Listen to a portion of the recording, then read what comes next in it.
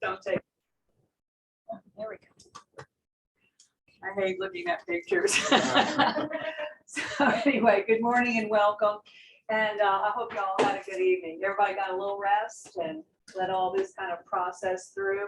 I did pull your definitions of industrial hemp and marijuana last night. Stephanie's going to send them to you today in case you are writing those little short policies. They're pretty much the same definition. The only difference is the THC level.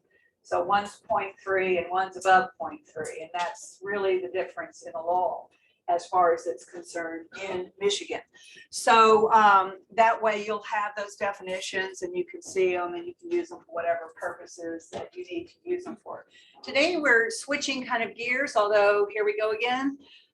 We can go back and talk about anything else, but we want to get into these reports today. There we go. So we're going to talk about suspicious activity reporting this morning while you're fresh. We'll do CTR exemptions. We're going to make a nod at record keeping after lunch when you're sleepy, just because I need you to tick off that you got trained on record keeping. And then I want to talk about OFAC, and then we're going to talk about all kind of odds and ends. Keep open requests, BSA fines, hotspots, anything else that we've got on the agenda today, anything else you want to talk about. And I'm always, I think we built in some extra time here to 4:30, but I'm really pretty much done usually by 4 o'clock. You're usually done, I'm done. Y'all were pretty exhausted yesterday, I think around 3:30, so we stopped then. So, and we cut lunch. So I think we can do lunch in 45 minutes again, because I know a lot of you are driving a long way back home. So we'll do that if we can today. And if we can't, we can't. We'll just do. James is in charge of the mic. Yeah. Is it James or Jump? My dad was the Jim of the household. So Okay. I always went by James. So you went by James. Okay. We have a lot of Jameses in my family, Okay. but it's Jim, Jimmy, JC, you know, it's always, and my brother goes by Ed, which is totally different. So,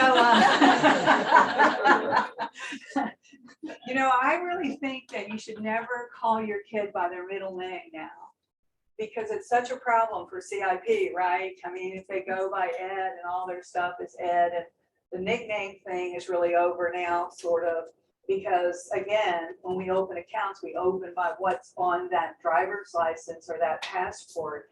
So I know a lot of people like to do that, but I probably wouldn't do it now if it was me, just because of all of those issues that we face with the names now not being correct. So the suspicious activity report, we talked yesterday about alerts. We talked about the fact that y'all are getting how many alerts a day, a week, a month? What are y'all doing on monthly or daily? Or let's hear from people. Oh, 700 a month. 700 a month. Anybody over here? We get fraud alerts daily, and we get AML alerts. We have it set at a 2-week cycle. Every 2 weeks you get AML alerts. Okay, and how many are you getting for your AML? about 100 every 2 weeks? What about some of you? 100 every 2 weeks? Anybody getting more than that? I would think some of you are getting more. Yeah, anybody over here? You don't know? You don't know yet, but you're new. Do you guys know what you're getting? How many are you getting? Sure. So your institution small? No. Okay.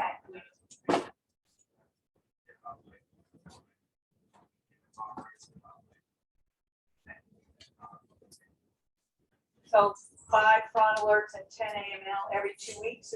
Are you doing every 2 weeks? Okay, same thing. Okay, how about in back here? Since y'all are the pot table, sort of.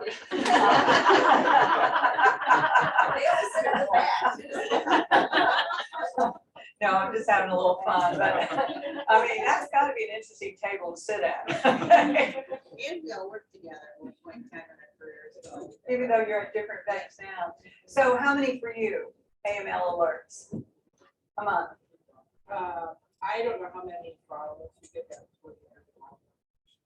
Okay. Probably 600 a month.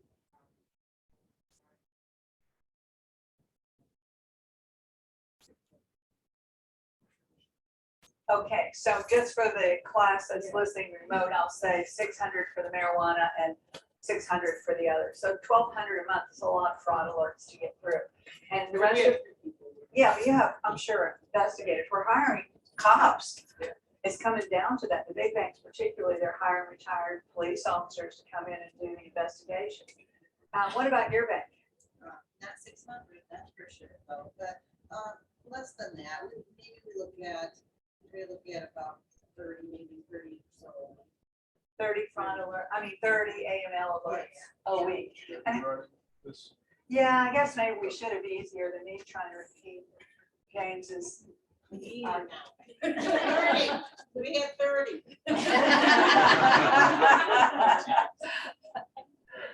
And these are auditors. What about you ladies right here? Well, we're transitioning between Yellowhammer and Verafin. So with Yellowhammer, we have between 400 and 600 monthly alerts. Wow. With Verafin, we have like 100, 130. So that's going to be interesting, but you're not totally transitioned yet. We'll be done in September. Okay. And how about the back table? What do you guys, ladies, have? A couple hundred a month? Yeah. Are they mostly check fraud like you were talking about earlier? No, they're not. Not all of them, no. No. Couple hundred a month. And she was talking, which I'd like us all to talk about earlier this morning, we were talking, they're having an enormous amount of check fraud. And they had more of the first quarter than you had last year, right? So that's terrible. Go ahead. Who's the lady with the mic, Alicia? Ours is pretty much filtered through deposit ops too, so I really don't have a good number for you. Okay, so deposit ops is handling those for you. And what are they doing for you? Do they go through the alert and pull the tickets and then send it to you, or? They do, they'll make us aware of check fraud. It typically stops there and then they forward the check to us, but they'll reject them before they're even processed, basically. Okay, We do get alerts from like Gladiator, and then our Yellowhammer filters some as well, but it mostly filters through deposit ops. that's interesting. Okay. And so once we get these alerts, then we do an investigation. Once it gets to your desk, it's I guess a serious enough alert that you're doing an investigation, right? And we talked a little bit about that. That could be a half day, that could be a day, it could be a couple of days, depending on the complexity of what's going on. And then does everybody have a committee for SAR review? Has everybody got a committee? You do? How many people are on it? Is your bank president on it? No. Good. What about the rest of you? What kind of committees do you have? You have a committee? How big? 3? Rest of you? No committee? You're the committee? Yep. Well, 2 can be a committee. It doesn't have to be, you don't want a big old 12. Some people do 12 people committee. They bring somebody from each department in, but I think that's more of a review for fraud, not necessarily am I going to file this SAR kind of committee. What about in the back? You guys, ladies, have a committee? The 2 of us, you are the committee. Okay. For me, if I have something, if I'm on that page,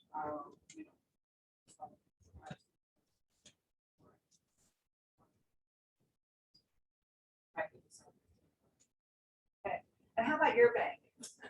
Kind of the same. I'll usually like just go with myself and my boss. And so if I have our events, we talk about it together, which is usually us. But usually. Which is good. It's better than the other, like don't file, because I've heard that where the president of the bank is telling the BSA officer, don't file a SAR. Yeah. And you know what I told that BSA officer? I said, Walmart. And she said, well, what do you mean? Go get a job at Walmart. Don't go to jail over this, because that's the kind of stuff that's not good. Your bank president can't tell you not to file a suspicious activity report. Most people have a committee now around the country. So your committee might be 2 or 3 people, but that's your committee. So you come in and usually the committee meets regularly. So that's usually once a month, once a week, something like that. You look at the SARs together, the decision is made. file or not file, and then you continue monitoring and then filing. So you might think about formalizing that a little bit, like in a flow chart. If it's 2 of you, if it's 3 of you, you want to be able to say that. You see that in a lot of the discussions about suspicious activity reports now. So the process, and that's the cycle of the SAR. So you continually report. One of the places people are getting caught right now is if you're filing on a continual basis. We talked about the 30, 90, 30 yesterday, 150 days, you have to have that continual file. But if it's new activity, you file a new SAR. You don't add it to the old SAR. That has been an audit issue lately. And so it's in some of the more recent advisories that have come out in the last while, the last year and a half or so. So be careful about that. You don't, you know, if the customer's doing something totally new, that's a new SAR. That's a new thing that you start up on there. And this consent order, which again, not expecting you to read it, but we got some chats there. I wonder if that's important. Let's see. I like to take the chats kind of, what does it say? Okay, they're giving us the number of alerts. 1,500 to 20, I think they win then. That's a lot of alerts, whoever you are, Nikki. We have about 70 a week. That's a pretty good number too. Okay, and I don't see 2,000. That's a lot. Last month, 2,000. That's a lot. So, wow. So it gives you an idea of the kind of time people are really spending on this kind of stuff. Okay, close out of that. So this consent order, one of the things that, you know, we started talking about it a little bit yesterday, and we're on slide 8 here.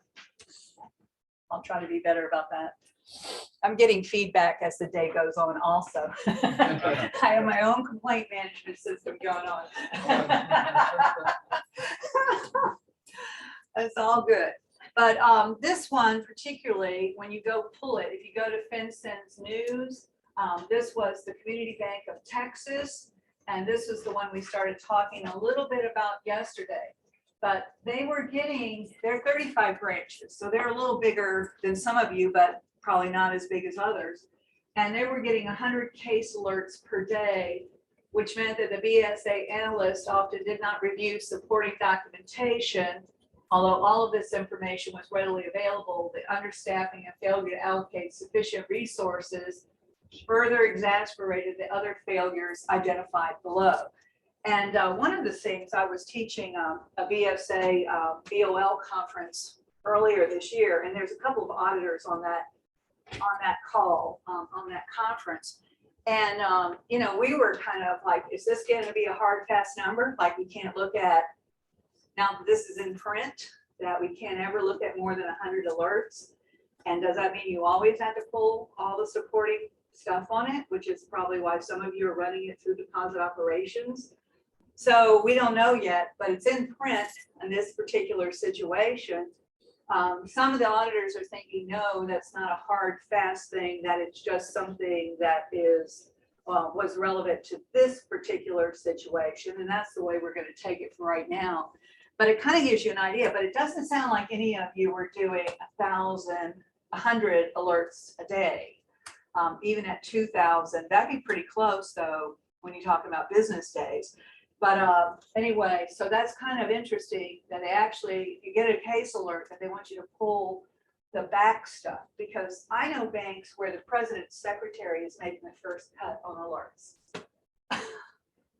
You know, they're just lean and mean. You know, when you got 17 employees, you're sitting there, somebody's got to make the cut before BSA gets it.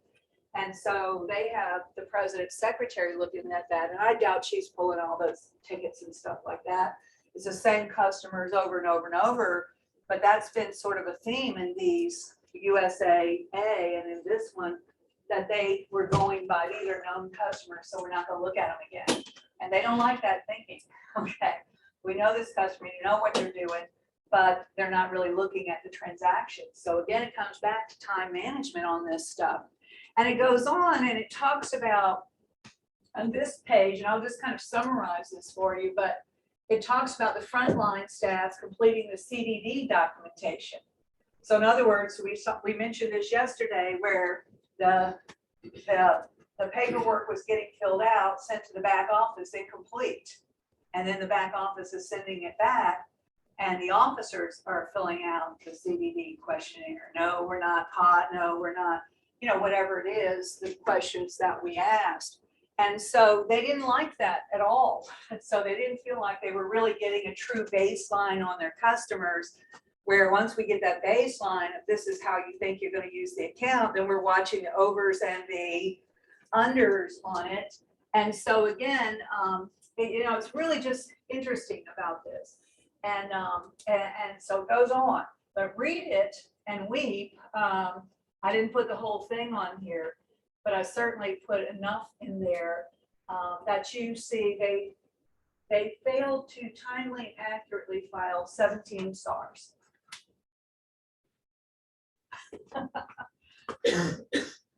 That's not a lot of SARs. That's not like a USAA one where it was like they were missing a whole bunch of hundreds of these things. But 17 SARs was one of their things here. So they're going to end up having to do a look back, and those look backs, when you go in and hire these accounting firms that do look backs, it's very, very expensive.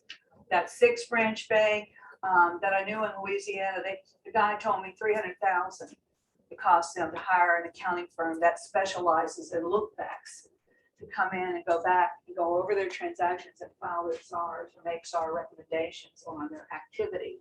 So it kind of just, so when we were talking yesterday a little bit about training, and you have to update your board every year, and this should certainly be on your list of things to talk to your board about. The key points in this, you know, I wouldn't go on and on, but one PowerPoint slide, this is what they were found they were doing. We've gone back and checked, we're not doing that, or we are, or we have some risk here, and then clean that stuff out. Because I think that happens more than you think. I think it gets back to the CIP person, the mean person that works in the back office, the strict one. They send it back, and rather than deal with the customer, the CSR, the new account rep, or the branch staff is just filling those things out and sending them back. So I don't know how the FDIC found out though, or FinCEN or whoever was examining them. I would think it would have been FDIC. So anyway, that is worth your read. And then the USAA one, they're so big, it's hard to relate to that one, but it was some of the same kind of stuff. They were understaffed. They weren't really looking at things. They were resetting their parameters just so they would get less alerts without any just real logical, you know, analytics on that. And, you know, model validation's been a big thing. So if your model's not working, because let's face it, we have a model for lending, right? You have this credit score, you lived in your house 2 years, you were in your job 2 years, chances are you're going to pay your bills, right? So, but if that model became wrong, we would go back and adjust it real quick. So if you're generating 2,000 alerts a month and you're getting 5 SARs out of it, your model's not right. You're going to have to go back and adjust the model to get data that makes sense for filing SARs. So you have to look at the SARs that you filed, why you filed them, and get your system to look for that. See what I mean? And that's why that pie chart can kind of become important. If we're not getting 11% on mortgages or 14% on elder fraud or whatever the numbers are this year, sounds like it's going to be check fraud, then, you know, where is our breakdown? And then you have to kind of reverse engineer into getting a good program going for SARs that makes sense for your institution and your market. And I think we spin a lot of wheels. We go out and buy these systems, they're already calibrated, but they're not calibrated for our bank. And they're not calibrated for the kind of products and services we offer. And so you've got to really kind of look at all of that from the reverse engineer point of view. Because again, a lot of times the model validations, I don't think are beneficial either. You're not practical. You have to be practical in this stuff too. You have to really look at your data. When are we filing SARs and why? How do I get that off my system? You know, that's kind of what we're looking at. I think these systems that we buy are very good to catch structuring. And that's about the best they catch. So I think our best source is our front line. So, but did the loan officer tell you when the customer asked him, what should I do with this 13,000? Deposit it or what? That is what I call a felony moment. What the loan officer says and what the customer does can create a felony on either side, right? So when the customer makes those suspicious inquiries, are your people telling you that they've asked those questions? And I'm sure that they didn't, because he has told me, and he said, this is what I told him. And he told them the IRS is not interested in the likes of you. Now, that's not a terrible response, but it's not a good one either, because he still directed the customer to make the deposit, right? We want to be neutral. I would have rather he said, if he was going to do it offhand like that, I would have rather he said, it's your money, do what you want. You know, in other words, don't direct traffic either way. You don't want to help them structure, but you also don't want to necessarily help them the other way also. But it wasn't the worst I've ever heard, you know, because I think we get in private conversations. And I have a friend who was a teller. She's retired today, but she said her name was Jackie, and she said they got her so confused, the customer. If I cashed a check for 11,000, are you going to file that report? And she kept saying, we follow CTR at 10,000 and a penny. That's okay. You can say what the law is. If I cash a check for 7,000, are you going to file the CTR? And it's like, we file a CTR at 10,000 and a penny. She should have just stayed like a broken record. But at one point she went the other way and said yes or no. And two people in her line was an IRS agent. And that bank got bank got fined a bunch of money on that.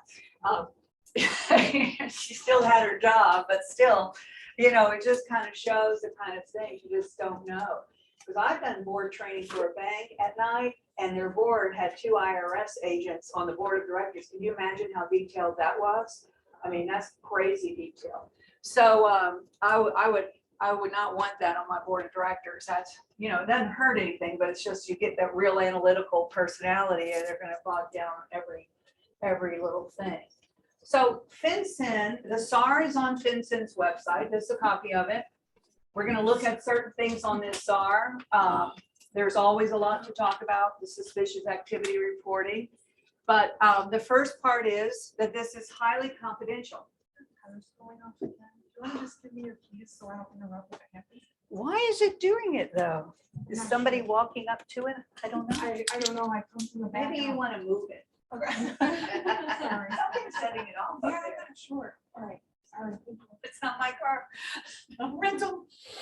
Yeah, I did the whole flying to Lansing thing last time, and you sit at the airport for like 3 hours. So I drove from Detroit. It's a pretty drive, you know. It was nice. So I'll drive back this evening, catch a very late flight. But anyway, so this has the type, so highly confidential. So do you tell your board of directors the names of the people that you're filing SARs on? Not a good idea.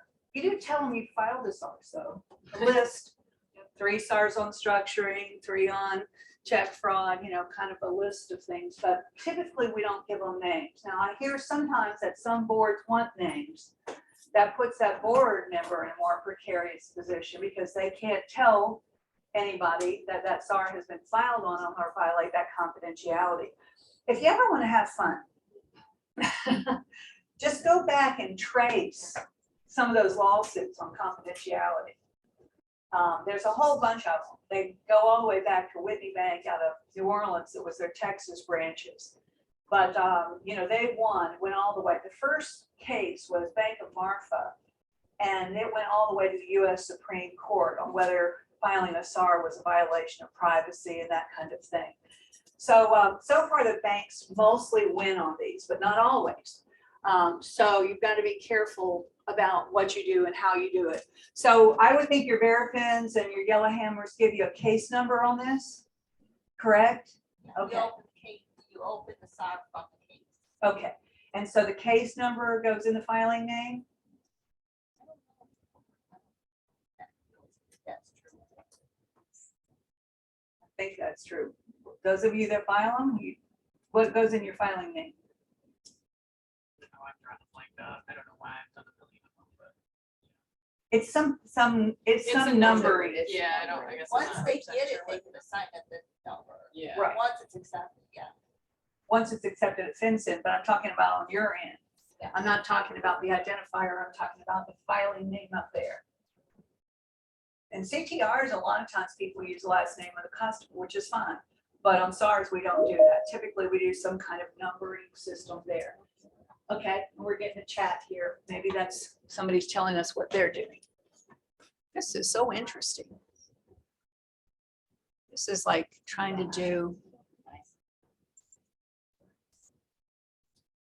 Verifin, it's a case number, no name. Yeah, that's what I thought.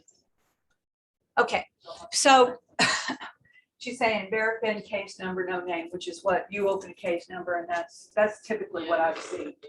Of course, I don't get to look at filled out SARs very often. I have read a few, but usually when I'm in a confidentiality agreement with the bank on that. And then, let's see, here we go again. So you have your footnote 2 there. That's a new thing. And you notice in all the advisories and guidances that have been coming out, that footnote 2 is really been in those advisories. Fill out footnote 2 with advisories, whatever, and then it goes to the narrative, to the instructions, to the boxes you check off. That's been a new thing. It came in 2019 on it. And so seems like I do one, then I can get to it. This is your filing institution contact information. And this is the information about where the activity took place. And then your subject. I wish they had left this as suspect. Remember when it was suspect? Because I think people get confused when it's subject. They think it could be perhaps the person, who is the victim. And you don't put your victim information there. You only put your suspect. So in your mind, think of it as your suspect, subject of the investigation. And that's their address and all of the information there. And if they have a relationship to you, if they're an insider, then that's the relationship right there. And then this is where you can spend a lot of time. This is your crimes. And you want to check off as many boxes that apply. So a lot of times you're going to find, for example, when we were doing COVID, we were told to go to Z, other, we would go in there, put whatever the advisory was on economic impact payments, and then we'd come down to suspicious receipt of government benefits.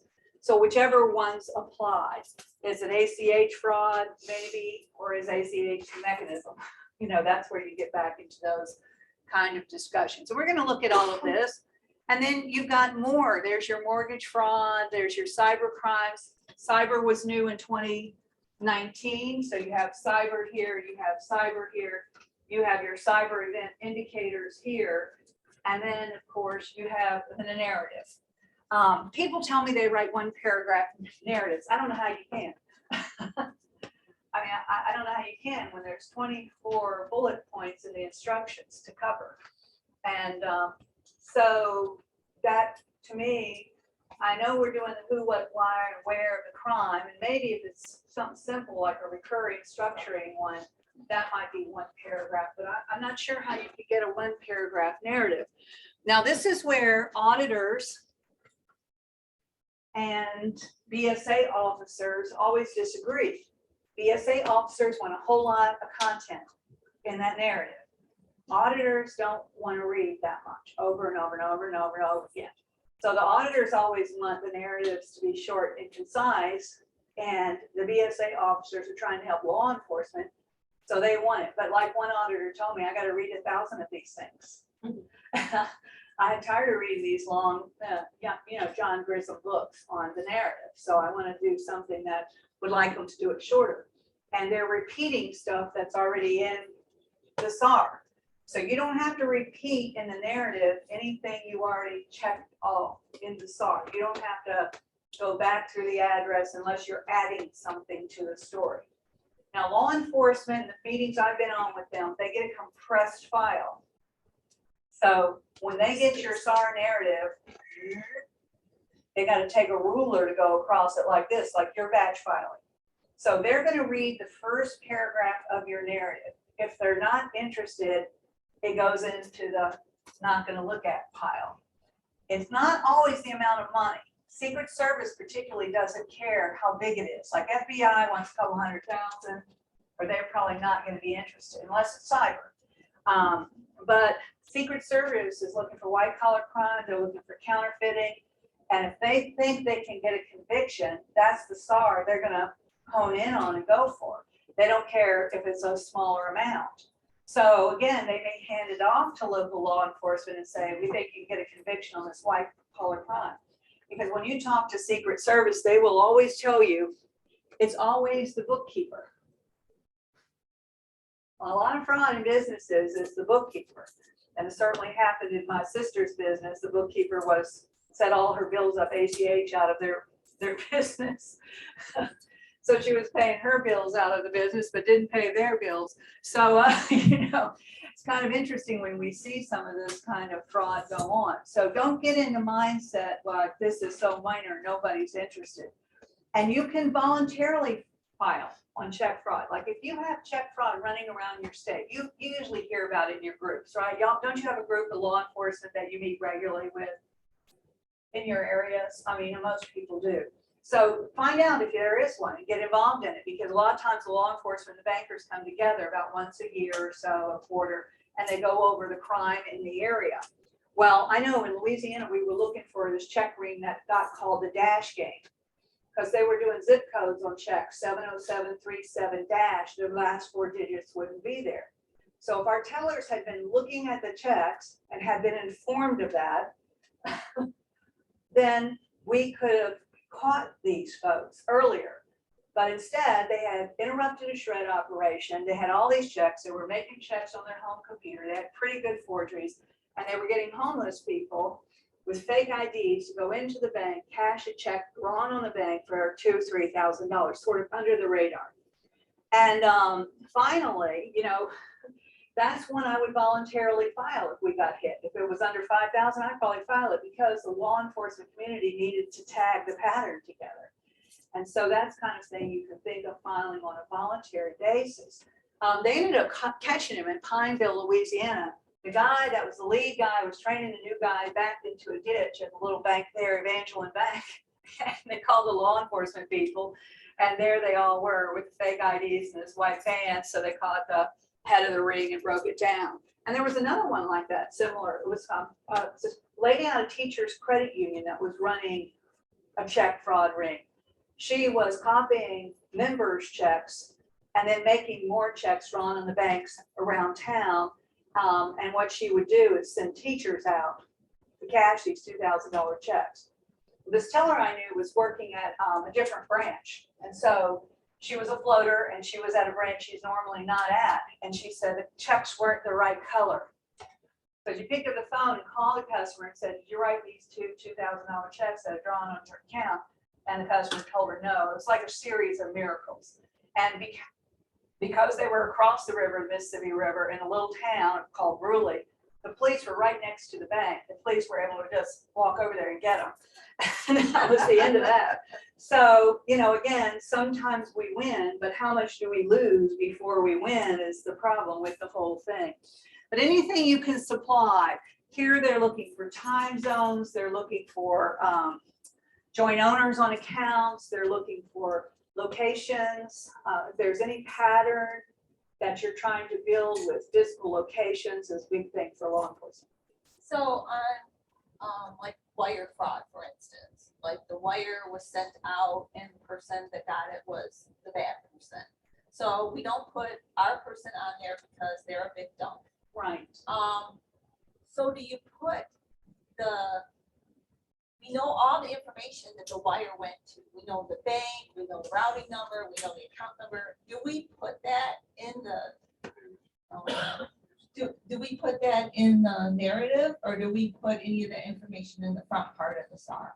The tricky part about this is, that name is bogus. Right. That's all you have.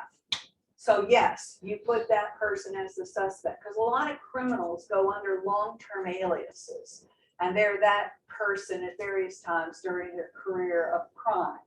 So you put everything you have under person, and then whatever extra stuff you mop up in the narrative. Okay. So that's the big thing. Because, there. and with the wire especially, you have all that information. And you're right, it might not be real, but at least you have a suspect to put on there. It is a suspect, and it is 5,000 then. Right. See, that's what a lot of bankers want to say. It's not real, so it's not a suspect. So we don't have a suspect, so the number's 25,000 because we don't want to file that SAR. Don't get into that mindset. And with the wire, you're gonna have all that stuff. Yes, yeah, because of the travel rules. So, okay, Yeah, right, okay. because of our record keeping. And that's the way I've been doing it. I just wasn't sure if that was correct. Yeah, it is correct, to me. Now, you can argue about SARs with regulators and with staff and stuff like that, but again, the end user is what we're looking for here.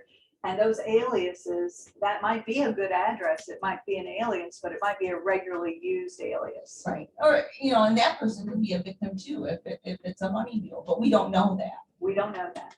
Did y'all have the famous Money Mule up here? The movie, the Clint Eastwood movie? So interesting. I just watched that movie again. Fascinating. I just love I love the song at the end. Don't Let the Old Man In, the Toby Keith song. Because I think the story is Toby Keith asked Clint Eastwood, how do you keep going? And he said, don't let the old man in. And so he wrote a song for him. That's the end of that movie. Yeah, but that was a fascinating story where they caught this old guy, needed some money, and then he was running, the money back for those, he was a money mule. And speaking of which, money mules, you have all looked at the FATF professional money mule thing, right? There's a booklet that came out in 2019 in June, I think. And it's called, the Financial Action Task Force is professional money laundering. I did not put that in your supplements. I put all those briefs and all that other stuff. But since that was 2019, I didn't put it in there. It's well worth a read, especially for those of us who come up on the compliance side. We're not trained in criminal activity. And that has a whole lot of diagrams on how particularly cryptocurrency works. How people pay for illegal services using Bitcoin, and then how they share a key or a wallet and they pay here and take down here kind of thing through the Bitcoin. Yeah. What do you recommend? It was put out by FATF, FATF.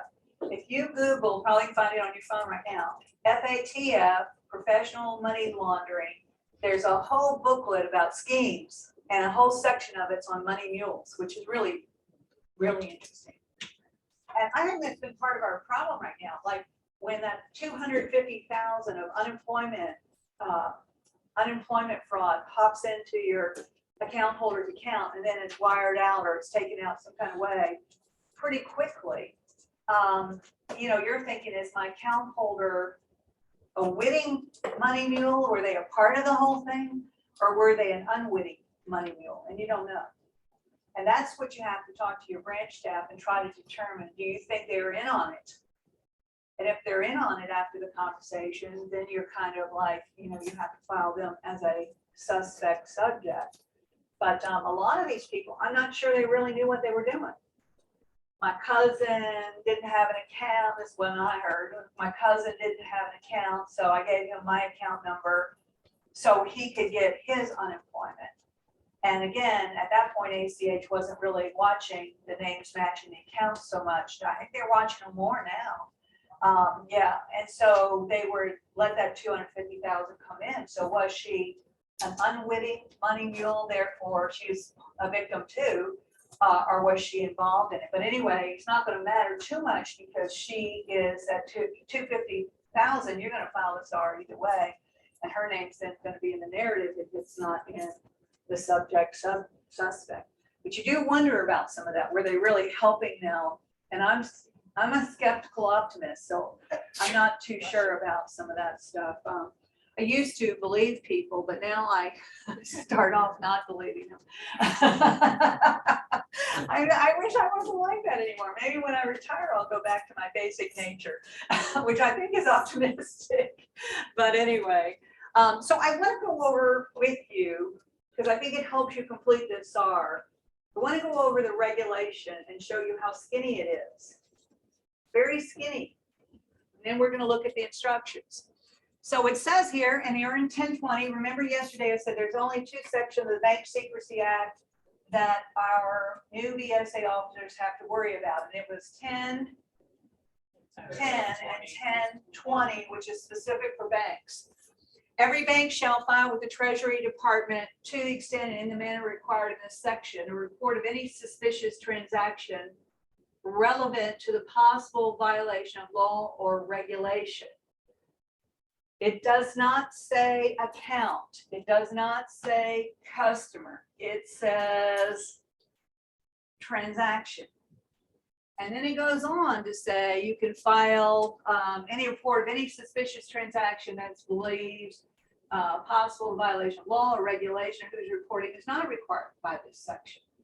And a transaction requires reporting under the terms of this section if it's conducted or attempted by, at, or through the bank, it involves or aggregates at least 5,000 in funds or other assets, and the bank knows, suspects, or has reason to suspect.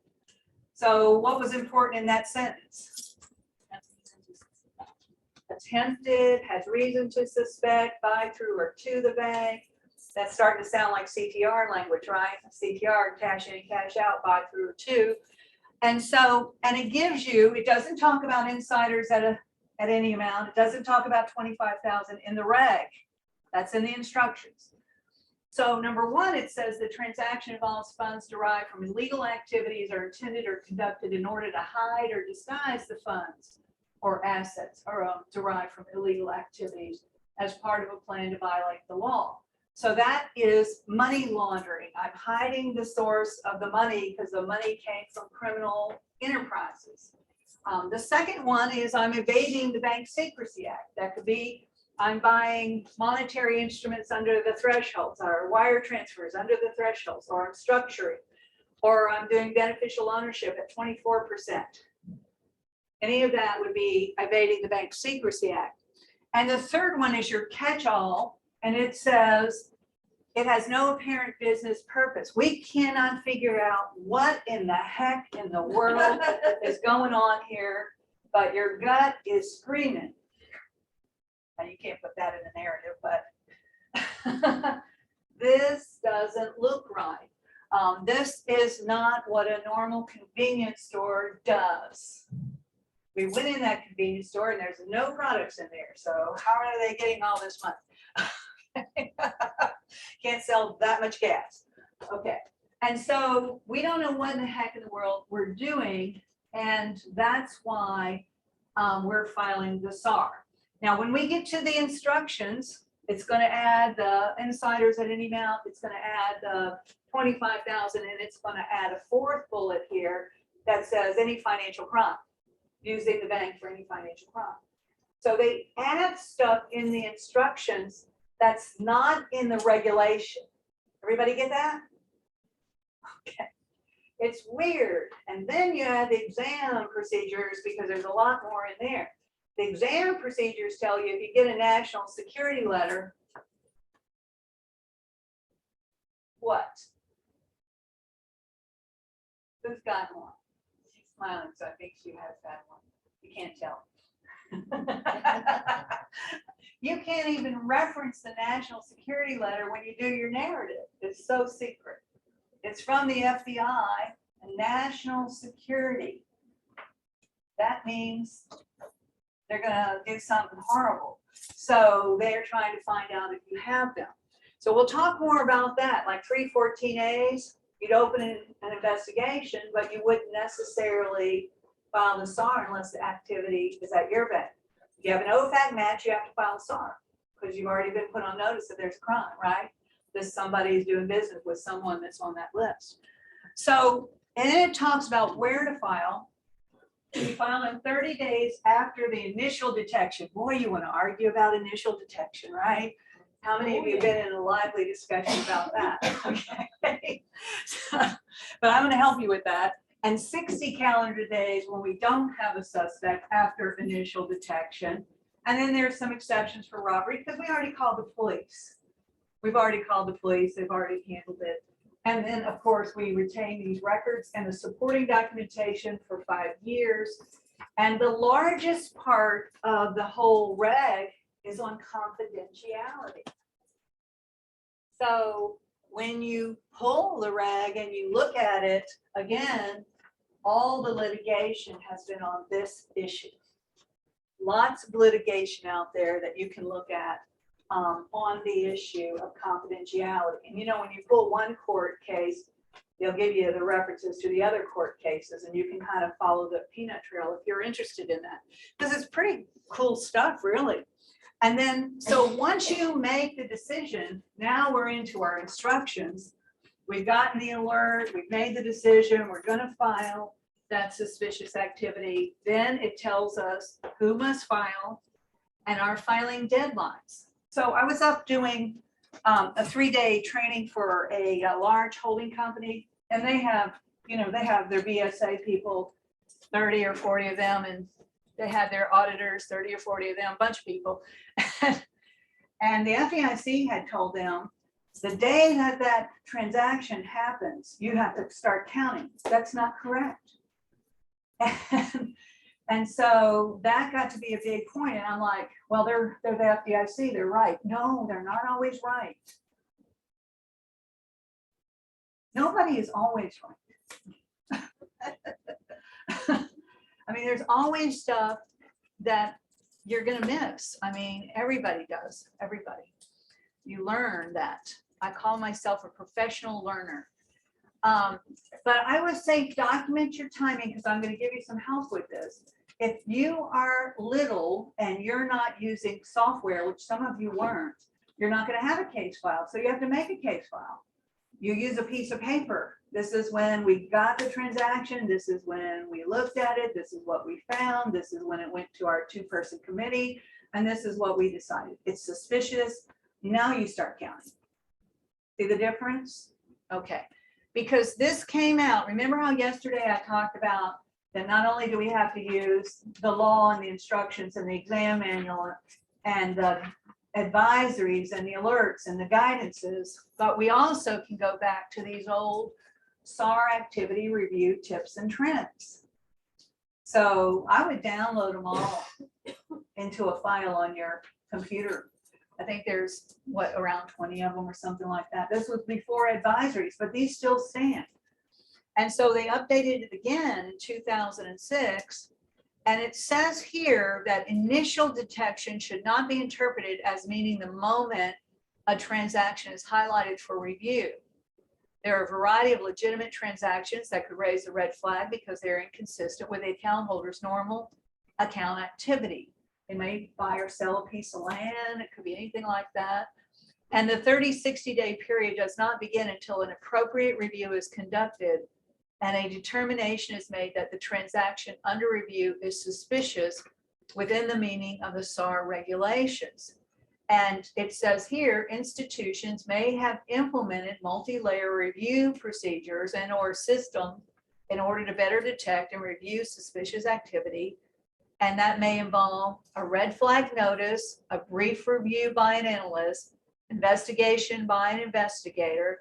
And then it comes down here and it says, after a period of appropriate review, the investigator determines whether the activity is suspicious.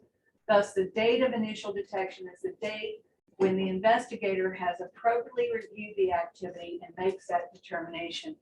That's your date. Then you count from there. Okay. Now, I think sometimes it's structuring. You're going to go ahead and file. You're not going to need all that kind of review and all that stuff. But if you do consistently do this, then you're following what FinCEN said to do. Your regulator cannot criticize you for that. So comments about this? Y'all look very serious all of a sudden. We have ours listed in our policy, so it's clear. how long we investigate and how long. Can you put that mic on her? Oh, damn. No, come on. You got this. We have ours listed in our policy, how long we investigate and then how long we work file Okay, each one.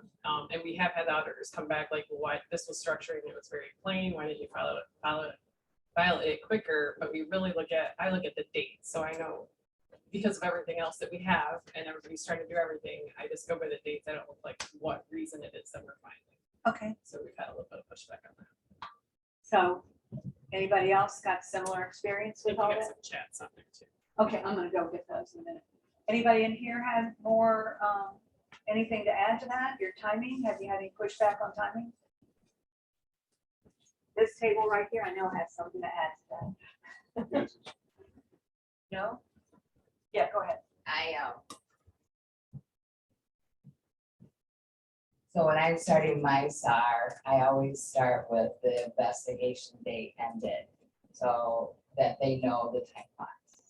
The date started. And so how do you document your investigation? Is that on your Verifin system or your Yellow Yeah. Hammer?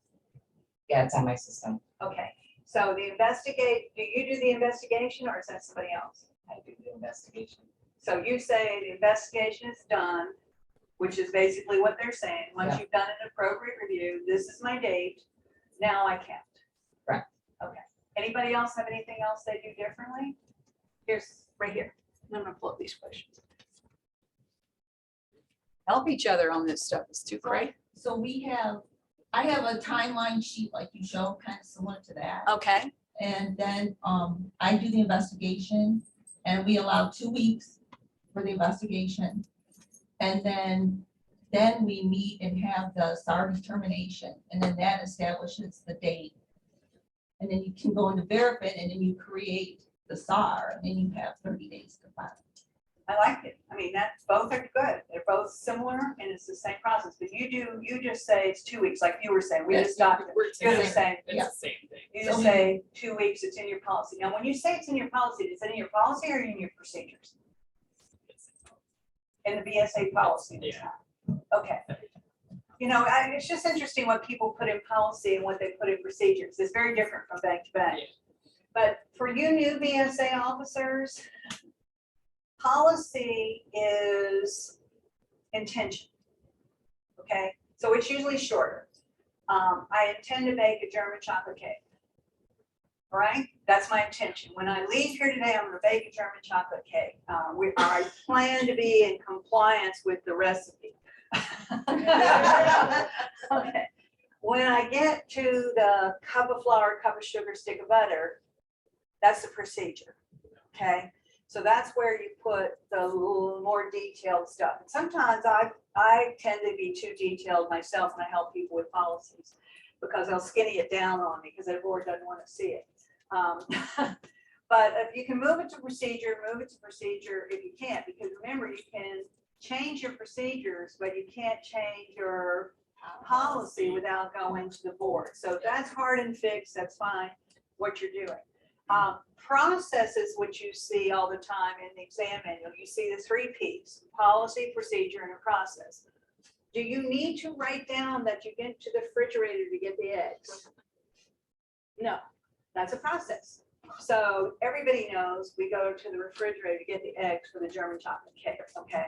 So that's sort of a process. And now in the exam manual, I'm seeing the word and the new stuff in the beginning before CIP, the word practices. So they want to see your policy, your procedure, your process, and then are you actually putting the rubber to the road and doing it? And that is a new word that I've started to see in there, but it's not a legal word, okay? It's just one that they've added to the 4 Ps. We've got some chats. We originally participated in local law enforcement roundtables with local FIs, but an auditor suggested that unless all FIs participated, I don't know what to say about that. I'm going to stay out of it. I know people all over this country that participate in law enforcement groups, so I doubt that that would be a problem. Just don't say your customers, you know, names maybe. And why isn't everybody at 314B? Shame on you. I think it's more that some of those groups, because I've had that similar situation and I Yeah. won't tell you the institution, but it's not always the BSA people. So you might have somebody from loss mitigation, you might have somebody from this department show up to those groups, and not all those people are registered with 314. So that's probably what they're trying to keep their group really small. I'm not even gonna, you know, Yeah, yeah. as soon as just I know I've say seen that something, come up I'll be before, and they've asked wrong. people to leave. Yeah, yeah. I don't want to be wrong. Yep. That's interesting, but I think it's also not the intention of BSA, right? Or the intention of BSA is work with law enforcement. I had another auditor take exception to not repeating information in the narrative, suggesting the information there is what law enforcement once reads without having to look through a SAR. In the case of check fraud, we list the payees of counterfeit checks as suspects and repeat that information in the narrative, including any name, address. Do they understand to you to say that that's not necessary, required, or wanted? Correct. You did hear me. It's actually in a SAR guidance that came out, January, February last year. Hopefully I'll pull it up for you. It's maybe in your training materials. But it actually says that, you know, if you've already put it in the SAR itself, not to repeat it in the narrative. So yes, that's what I'm saying. So no, and for some reason, some banks were putting their employees' names in the SAR narrative. Please don't do that. That whichever the teller was that interacted with them, don't put their narrative, their name or any of that information in that SAR. Okay. I don't know why. You don't put your bank stuff. You don't put, you know, that we have 15 branches and we're 500 million in assets. They don't want to know that. They can look that up on your website. So if they want to know more about your bank, they can look that up. Don't put your bank resume in the narrative. That's wasting good energy. The law enforcement people want the who, what, where, why, the crime. The first paragraph should be loaded. It should be a summary of what's happened. You always want to try to do the +1. You know, if it's just structuring, they're probably not going to look at it. If it's structuring in something else, they want that in the first paragraph. They don't have time to look at all these SARs on structure. So unless it ties to an investigation that's already open for them, they're probably not going to look at that. You know, they're just not. So they don't have time. They're busier. There's more of us than there is of them, believe it or not. So they just don't have time. I live next door now to a retired Miami Vice cop. When I was in Louisiana, I lived next door to a retired DEA agent. And his wife was worked for Customs. So I have some stories. You think that donut shop did come from my experience in law enforcement? No, it came from Pete's experience in law enforcement, and we call him Pete the Heat. And now he plays golf and he's retired. But I used to be able to talk him into coming to some of these conferences with me. And it's fascinating, some of the stuff that he had, you know, from DEA's point of view. But they love the SARs. And they use them two ways. One, they can open a case with it. They can also fill in the holes of a case. And he said the most beneficial part for him was actually the fact that it narrows down what he has to subpoena. Instead of subpoenaing 3 years, he can focus on the 6 months or the whatever the period of time that the activity was really happening. And so they love it. And, you know, he did, you know, some training helping the banks fill out SARs for law enforcement. We still have to come back and look at the compliance piece because there's 24 bullet points you have to cover. There's instructions on the narrative in case you didn't know. Because a lot of people don't know there's anything but those drop-down instructions. But in the book, the SAR XM User's Guide, when you get to the back, there's actually general instructions and more instructions for the SAR. And then all of these. So thank y'all for those chats. That's interesting. I'll try to find out more about that law enforcement thing. That's totally fascinating. Okay, let's see if we can get this back liking me again. Oh yeah, no, that wasn't it. Okay, so we come down here. Where were we? Here? Nope. So this is where you get your numbers from. So this added the fourth bullet here. Remember the three from the regulation, 1, 2, 3, and this added the fourth bullet involves the use of financial institutions to facilitate criminal activity. And then this is in the instructions, not in the law, not in the regulation. This is where they added insiders at any amount, violations aggregating 5,000 or more where suspect can be identified, and violations aggregating more than 25,000 when you don't have suspects, not in the regulation. I think that's fascinating to understand how little is in the regulation, how much is in the rest of it. And then voluntary SAR filing is also not in the regulations, but in the instructions to the SAR. And then these are the exceptions, like we talked about, burglary, robbery. So file or not file. I mean, we could be two people with the same situation and make two different decisions on whether to file or not to file that SAR. And we're just different. It seems somewhat arbitrary, but they try to give you bumper cars here on when to file and when not to file. But we're not the same, and we don't make the same decisions. It's like check holds. One teller to put the hold on, one wouldn't. You can really start some good debates about holds, you know. Same thing here, to file or not file. So if the structuring transactions, not sure what they're doing, but it doesn't make sense. Could it be a financial crime? Was it COVID related? That was last year particularly. Insider at any amount, 5,000 where you have a suspect subject, 25,000 where you don't. Then you decide to file the suspicious activity report. So again, this is the backbone of your program. A lot of detail that will go over these. And when you're looking at these corrected amended reports, again, a correction means you put something wrong in there. An amendment means you're adding to the SAR, and then continuing reports. I think we've talked about that. But remember I mentioned yesterday, it's the FAQ number 16, how to count. So they go 30, 90, 120, 30 more, gives you 150, 3 SARs over a 12-month rolling period. Again, I think that days in the year are 365, right? But that's 450. Okay? So just enjoy it. Enjoy the strangeness of BSA. And so, anybody file joint with other banks? I did call FinCEN about this. You don't have to be a 314B to file joint, which I think is strange. Because it's in the regulation that you can file joint, and it's not a violation of confidentiality. But I've yet to meet a bank in this country that's filed a joint SAR with another bank. If you do, you both keep a copy of the SAR. One of you is the filer, one of you is the location, right? And then basically what you're going to have there is you document it. You each keep your own supporting documentation. I think it would be helpful to file joint on like check fraud, kiting, wire fraud, but we don't do it. And so you need permission from the other institution if you're going to do it.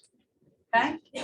And then in the general instructions for the SAR, probably one of the biggest things that happened in 2019 was all these cyber crimes. Remember, there were advisories that came out in 2016, advisory number 3 and advisory number 5 on what is a cyber crime and what is that look like, and what you should be putting in the narrative on cyber crimes. But I don't think we're capturing these attempts on our financial institution or attempts on our customers.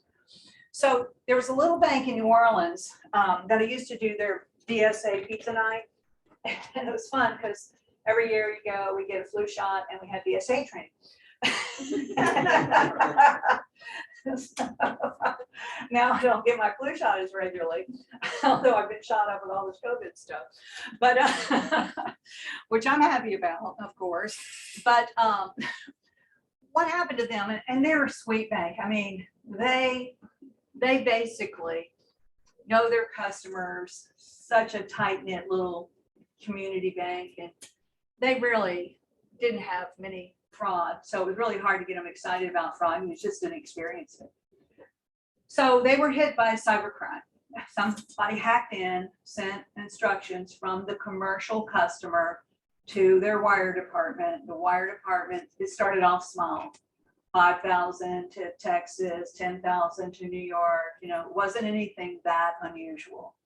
Then the money started going to Hong Kong, whatever. It was 250,000 when the customer screamed and said, you know, there's no money in our account. This cyber attack has happened. So what happened was with them, they gave, of course, they gave the customer the money back. They did that right away. And then they went about trying to recover it, which it was gone. It was out of the country. It's not like the FBI could get it back for them. So it was gone. And they ended up basically having this happen, and their bonding company wouldn't cover it. And it was because they didn't follow their callback procedures. Four branch bank, knew everybody by name, and getting these emails that were sort of normal in the beginning.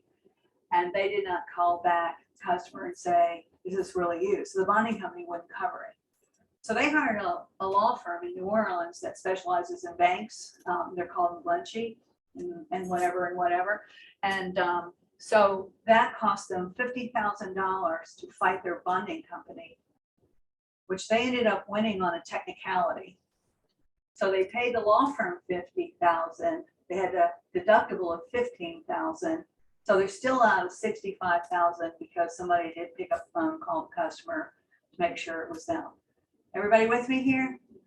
So the one thing about writing down your procedures is they help you when you go to court, and they hurt you when you don't follow them. So be careful with this cyber stuff right now, because they're calling up your emailing, they're hacking into these emails. That's why, like when I bought my house in Florida and I did the whole application, all that online, they would not let me wire the money to them for the closing of my other house because they didn't want to give me wire instructions. And I'm like, I'm not there. I have to wire it. So call us then. So I called them and they gave me the instructions over the phone and basically sent the wire that way. But because the title companies were sending wiring instructions by email, those were being hacked and rerouted to someone else. So when they say business email compromise, they're talking about the first situation where the commercial customer's email was hacked in. When they're talking about consumer accounts, they're talking business email and email account compromise. They're talking about consumer accounts, things like those title attorneys and things. So that's been a big issue.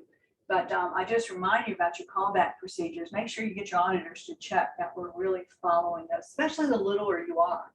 The littler you are, you're more likely, I feel like I know their voice, or I feel like I know that email address and it looks right, but it might not be right. So we've got to really be careful. That's something to train your staff and your branches too about, to be really careful about that. And you'd think people would, but they wouldn't. And a friend of mine got fired over that. I've known him since I started as a trainer. And he was the VP over the wire department and other departments, and he got fired over that. And he had 4 kids, and the board somebody had to go. Somebody's head has to roll over that, and it was his, unfortunately. And he wasn't even the one that made the decision not to call back. It was somebody who worked for him. And that's what, when you're the top dog, you take the responsibility for that. The buck stops with you. So again, FinCEN Advisory 2015A5 for more information, because there is more information about this. And it goes so far in the general instructions of the SAR that they give you examples. They give you 5 examples here of what they consider cyber crimes. And this one is the customer account was hacked into, not the bank's email. And so the customer was sending fraudulent emails to the bank, but it happened on their side, not on our side. So they give you what to put in each item on there, and they give you, I'm just going to click through these, but they give you 5 different examples. So if it was me and I was you, I would develop a BSA referral form for my IT person. And I would do the drop downs that I'm going to show you here in a bit, and have your IT person check off the ones that apply, give you the IP addresses, so they don't have, they're IT people. They want to be like this. They don't want to come talk to you. So give them a nice little form they can fill out and send to you as a referral. And then remember, we don't call them incident reports anymore. We don't call them, we're referring to BSA now. and then BSA takes it from there. So I would probably develop something specifically for them so that they can just check, give you the stuff you need to fill out. They targeted your own systems. A lot of times when they're pinging your own system and you know their chances are they're not going to get through, we don't file those SARs. Somebody's going to start catching you on all this stuff. You know why? Because we're talking about this at a national level now, everywhere we go. And we're talking about this and we're wondering why y'all don't have any SARs on cyber crimes. And it's because IT is not telling you when it happens. They isolate it and then they don't, they don't tell you always. So we got to get in front of their face. You know how this goes with BSA. You got to be best friends with the marketing person before they release a product or service, right? You got to be best friends with anybody that's developing a new customer base. You got to get out there and talk to people and be on those committees, because if you don't get on them, you won't know a new product or service is being released. You won't know until after it happened, and your risk assessment won't be right because you have to add it to the risk assessment. We're not the officers of no, we're the officers of let's see how we can do it. They're going to do it anyway. They're going to roll out a lot of new products and services over the years. But we've got to be talking to people to make sure that we're on the emails, at least, where the product's going back and forth on these accounts. These cyber criminals, this is one of them here. And it had all of this extra instructions on how to complete the SAR. They wanted all of this in your narrative. So if you're doing a cyber crime, you should have the advisory beside you with the instructions to the SAR, because otherwise you're not putting into the SAR what this extra advisory has asked you to do. So when you build your SAR procedures, you're taking the instructions from the SAR, but every time an advisory comes out, if there's more instructions in there, you add it to that file. And again, you want to create something that's meaningful. I have a whole lot of it in your SAR handbook that you got with the program, but there's probably older ones that are not in there. But at least some of these newer ones are in there. So is it against the financial institution? Is it against your customer? And then the IP address, which is so important to FBI. And then these are your cyber event indicators. Then this is when I decided I need to go to cyber school. And then I decided not $3,000. So, get too old for that. But I may teach a class on it. So I made myself learn all this stuff. Like, what is command and control IP address? What is command and control URL domain? What is malware? What is media access? What is a port? If you don't know what those are, which I think some of us don't, because we're not IT people, then you're going to have to look up those definitions or use your IT person to help you. That's why I said, if you put these, like here, you put this on your referral form, then they could just check it was this or that or the other thing. And then you can have it when and if you decide to fill out your SAR, and it'll work. The filing institution footnote 2 has 50 characters. I don't know why I always want to say 55, but I do, but it's 50 characters. So when there's several advisories that apply, you can put as many as you can and then put the rest of them in the narrative. So there's more advisories or geographic targeting orders that apply on these. So this note you're supposed to be using, and you probably used it for the first time last year with all that COVID stuff. Put it in FinCEN note number 2, go over the 34Z, put COVID-19 fraud, say it in the narrative. You had to go in that triangle all the time. But it was probably the first time we really used that filing note number 2. And if you go look at the advisories, they go back for years. Elder fraud was 2011. So that's on my website under those free stuff resources. There's an Excel spreadsheet of all the advisories that is up to date as of today, but tomorrow you'd have to add them. So, and I didn't do it. A banker did it and gave it to us. So I've been sharing it with everybody in the country, and now we keep it up to date. Every couple months we go look, put the new advisories in. But I think it's on the website now, so if you need it, like if you're searching Is there an advisory on this topic? Then you can go find it and see if there is. It's in an Excel format, which I know a lot of you like. So you're not supposed to be the investigator. I don't want you sitting at the convenience store watching them do the drug deal. Now, I've heard some people go into convenience stores just to see what they sell. Yeah, but even that's kind of dangerous, right? I mean, so again, be careful about what you're doing. You're not the law enforcement community. So again, when we start talking about all these boxes, like, well, I'm gonna go over here. I know I need to give you a break here. Thanks for that reminder. But we'll come back and go over some of these crimes, and we'll talk a little bit more about the narrative, and then we're gonna move on to CTRs. How does that sound? I know y'all love your CTR training. Woo.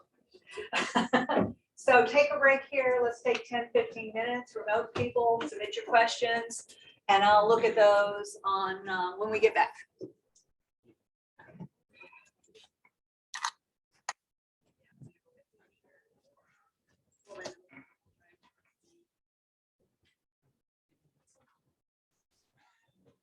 Trying to get most of it in the morning.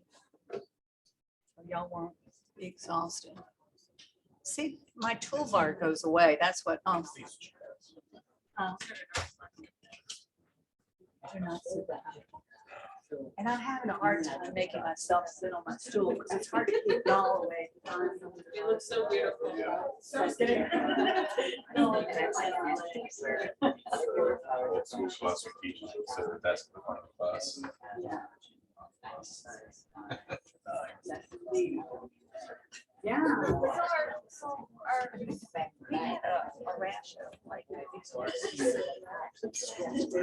So it's actually like, but our customers, we have to like, it's like pulling teeth. It's like there's a shape of it or something, and they don't want, they tell us the fair amount of information. And half the time, they don't even show us the email of what, where, we have no idea where anyone is at. You know what I'm saying? So once you respond, right, and it's almost like, oh crap, we screwed up, but we don't even know about it. We have to tell the bank, right? But so, and we've had a couple like that, right? And then we had one, and this was a vendor fraud where they issued an invoice payment to a vendor that really wasn't a vendor. And so then I went and read about that, and it was a lot of times that's inside where the person in the company is in on it, yeah. And it's like, oh my God, I never thought of that. Well, it's like these state things that we're going to say. Yeah, it's called somebody to say. Oh, yeah. Did you hear about the girl that they, okay, they hired all these 10 people. And they gave them laptops. So they worked remotely, a lot of them. And there was a girl that got fired because they caught her sending money to people in her neighborhood, basically. But they didn't take her computer away, and they didn't take her password away. So after they fired her, she was still doing it for like 2 more weeks. I hadn't heard that one. That's a great story, though. Yeah, she was in Detroit. So so they cut her off. It's like, but they didn't. You know, they fired her, but they didn't take away the laptop, and they didn't disable her password. I mean, even if they didn't take the laptop back, they should have disabled her password to not get it. She kept doing it for like 2 months. I forgot how many hundreds of thousands of dollars she stole. Yeah. So unemployment, they have investigators. They're getting trips. They're starting to get. It's late. And that happened. It's the same thing. Thank you, my lady. Yeah, Did you one have of the girls noticed the hook was popped Oh, open. that was what was sent Yeah, off. so I'm pretty sure that was it. So I'll just set these here. It was very strange, but I was like, we got it. I think I know why, but I'm not Push the wrong button. Hit the wrong button. Oh. Well, for some reason, somehow got the emergency brake and I couldn't get out of the parking lot this morning, so I was Oh. hitting buttons and probably popped the hood button. Okay. At least you got it stopped, right? I mean, talk about a blonde moment. I mean, I can know, like, I remember in 1993 in Reg CC, page 43, I remember that. But don't give me anything mechanical because I'm gonna break it. Guaranteed. I just had my AC repaired, I had my tire repaired. That's funny. I am a flake when it comes to chemicals. Like, I'm glad I've been And able everything to. works at the same time. I hate that. Oh, yeah. Drives me nuts. I did- oops, I was- I went to a 2-year-old house. Oh, no, let's pull those up. Because I should have go up. I may have answered all those. Okay. We did all those. Yeah. Okay. So if we got everybody on that, we can take those. Okay. Did I just change the slides? Did I change the slides? Yeah. Did I? Accidentally?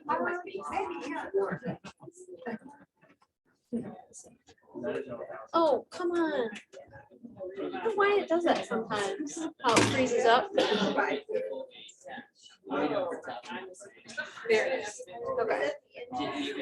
What happens is, when you go to chat, this is what I've learned. When you go to chat, it disables this. Okay. So you have to hit one of those one time. Okay. You hit that, and then you can use this again. Okay. Just in case another instructor Thank you. asks. That's what my experience has been. Even though I'm not highly technical.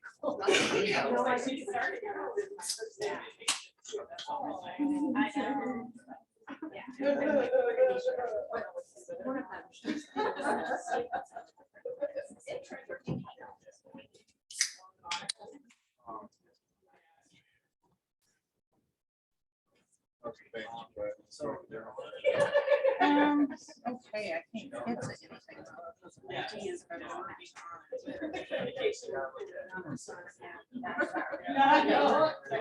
Right now.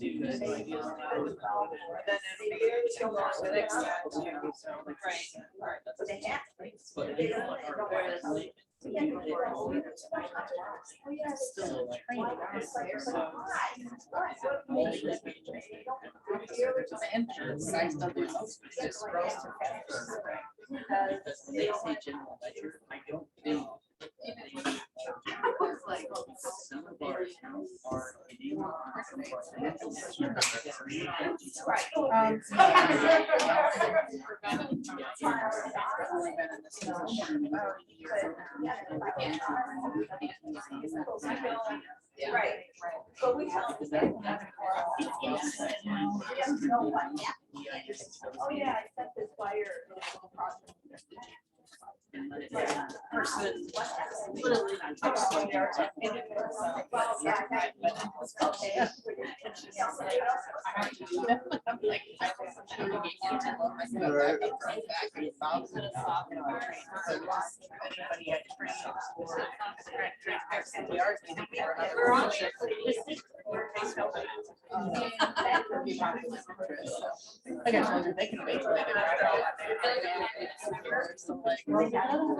Oh, no, you have access to all the lights. That was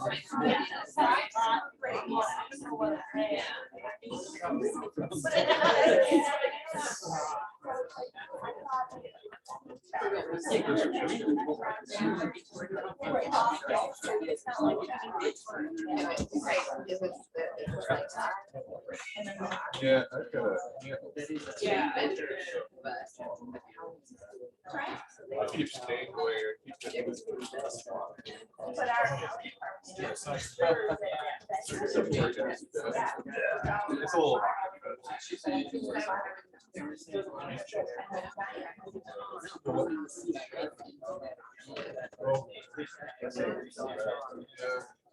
Well, that's round I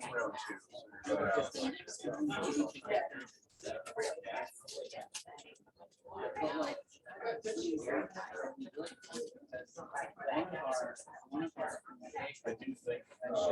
it's a more trend.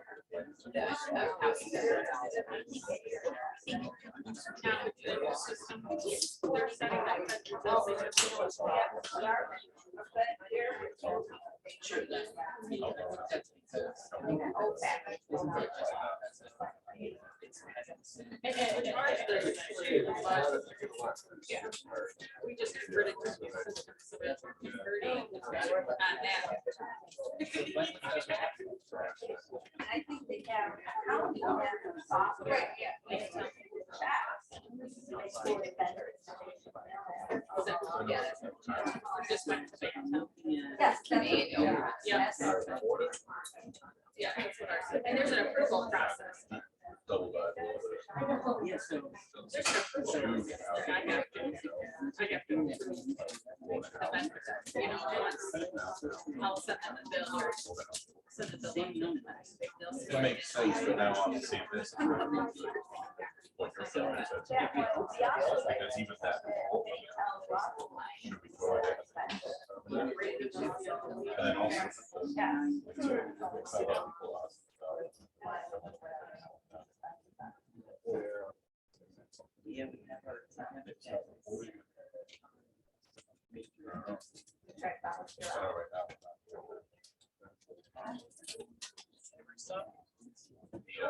No, you got reporting.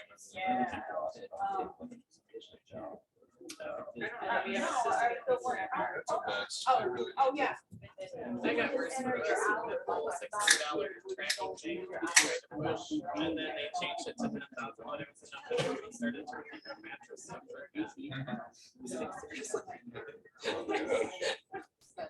throw it in their freezer or whatever. Buried in the backyard. That's always fun. We've seen it all.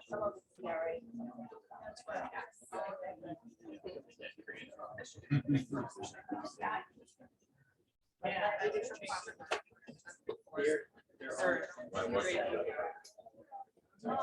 So we came in with this. Yeah. Was it still okay? Because we see it, sometimes it's like whatever container they use to survive, and so it's like it's disintegrating. It was So fine. many- Oh. Yeah. With the drawer. Yeah. It wasn't Go safe. through a counter for that. And then it was. Anyway.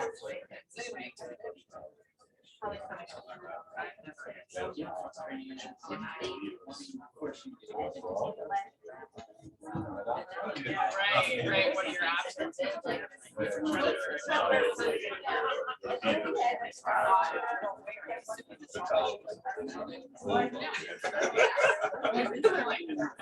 He finished it, went back.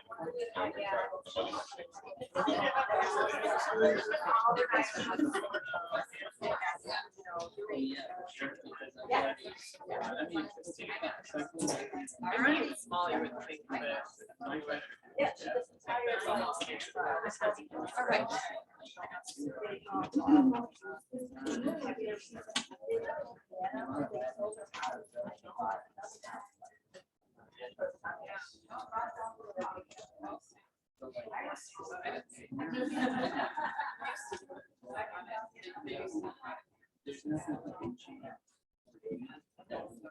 You guys have any certifications and stuff? I was in the credit card world for over 2 years, so my certification for like so I'm like looking, but then I'm like, I'm on 11 a.m. ready to do so I have a 6 study.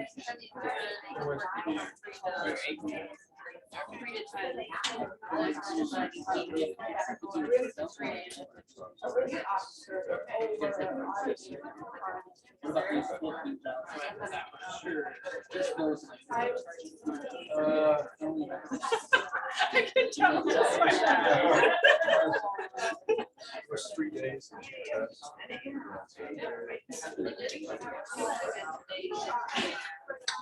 So your risk officer is over audit.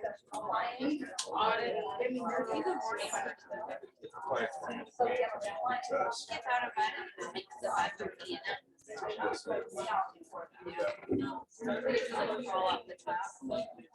yeah, I don't want to make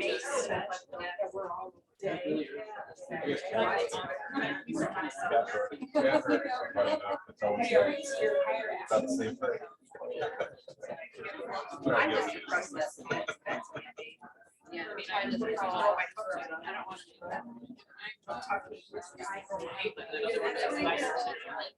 Yeah.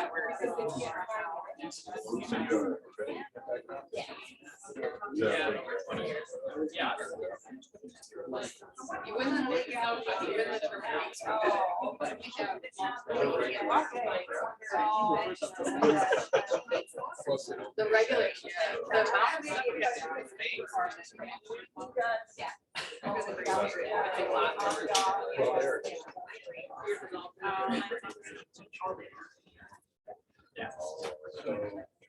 Alrighty then, let's see, let me get my mic back on.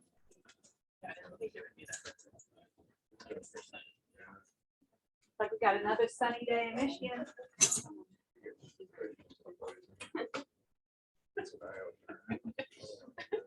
So, fun, crazy fact about Florida. I didn't grow up there. It is one of the biggest cattle producers in the country. Isn't that weird? In the middle of the state, I know. it's all, yes, It's all cattle. it's all cattle. Yes, strange to say. Yeah, very fact. And the only reason I say that is because when I get through these couple of weeks of work I got coming up, I'm actually going to a dude ranch. What? In Florida. For Memorial Weekend. Isn't that gonna be crazy? So I'm like, I don't know if I can get my leg over a horse anymore. I'll try. Maybe they have a little stool I can stand on. But I'm pretty good at boat riding and fishing there. It's on Lake Kissimmee. So I'll let y'all know how that goes the next time I see you. You never know. So always plan something fun that you can look forward to at the end of the BSA weeks, right? So you need a little break now and again, get outside, breathe fresh air and play with your kids and your dogs and your parents, right? You got to break the stress of this. So a lot of you are telling me I work a lot of hours. You got to do some other things besides just work. I know I've been guilty. I resemble that remark sometimes. So, but I'm going to a dude ranch this time. I'm like, have you ever been on a horse? Yeah, maybe 20 years ago. But anyway, oh well, listen to some George Strait and it'll be all good. So.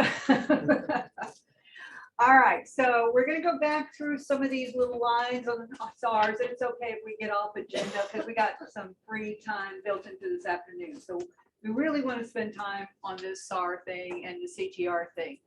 But when you do your training, particularly in your branches, yes.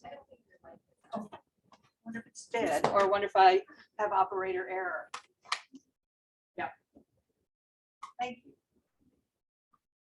Screen. Turn it on, right? Yeah, I've needed a lot of help these days. Good thing I'm going to a dude ranch. I am going to Bozeman next week for the Montana Bankers, so that's always fun. Different group, and sometimes we get a snow in May there. Y'all don't get any snow this time of year, I guess. April. Every once in a while. Every once in a while, but not today because I brought the warm weather. Last time I was in Bozeman, I brought the snow. But anyway, but I was worried when I came here. I packed kind of sweaters and stuff. Yeah, as you can see, I have some warmer stuff in my suitcase because I thought last week I looked, it was like 50s. Yeah. I thought I'm gonna freeze coming out of Florida. I think next week it's going. Back. Go back in the 60s. Oh, well, I'll think about you, but I'll be in Bozeman, so I won't be any warmer than you. Anyway, it's fun. It's fun to get around a little bit. So when you do your training, it's frontline, and they're not really sure what structuring is, but they alter or cancel transaction to avoid BSA record keeping requirement, alter or cancel transaction to avoid CTRs, suspicious inquiry by a customer regarding BSA reporting, it's below the thresholds, transactions below the CTR threshold. So when they're talking about the BSA requirements, they're talking about monetary instruments, and they're talking about wire transfer rules. So going underneath those would also be considered structuring in some cases, the record keeping rules. So I would go over those with my tellers. This is what structuring is. When you see it, when they ask you something suspicious, watch when you enter those felony moments. And then fraud here, we have had all these yellow ones added in 2019, but we've been using the other Z pretty frequently for COVID, for the unemployment, for the economic impact payments, for the PPP loan fraud. And by the way, they're coming around and they're getting those people now. They're starting to investigate PPP, and they're starting to investigate all that unemployment stuff. So different law enforcement divisions are working on it, but we're starting to see, arrests. And this happens growing up in Louisiana primarily. We always had those big hurricanes, Katrina, Rita, all that, and the ones they have 7 last year. Right after that, there's always disaster fraud. So there were some fake FEMA people going around and taking $500 from people. So again, when you have your disasters, your version of disasters, then which might be flooding or something else, then you've got to really watch for that advisory after those periods, because that's when the fraudsters are out. And there's a gaming one, which would be more for casinos. And then money laundering, this is the way we used to do BSA trading, small bills for large bills. The money's contaminated, the money smells like marijuana. The source of the money, the wire transfers, the exchanging of currencies, the receipt of government payments, the use of multiple accounts. So you could have check fraud, which would be, check fraud, I mean checks, and that would be kiting. And then you would come over here, suspicious use of multiple accounts if more than one account was involved in it. And then trade-based money laundering and black market peso exchanges. A lot of times what's happening is the drugs are mostly coming out of Mexico now. They're coming from Colombia over to Mexico. Drugs are coming up from Mexico into the United States. Many big banks and credit unions, because they're on a shared network, will not allow people to deposit cash into accounts they're not on, right? And that's why, because I could be a drug dealer and I'm coming and depositing cash in your account. You're the king drug dealer, right? And so they won't let you do that because that forms that funnel where people are depositing at branches all across your state or all across the country into a central account. And then they buy goods and service goods, take them to Mexico and sell them for pesos. So then you end up with trade-based money laundering and funneling. And that goes together. A lot of times that's how they get back to pesos, by buying, elaborate purses and perfumes and cars and selling them in Mexico. Then they can trade back to pesos. So it goes from drugs to US dollars to goods and services to pesos. And if you look at a lot of these advisories that come out like this, a lot of these were in that professional money laundering handbook, and that we talked about earlier. And the North Korean stuff, same stuff. They're going to use to be able to get nuclear stuff. They do these shell companies and trade-based money laundering, so they hide what it's really for. And so again, when you watch the advisories and they're talking about funnels and trade-based money laundering, that's what that is. They're using goods and services to get back to the dollar denomination that they want. What is the straw man? Yeah, the straw man, is my understanding, would be a fake person. That's basically it on that.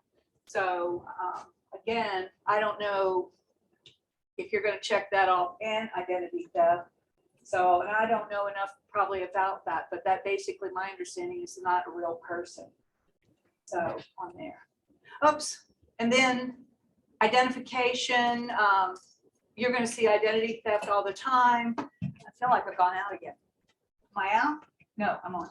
Okay, changes in spelling, arrangements of names, multiple individuals with same identities, false documentation, avoiding documentation, single individual with multiple identities, and so forth there. And then these two were added in 2019, human trafficking, human smuggling, but they were out in advisories for a lot of years. I think the human smuggling came out in 2014 originally, and there's been some since then. But account takeovers, we talked a little bit about that yesterday, didn't we? It seems like we were talking about account takeovers, where we came in and you're taking over the customer's account. That's a directed cyber attack. It's not trying to attack the whole bank. It's trying to attack that customer. Bribery or gratuity would be my little teller with the $25 bribe.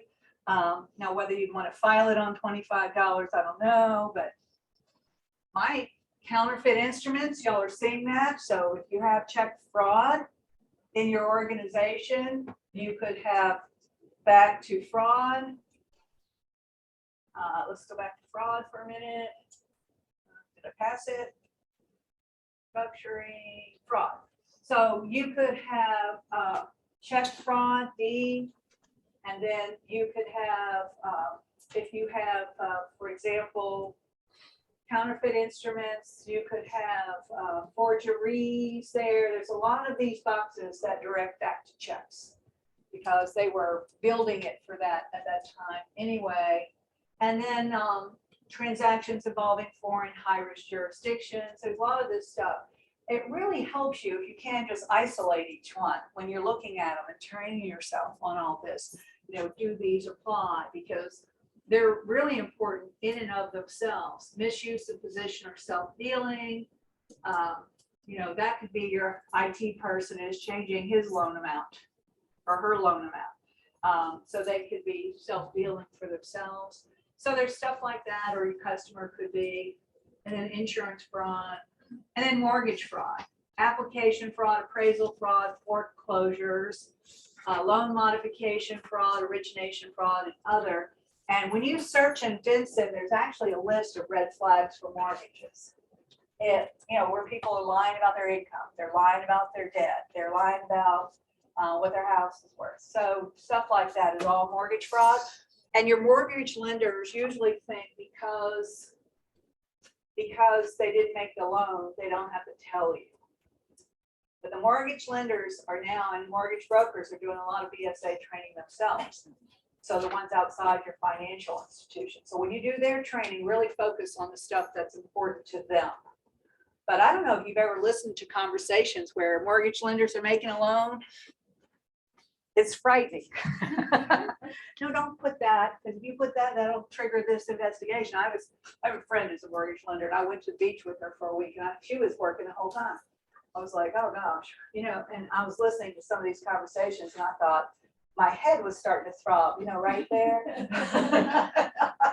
She's trying to help these young people get a loan, but the way she's going about it is pretty marginal, and yet she was a BSA officer at one time. You know what I'm saying? It's like, sounds a little shady to me, but okay. I didn't say a word. I didn't say a word. Not my business.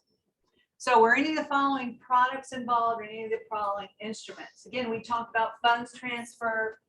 Is it the transfer of funds or, you know, Reg E? They don't care. This is for law enforcement. Do the funds get transferred through anything? That would be a funds transfer. And then were any of the products, those are the ones that were added. And this really brings you back to placement, layering. And I don't think I do have that slides about the, I know somebody was asking me to go over. Hold on to your eyes, everybody. Go back here for a minute so we can argue about some stuff. Subject. Okay, which line did we want to talk about? Okay. Can we talk about corroborative statements first? What's a corroborative statement? Confession. Okay, written or oral? Either. When it was a confession, it used to be in writing, but now it's written or oral. So, and you would want to kind of explain that probably. But that's a corroborative statement. What about the subject's role in the suspicious activity? I don't think I have that drop down to show what it is. Anybody want to talk about that? Seller, Yeah. cashier, Yeah. Let's talk about my. Well, that's an argument. Now, I really wish I'd put those instructions up there. Let me think where they are. They're in your handbook, so let me think about this for a minute. That was a big discussion 2 years ago. Who was here 2 years ago? Okay. We all argued about that in this room because we talked about the money going out and the money coming in. You know, if you're buying something, the money's going out. If you're getting paid, the money's coming in. So the role is either the money's going out or the money's going in. And some of the folks were doing it on cash, and some of them were only doing it on monetary instruments. The instructions actually say anything in 45 and 46. So we do have 45 and 46. Probably was trying to avoid this conversation this year. We're like that. But if it's anything in 45 and 46, it includes cash.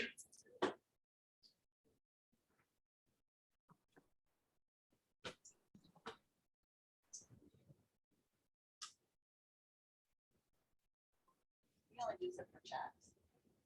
Not for instruments. The only time I check that out. Okay. Okay. Anybody else want to weigh in on that? They only use it for checks. That was the argument. Half the class was using it for cash, money going in or money going out, and checks, and any of these. It says for anything in 45 and 46. That's what the instructions actually say. So when I call, of course, you call FinCEN. You call them 3 times and then average the answers. That's why y'all should always ask them in writing and try to get a written response from them. They don't want to put it in writing, right? So, but when they called me back, they did say, it says cash, because they just read you the instructions. It says anything in 45 and 46. So when you read the drop down instructions on that box, I wonder if I can get there without this being a whole hoorah.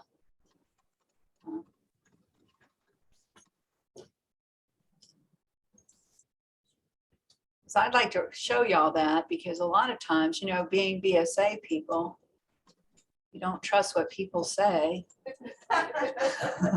We like it, right? I'm the same way. Hey, you can't be right about everything. Audit worksheet CTR. Where's the SAR handbook? Anybody see it? There's your national risk assessment. There you go.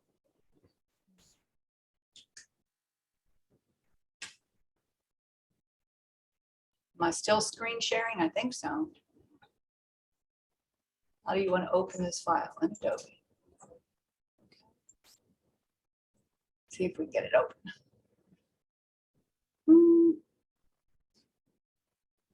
There it is. Okay, so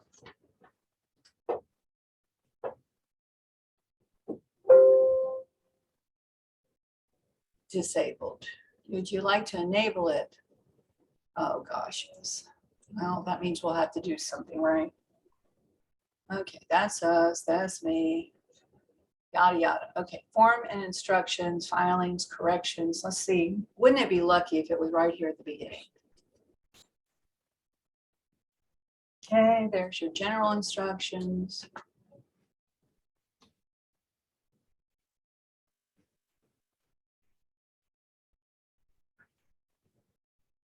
Holler if you see it. I'm looking at it at an angle here. What line was it again? Anybody remember? The NAICS codes. By the way, true or false people can have NAICS codes. Corroborative statement. There it is. So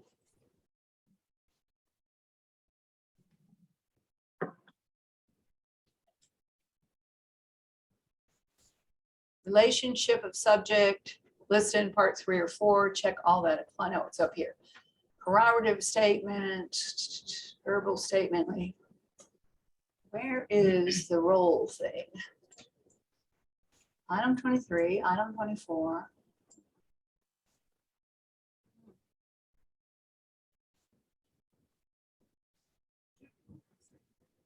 Yeah. It should be in 23, right?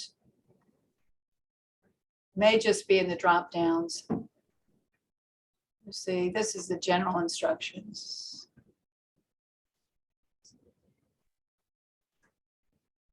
I don't see it in here, but in the drop down instructions, it says 45 and 46. Terminated. Yeah, this is too far down, right? Oh.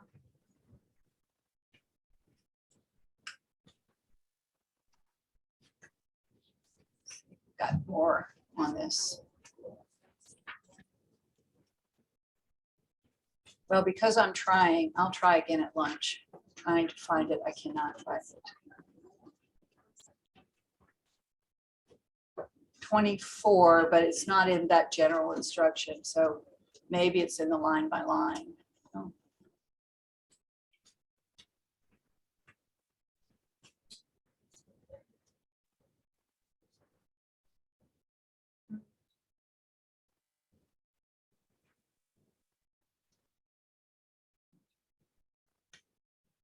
I don't want to take up too much time doing this. These are general instructions here. It's in there somewhere. I'll try to find it at lunch. How about that? And that way we'll look at it. And if not, you'll have to just go do your own drop down and find it. But it basically says when you drop it down, when you drop down that box, it says whatever's in 45 and 46. So, but to me, it reads like you're buying or selling something. So that to me is an instrument. But it actually says anything that's in 45 and 46, which would be any of that stuff. So all I'm saying is you have a case to argue if you're doing cash, and you have a case to argue if you're not. Just be consistent in what you're doing. But when they're talking about money, and this also comes up in what? The institution location where the activity occurred. There's also one of those in there.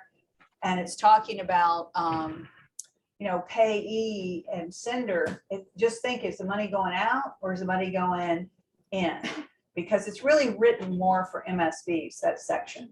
So it's more about them selling things than us. So it's really written more for them. But I'll try to find it at lunch. You know, when you're trying to find something, you never can find it. So I'll try to find it for us at lunch, and we'll look at it again. All right. But anyway, that's how that works as far as it's concerned. But yeah, to me, it reads like it should be instruments.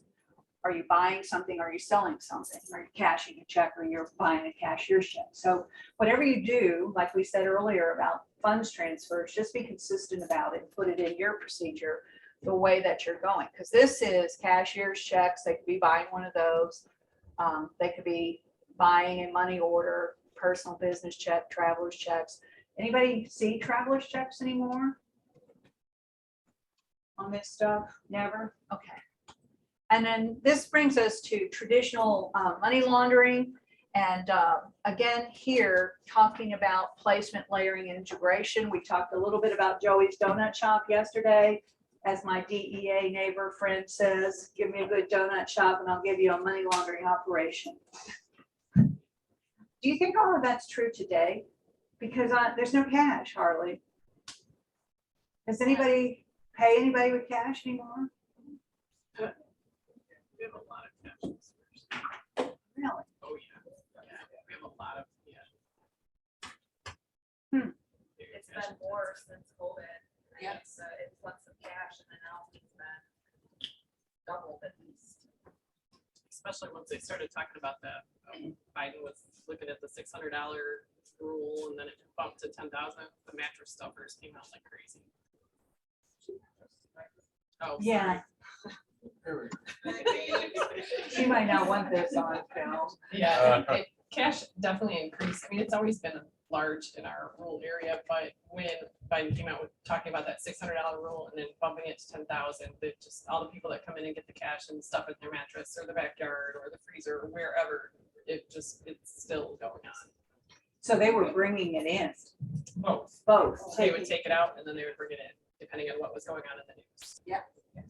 Sounds like Y2K. Yes, very yeah. similar. So that's interesting because I'm thinking you've lost some of your CTR exemptions with. all this. No. So y'all don't have Chick-fil-A? I mean, that's almost a cashless business now. Not in your area. We got some up here for Kalamazoo. We gotta go to Kalamazoo or, or Eastland. Yeah, I just said if Chick-fil-A was running COVID, we would have been in good shape because the line would wrap around the building and you'd be out in 10 minutes because they weren't taking cash. So everything was electronic. They were fast. They had one person taking the order, other one checking the order, another one giving you the order, and you were out of there. So, they were amazing. And I'm wondering if you're not going to lose some exemptions on at least your franchise businesses, like your Burger Kings, your McDonald's. You lost a few when you do your annual review. Right. So that's what I was kind of thinking, but you're saying cash is king up here. So in the Very rural much so. areas. Yes, I'm sorry. Multitasking. Yes, it's huge. A lot with farmers and stuff too. Farmers and all that type of. Okay. Interesting. Okay, so placement, layering, integration, and then this is the official definition of structuring from the back of your exam manual, the structuring, and then again, the definitions of structuring.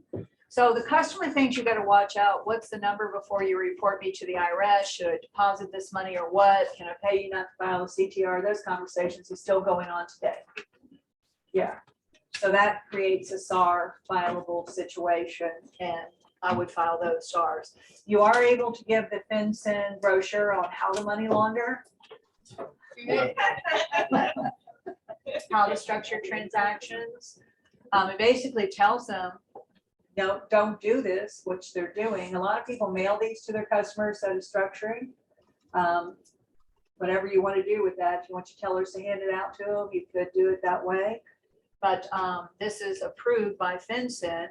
And then red flags that I would watch out for, KYE, know your employee, lavish lifestyles, conforming to policies, procedures, and processes. They don't want to take a vacation. They don't want to move their branch.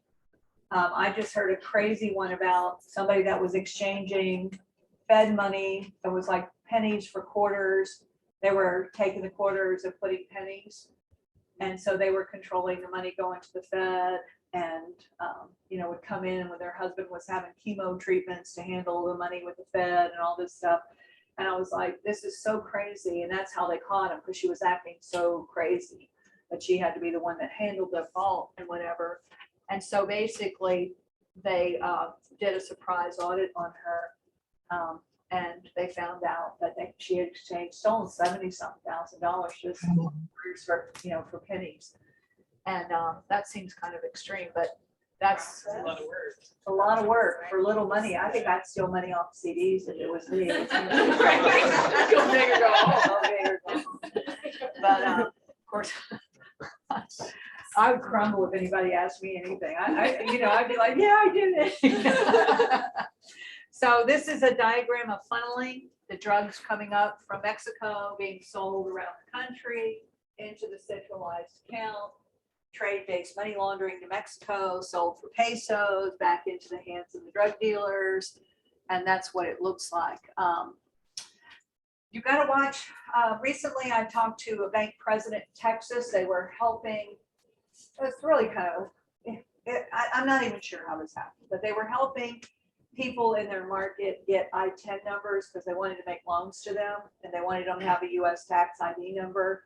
Well, the regulators found in their files when they had opened the accounts, they had SSN numbers. You don't have SSN numbers and then an I-10. You have an I-10 first, and then when you get an SSN, you revoke your I-10. I-10 is issued by the IRS. It's just as good of a number, but it's not used for Social Security-like purposes. So it's for tax paying and things like that and interest reporting. So they're making them file SARs, continuing SARs, the FDIC on every one of those files that they have like that for the period of the loan. So that's going to be a lot of continuing SARs. So make sure if your customer has an ITIN number that they don't have back in their file a fake social security number somewhere. So that was interesting, and that's that one right there. Customer provides an ITIN number after having previously used a social security number. So there's nothing wrong with helping customers on anything. It's just you could do a little letter. There's in the instructions to the W-7 how they get an ITIN, and they can do that little letter, and then they can get an interest-bearing account. They can get an ITIN. They have to go through the process, and the ITIN number itself is a good number. Once they've gone through that process, they've done some work, but they do expire because non-resident aliens are typically who get ITINs, and they typically go back home. So they expire every 3 years if they're not renewed. Not that you have to track that, because remember what CIP is, it's one and done. So as long as it's not expired when you open the account, you can do this. So I just got an email last night. Can you do a 1-hour emergency training on non-resident aliens? Sure. The whole problem with non-resident aliens is not, like we talked about yesterday, isn't CIP. You guys probably have a list of what you will open a non-resident alien account with: a passport, maybe a matricular card, maybe, I don't know what y'all take. Maybe you'll take a Canadian driver's license. Just remember, if you're taking it from, and the ones that are in French, you better be able to read French, because otherwise they're translated. So there's nothing wrong with that. You can write all that into your CIP. I would think up here, you're going to get Canadians. And they have foreign tax ID numbers. They try to act like they don't, but their insurance number is their tax ID number. Okay, so you can just get that. Very, very simple. That's CIP. The interest reporting is where you have to have the W-8, the F-10s. You now have to have a foreign tax ID number. When President Obama was elected into office, they passed FATCA. You've seen that on your signature card, right? And you probably thought, I don't even know what that is. Think Fat Cat Act. Okay. And what it is that people that are rich enough to have money in foreign countries often are hiding that money from the US government, so they don't have to pay taxes on it, right? You hear stories like, I got my money in Cayman. Well, you can't do that anymore. If it's in a bank account with one of the 80 countries we exchange with, those countries are giving us 1042Ss, and we're giving them 1042Ss, telling them what the folks here earned. So they don't need our US tax ID number. They need their foreign tax ID number in the country it's going to. Eventually, this is for you operations people, we will get a CP 2100 that says these names don't match these tax ID numbers are foreign people. Okay. Because they could give us a made up number. We wouldn't know what's Spain's tax ID number sequence. We wouldn't know. So, but eventually it's going to be pretty hard to hide money, because then they're going into the cryptocurrencies to hide money. So that's the new thing, which once we get a centralized bank on that, that won't happen either. So it's just, you can't hide money anymore. Just claim your money and pay your taxes. That's what I say. So I'm glad I don't even have the choice, because I don't get paid cash for anything. I get paid by check or ACH. So I've never even had the temptation. So anyway, this is kind of the stuff that's going on in the real world out there, where you end up in these situations of filing SARs because you were trying to help somebody and you didn't even know helping them get an ITIN put you in a dangerous situation, because they already had fake SSNs right there.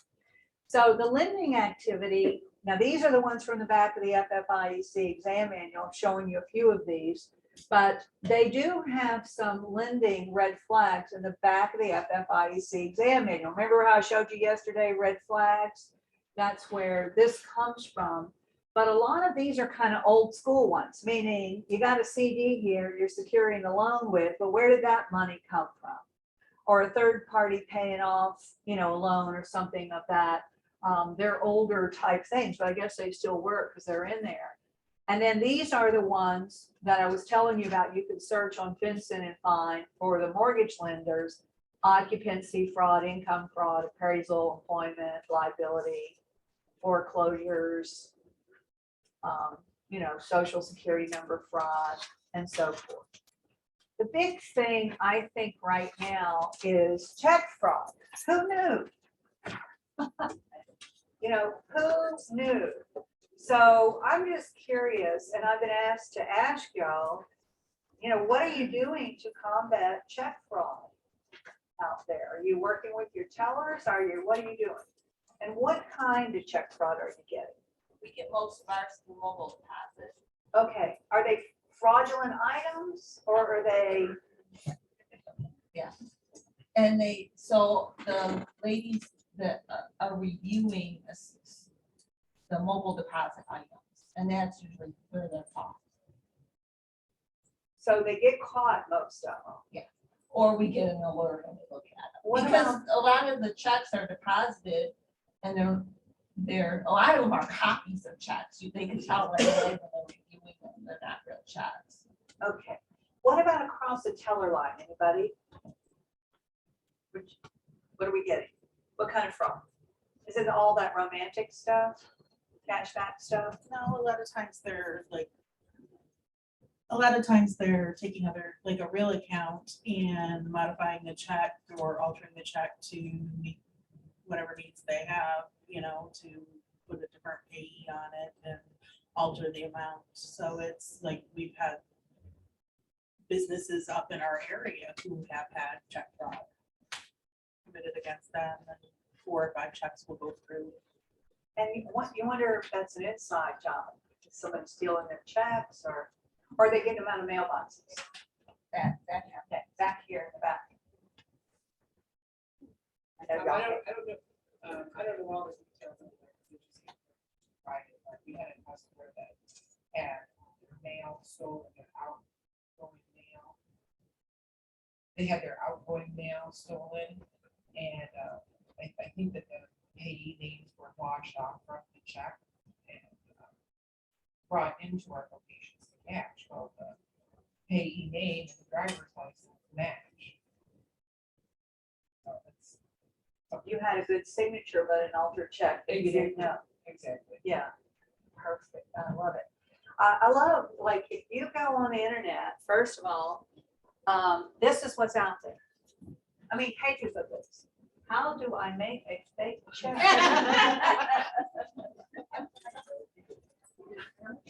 How to create a fake cashier's check. How do I cash a fake check? How do counterfeit check scams work? How do I cash the fake checks I receive in the mail? Are you with me here?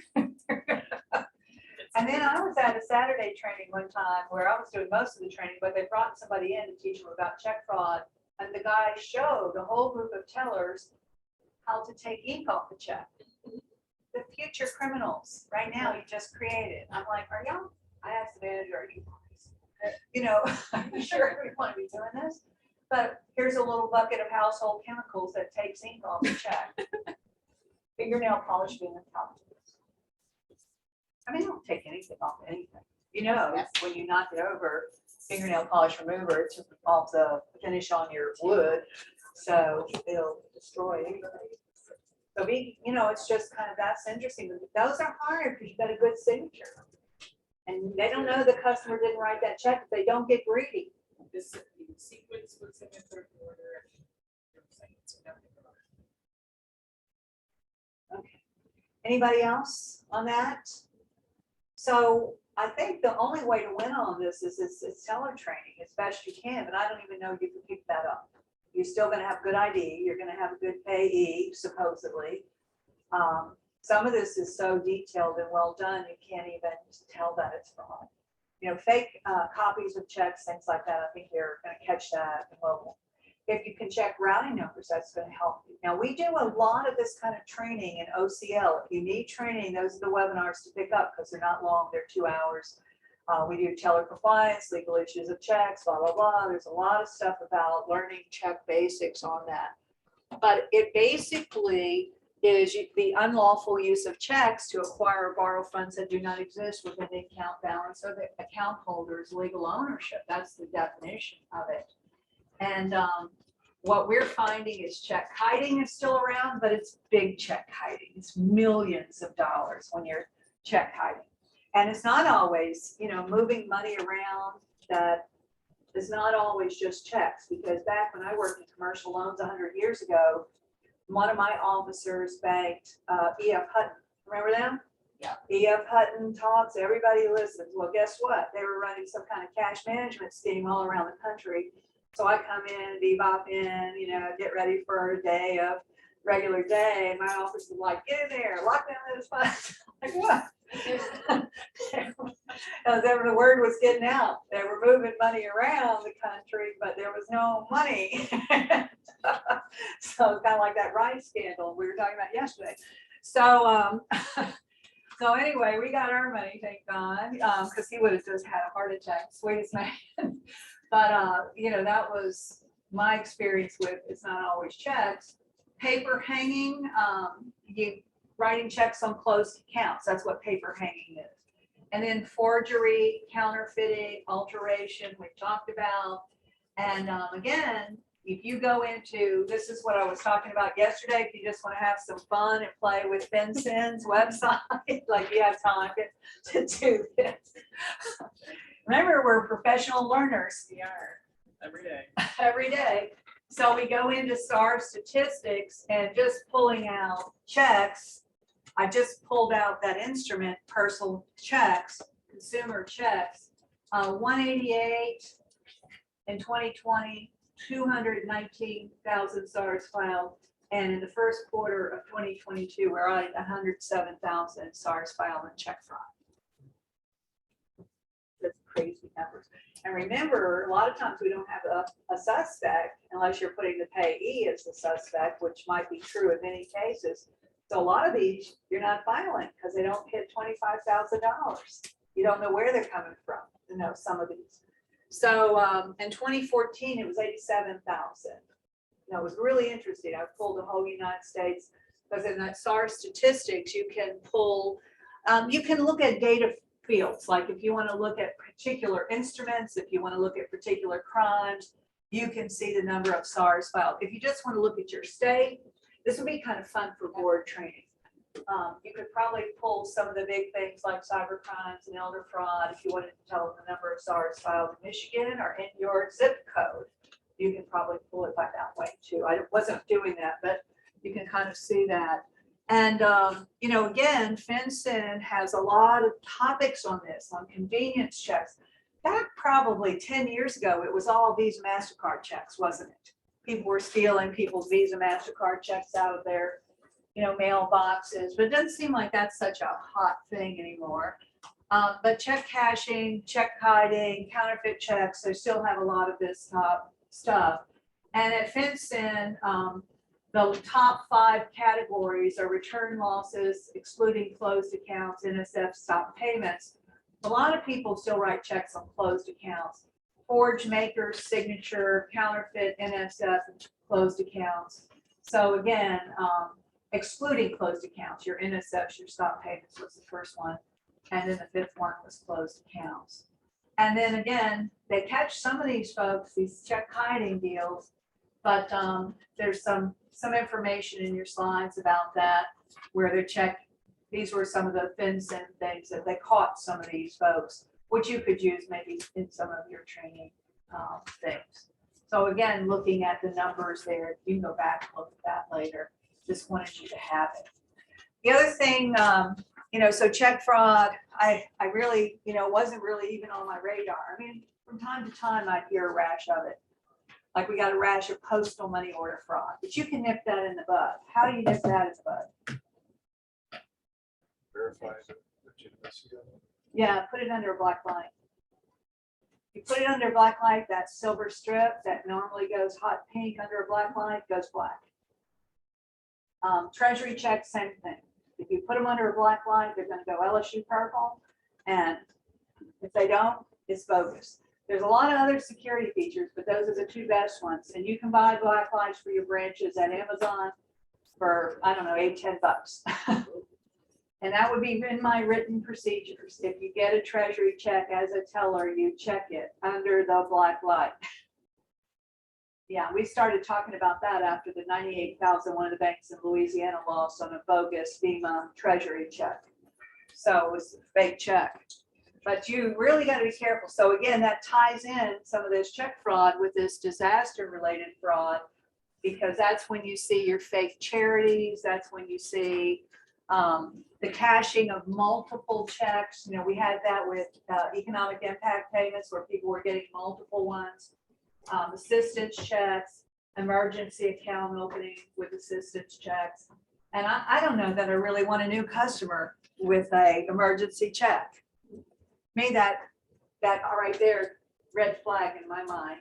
It's like, why aren't they going to the bank they already have? Why are they here? Because they already deposited one over there. So you with me here? So it's just kind of some of those things, but this disaster related fraud. And I don't know, what are y'all, what disasters do y'all get here? I mean, I hate to say it like that, but is this flood? Is it tornado country up here? A lot of snowstorms, but probably ice storms. Okay, it seems like every part of the country has their unique stuff that they experience, but not fires here, right? Because you've got a lot of water probably. Do y'all get into fires here? No. Okay, some parts of the country, it's the fires, you know, they get all of those fires. So whenever that comes out, again, when they're talking about hurricane related fraud, benefit fraud, disaster fraud, always watch. So my message to you about these advisories is keep your eyes on the advisories. And, you know, so critical to look at what's happening. Now, I thought it was pretty light this year. When I pulled this, I think we've had another one come out. But when I pulled this for this class, it was only one for 2022. I think we've got another one now out there. But 2021, we had 10 or so of these. It was a lot. And so what you want to do, again, going down through those advisories is this was foreign public corruption. This is ransomware. These are your financial action task force countries you're not supposed to do business with, your COVID-19 economic impact payments, you go on down there. You got to pick up those last 10, 12, put them in your training. And even if you just clip, you know, the snipping tool is your friend. Just snip the advisory number and then just kind of briefly tell people kind of what's happening on that. But I would make sure anything like that goes into staff training directed towards the staff that it might apply to. So again, pretty interesting stuff there. But human smuggling, even back to 2014, you still got to do these big ones. Human smuggling, human trafficking, elder fraud. This is, I'm sad to say that the United States is one of the top 3 destinations for human trafficking. Huh? What's Michigan?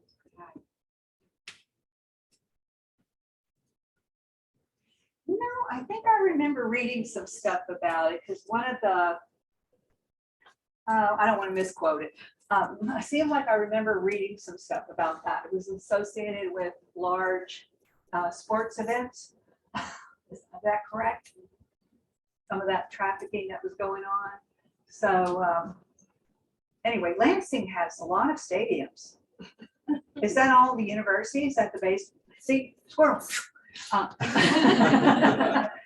Is that baseball? Is that MSU? The baseball is the lug nuts. The lug nuts. And who do they feed? It's a minor league baseball. But who does it feed? I mean, usually it feeds a major league team. So who do they? I think it's Cincinnati's. Cincinnati. I'm pretty sure it's Cincinnati's. The lug nuts. I'm going to look that up. Next time I'm here, I'm going to try to go. I love baseball, but I don't like it on TV. It's boring on TV. Football is good on TV, but baseball, not so good. Yeah, I did go because I wanted to see Tom Brady before he retired, and he didn't retire. So I went over, you know, I'm only an hour from Tampa Bay. We'll let y'all rest a second. But I'm only an hour from Tampa Bay, so I went over there to that stadium, which only seats 60,000. I mean, LSU stadium seats 101,000. So, I mean, it's like baby stadium compared to, LSU. So, but I got to see him beat by the Saints. It was wonderful. And he cried no. He had not scored in years. I mean, he was 0-9, which was Drew Brees' old number, which was really nice. Drew wasn't there anymore. But yeah, what a thankless task though, being a Saints fan, huh? It's been an interesting year. But football, we'll see this year. Y'all got some football stuff happening up here on the college level, don't you? Professional level is pretty sad, so. Yeah. Colleges. Yeah, well, I have switched teams now because I love Joey Burrow, who was at LSU, and so now I'm a Bengals fan. So I have his jersey. I was really sad he didn't win the Super Bowl, but he'll be back. So he's very exciting to watch all of that. So I guess I'm now Ohio. I'm not an Ohio State fan. No. I hope I didn't offend any Ohio State people, but no, we don't like them at LSU. You're north of the border. Yeah, you don't like them either. It's Michigan, right? Yeah, I know. I watch y'all sometimes just to see. I always kind of keep up with Wisconsin and Michigan a little bit. But anyway, back to work. That was a little, see, you feel better now. Y'all were looking. So sometimes people say, why did she tell those side stories? It's to relax you. But the lug nuts, I'm going to look up. When I come back next year, I'm going to again. I like it. So 2014 advisory here on human smuggling. I would put this always in training, but it's the smuggling and the trafficking. Now, I don't know how much smuggling you get from Canada. I wouldn't think a lot. Seems like the banks in Texas get a lot more smuggling, but I don't know. So that would be something to watch out for. But the trafficking, it sounds like it's a big thing here. And so you're going to watch for that. And, I always say we laugh like this stuff doesn't exist, but I had a loan officer just a couple of years tell me in New Orleans, their customer had paid $1 million cash for this grocery store and this apartment above it in the French Quarter in New Orleans. And so then he came in and wanted to make a loan against it because he had used his cash just to supposedly get the deal done. And now they think that thing is a brothel. So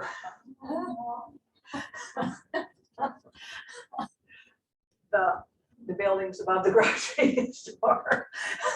So I'm like, what are you going to do? And he's like, this is when it's hard because we're sitting on this loan. And now we got to say, we think this is a crime. And yeah, it's like filing the SAR on it. I'm sure they did. The BSA officer had to file it once they didn't give it information about this.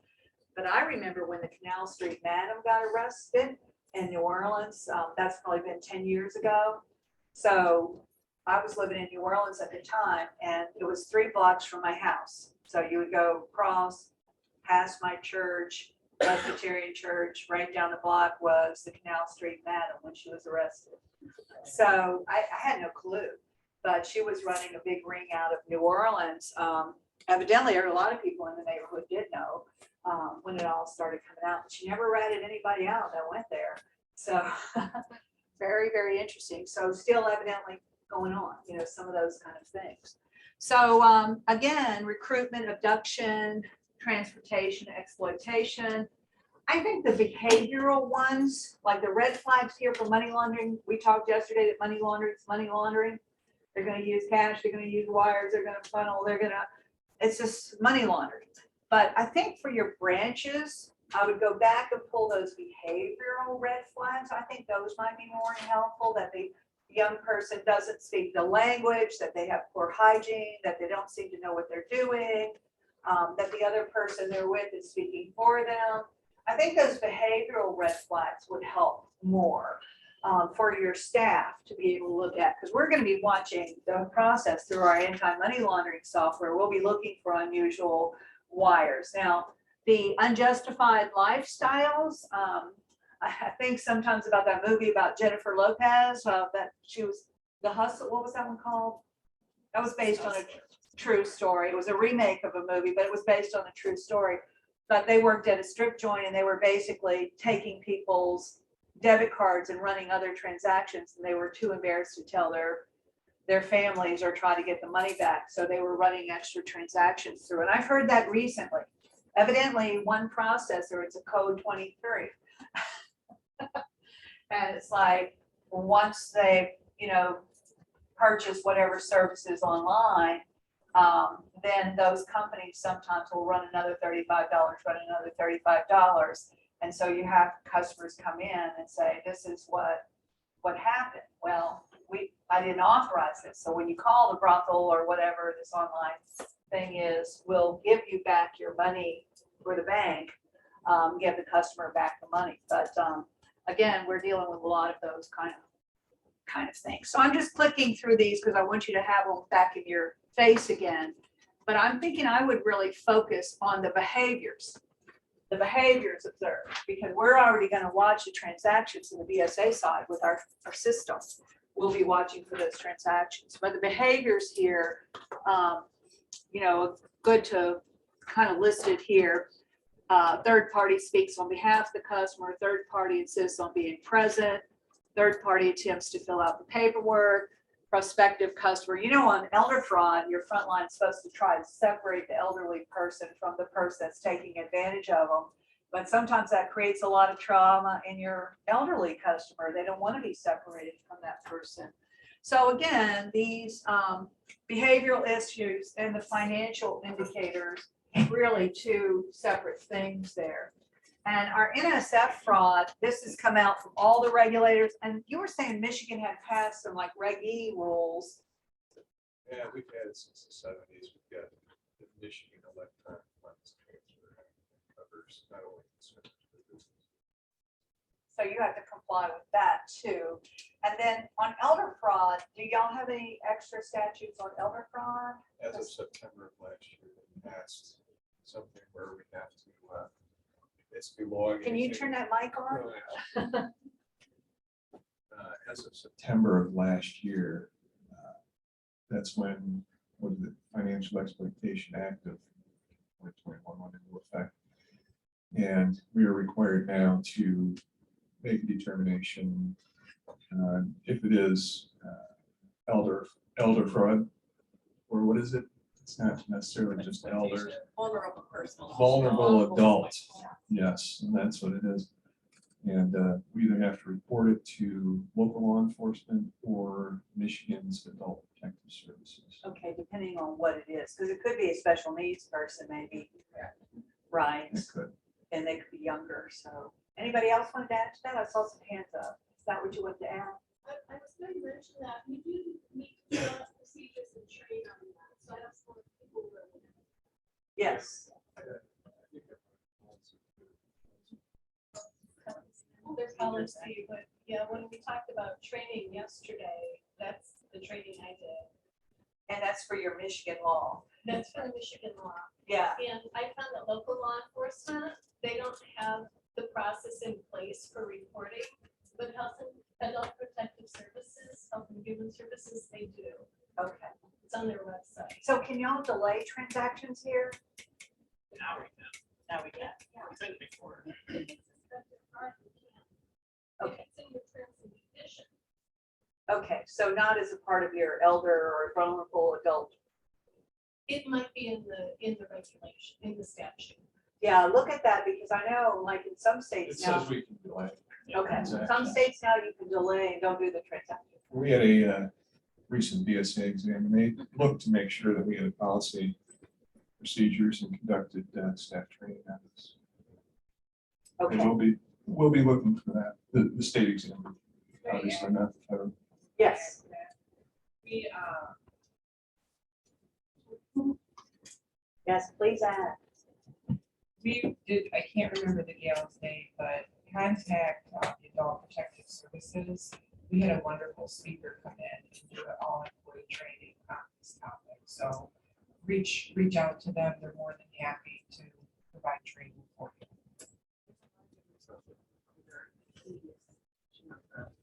Hold hold on a second till James comes to see you. James is the only one getting cardio exercise today. There's a lot of good resources on the website, under elder abuse. There's checklists and forms, and you can ask a ton of questions. I just did a webinar on it last week, and there's a lot of really good information out there. Very good. Yeah, I would just say again, the top ones would be identity theft, elder fraud, human trafficking, human smuggling, cyber. You've got to do that. Plus any advisories that come out in your training for your people. And if you have any specific state laws, I would go in with those too and talk about anything at that point, because we do have to protect our elderly. We're all going to be elderly. I used to think 65 was elderly. Now I know that's not true. Vulnerable adult. I might be vulnerable.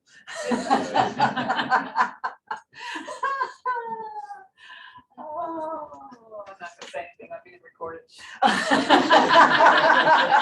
I think it tamps it down with this recording thing. That's what you might say. As you get older, you lose your filter, right? Okay. So that's the list of things. I think there's many more indicators of elder fraud, and sometimes they won't do anything about it. There's nothing you can do. Like we had a situation at one of our little banks that we work with. They had a guy who the father and the son were the same name. Okay. So he was overpaying his dad's utility bill because he knew the utility bill sent a check. So after so many months of being overpaid, they sent a check. So he'd get the checks in his name. He deposited, stole $50,000 from his own dad. Isn't that terrible? So for the utility company, actually called the bank. And then the bank hadn't even realized it, because why would they? And so they got involved in it. And the guy was like, you know, it's my son and I'm not going to do anything about it. So it's like, well, you know, we're going to do, if we give you this money back, we're going to do something about it. So they didn't want the bank to do anything about it because, again, you know, that was his son. But that's a vulnerable adult right there. I mean, he didn't know his son. His son's helping him pay his bills. He's overpaying the bills so he gets these checks. And I think a lot of utility companies do that. They don't want you to overpay too much. They don't mind you overpay a little bit. They don't want you to overpay too much. So again, caregivers, and this is where we get into the power of attorneys. Now, I didn't pull your Michigan Power of Attorney Act, but I'm assuming you've got a durable Power of Attorney Act now. If you follow this form, you have to take it deal. Are y'all in one of those states? Yeah. We don't have to take it. It's a proposal that you today. Okay. Yeah, because all the states are moving to that where you have to take power of attorneys if they follow this format, and if you don't take it, you can be held responsible. But once you take it, you can't let the person act outside the scope of the document. And the last time I was in Illinois, one of the bankers told me they had lost $615,000 on a power of attorney. And what happened was they let the guy who was the power of attorney for the aunt had about 1.2 million at their bank. The guy was the power of attorney for the aunt, but the POD was the son, the guy, and his sister. So he came in, updated the signature card, took his sister off, signed as POA, put himself as beneficiary, and she sued the bank and she won because he acted outside the scope of the document. You're not supposed to benefit yourself when you're a POA, when you're a fiduciary. So like we talked about yesterday, we should be monitoring for cash withdrawals. We got to make sure we tell our staff, don't let them benefit themselves. They can't they're like, they're the power of attorney, they can do whatever they want. No, just like we talked about yesterday with court orders. You're the guardian, you can only do what the court order says. You can, in a power of attorney, you can only do what the power of attorney documents. So people call me and ask me, can they act on an IRA? Because IRA is a trust account. And the answer is, it depends what the power of attorney says. It usually has a box for a retirement account. If that's not checked, they can't act on the IRA. Just that simple. They can do other banking transactions, but they can't act on the IRA. People ask me, can you do a trust and a POA? Can a trustee name a power of attorney to act on the trust? It depends on what the documents say.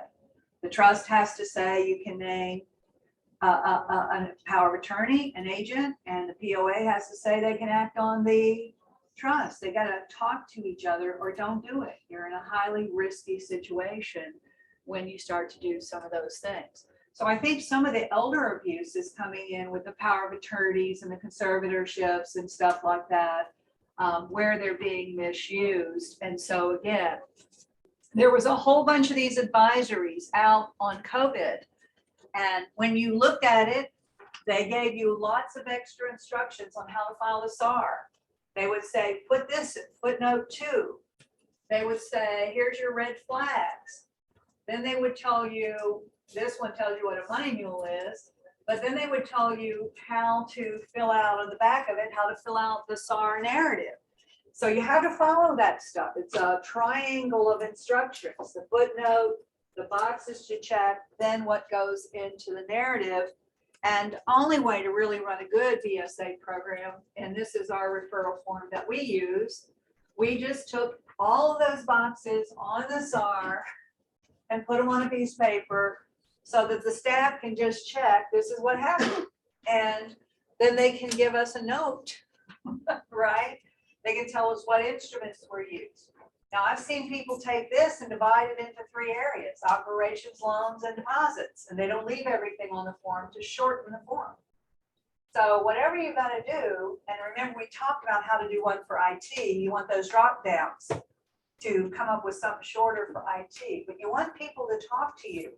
Now, some of your banks are so small, they're going to talk to you because they're going to see you out there getting a cup of coffee and they say, I need to talk to you about something. And that's fine. But otherwise, if you're geographically spread out, you need other ways for people to communicate with you, to get it off their desk, to get it on your desk. And that's a referral process, is what we call it now in our industry, the buzzword there. And looks like we got a couple of questions. And let's see what we got. Yeah, something. Let's see what we got. I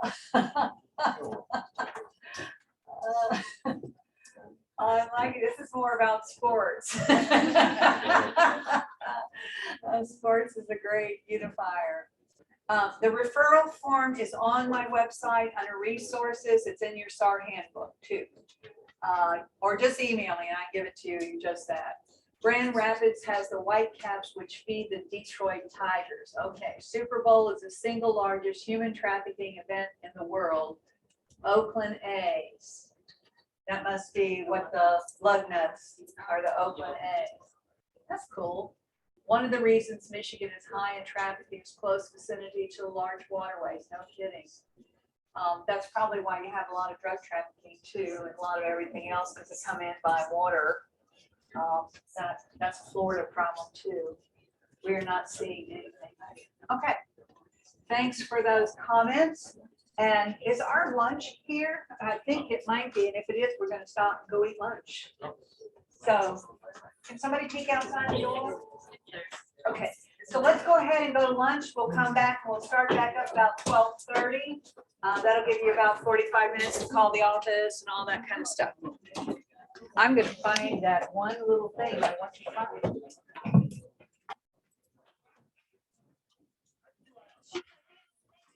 Oh, great. We just did. Updated our form not too long ago. It's really simple. Good. Yeah, without seeing layers. And you never saw it? Nope. Great minds think alike. That's all I gotta say. It's funny how we all get to the same place. It just might be in a little different thing. Yep. But I thought, why reinvent the wheel? One day it dawned on me, why reinvent the wheel? We try. We Yeah. try not to do that. We got a new internet, so everybody's kind of connected on the online platform. And that is where we put our referral form. They can go right onto our intranet, and it's just ours, it's just a banking voice guarantee. They can fill out the form right there, and then it submits it to our department. Yeah, you should have said that. I'm gonna make you say that. I'm gonna make you say that. I love it. Everybody can learn from each other. I learn more when I talk to people than about how to do. Well, that's the same with fraud, like going to the branches and seeing them in person.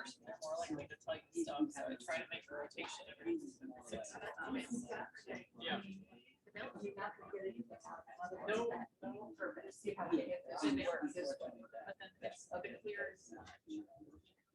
If they have any.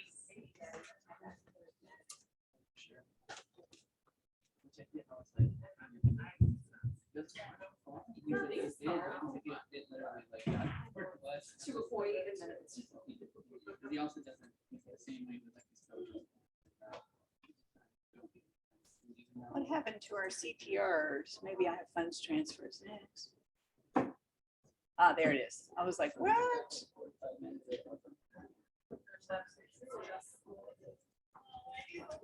Oh, no, I don't want to do that. I hate when I can't find something and I know I just saw it, you know, it's crazy. I think we need to give James a special mention. I think so. Yeah. He's the Vanna. Yeah. He's my Vanna. Doing a great job. We need to thank him, give him a prize. My argument. Yeah.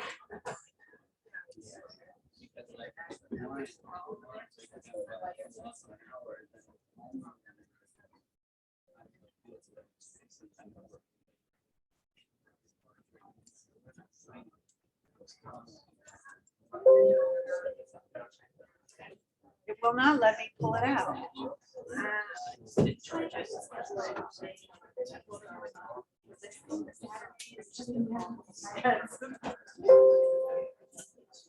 It must not want me to zip folders. Now it's telling me I can't open the document. Now, you know, makes me.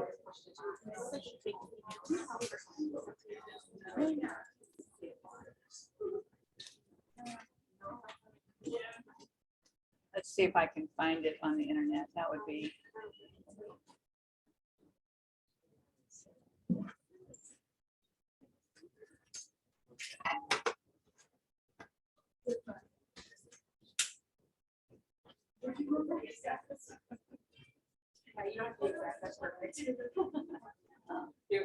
Okay, no, that's perfect.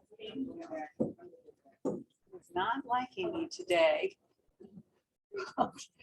What am I doing wrong? Can't find my star. Can I help you though? Yeah, just, well, so that's concerning now. Are you able to just get to normal Google right now? I probably can't. I wonder if I just put Vincent and let's try that. Oh, so you forgot total access? Huh. I was just gonna comment on the marijuana hemp. Yeah. So, something that so I went home and talked to my girlfriend. She just got her law degree and she's going to the bar for marijuana law. And she reminded me, I'm very fixated with very specific details. One thing that I wasn't listening to when you talked was the law definition is not what, like, say, the agriculture of our country would say. So I got home and read about it and was like, oh, okay. I get it now. I fully understand now. No, and I'm not always precise enough with my language. And when I said marijuana, hemp turns into marijuana, that probably isn't the right way to say that, but legally. Legally, it really does. Yeah. Yeah, And that's it why I was- sent y'all your Yeah, it blew my mind. It's very strange because so I called my uncle, he owns a dispensary, and I was asking him, and then he said the same thing. He said, "Well, you're a little hard-headed at times when you're not listening." And I was like, well, "Okay, so maybe true, maybe true." So are you the auditor or BSA? I'm BSA. I'm an analyst, but I don't do like the day. I implemented Verifin and I fix our bigger problems. It's right up my brain's alley though. So we implemented it. They've had it for 2 years. I started and it was about 3.5 months. We got it down to pretty all right. It's still got some work to do. Well, one of the things that I'm careful about it, and I wasn't as careful as I should have been yesterday because I got tired at the end of the day. I should have talked to you, but I think sometimes because of that lack of precision, I can offend somebody that is more, you know, I'm detail oriented. I'm pretty detail oriented. I'm very alert. Yeah, And unfortunately. I didn't mean to do this, so. Oh no, I'm not remotely offended at all. But it prompted me to think, I'm not gonna say that anymore. And then it prompted me to go pull the statute because I thought, you know, you could be wrong. And I thought, what I really need to say is legally, it turns into. Yeah. In And this I'm blown state. away that it does, Yeah, the way they worded it. I because went it's through, exactly the same definition just about, except for the, Mhm. so, yeah. but they keep the definition of regulative out of all of the regulations, but the industrial hemp literally is exactly what you said. Yeah. So I was gonna come in this morning, but then I was like, nah, wait till later. But I want to make sure you knew that when I originally had argued, sometimes I guess some of it just goes right out the window when I have an idea. Yeah. So my boss actually told me yesterday, she was like, hey, what are you talking about? So I told her, and she was like, oh, okay, you probably just need to talk to her. Yeah. Because I have it's just so easy to miss if I'm not looking. Yeah, but it was still good for me too, and I appreciated it. I always take those kind of things as an opportunity to be, more precise, because I do teach class just on this. And it's not true in every state, but it is true in this state. Yep. It's the exact same definition, it's just the THC that determines it. So I thought I need to be a little more careful about this because I could be in a state where they don't match. Sure.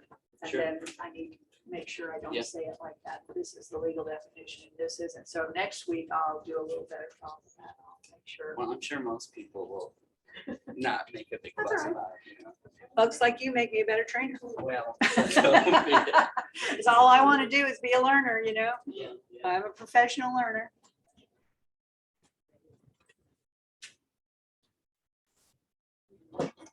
Let's see if I can find the filing.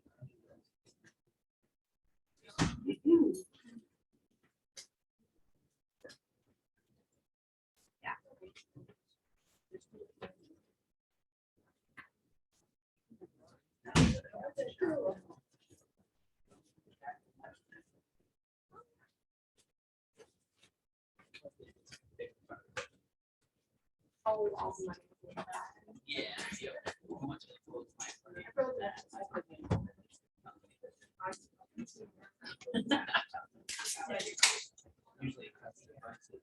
Yeah. You were not. No, I'm going to the Traverse City area. I'm traveling there. Yeah, we get dogs. Yes, they're very nice. I'm hoping to find somewhere else. You can't really find them up there. So. Or I can't find them up there. I guess I should specify.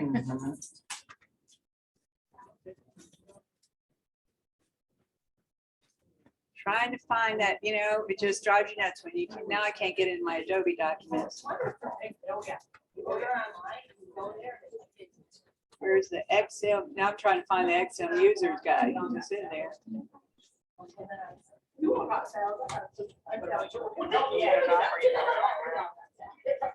back to work tomorrow. Yeah, we'll drive home tonight.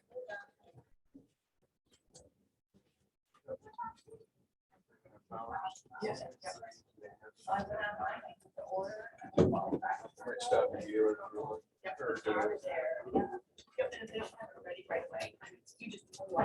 Bring it right up.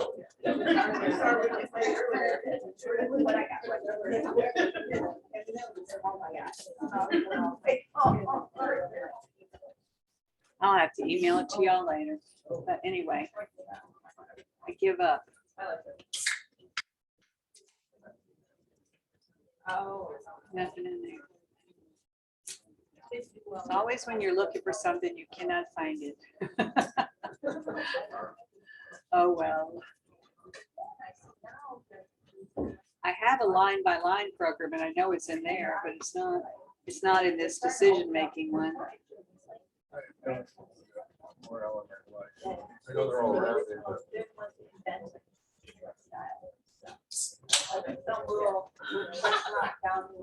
nobody ever tells you where to go, right? It's always the family secret. So. Yeah, we're fortunate to find us families that have a huge that has pretty much the rule is you own land there, you can only sell to family unless an exception is made. So when you buy that, You and only it's, sell. yeah. And so it's altogether, it's around 300. Whoa, whoa. Yeah, and there is mushrooms out there, and there's only actually 2 established houses that are cabin. And our kids own the one house, and it used to be our house, now live down there. Yep. And we sold to them, so. Wow. So we have a lot of, yeah, it's a luxury, it really is. Yeah. Because it's nothing that we would have just been able to afford outside of the family, but they are very specific. So we were beginning to wonder if we would be a double house owner forever until our kids say, you know, we're going to buy a house. You know, we raised it, I was like, thank God. Absolutely. Yeah.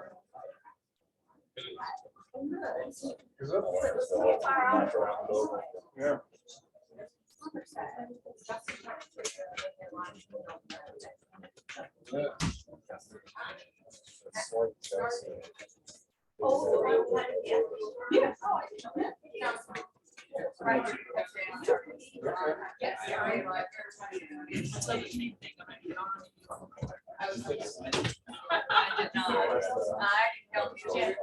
Although I like Luzon.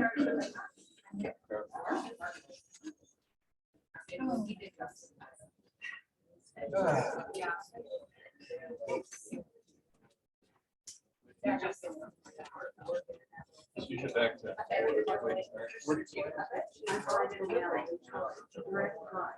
Yeah.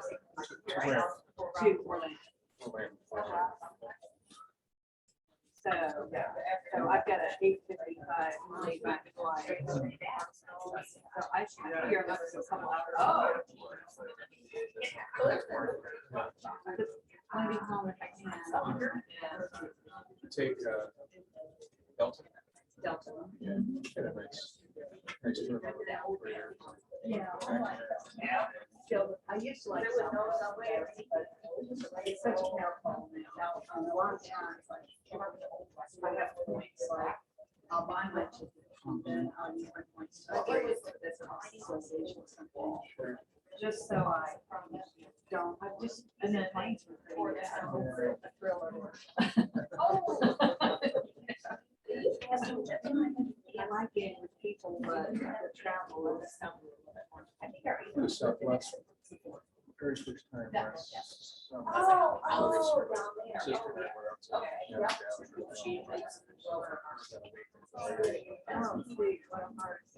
But I've never flown Southwest before, so I'm not quite getting how you guys, everybody lines up. It is so strange.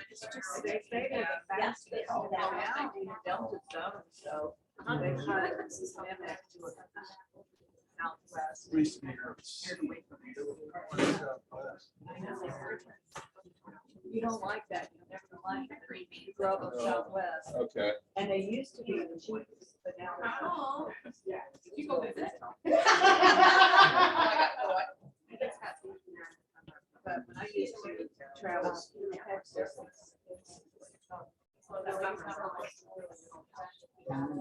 Three cities.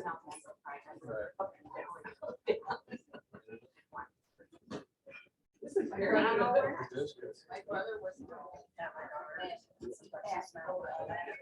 Oh, really? Married and lives there. That was, I think, Detroit, in Texas, is probably. Yep. Either that or. Yeah. So she comes in both ways. Minneapolis, and then we do have a local airport up there in Ross, which is pretty small, but actually the prices of them pretty good. I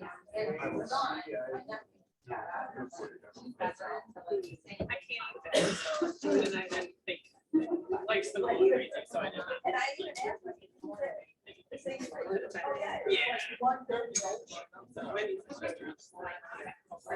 Yeah. I really didn't.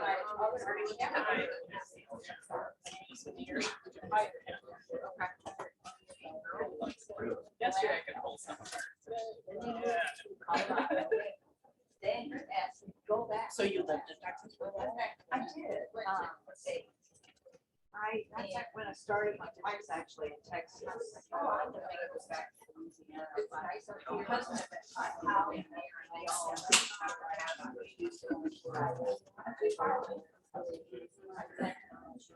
I started, I used to work for a lady called Susan Jones, so I think back out on circuit. Now she had her children, she went back to work for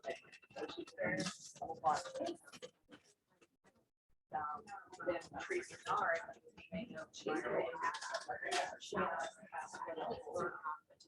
started our own company.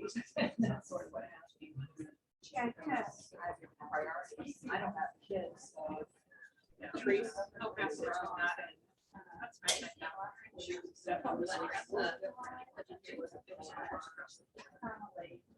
Yeah, it was nuts. And that was yeah, that was hard. So that's right on, that right on. So that's why I switched. Like, to that one.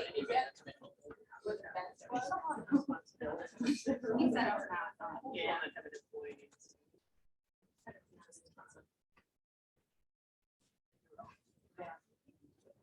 Yeah, that's like you Can't call well. do it. Yeah, you can do it all. Yeah.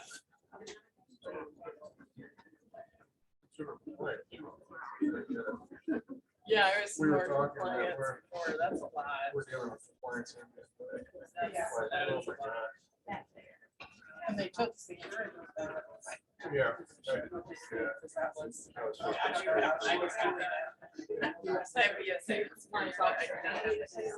I'm not an officer yet. I'm still in training. I started just about 2 years. Still training under an intern, but really I'm doing it all. We're at our last little part of the meeting. I went through an exam in December.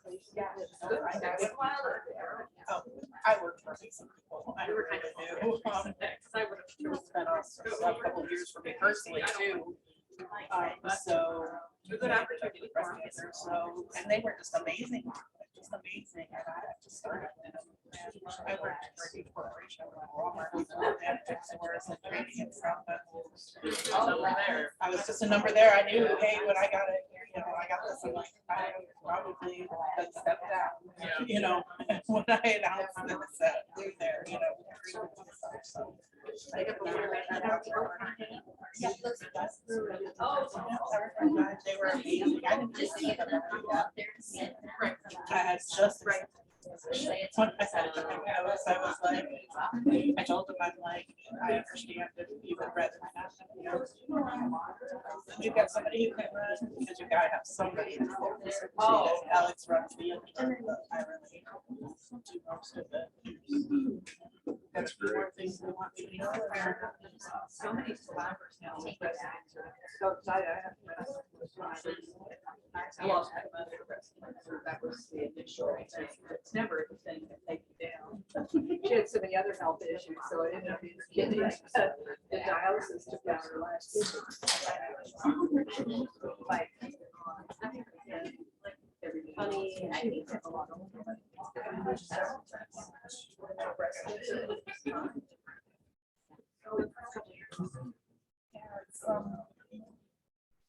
so detectable now. There's so many methods of detection, and if you catch it early, it's a whole different.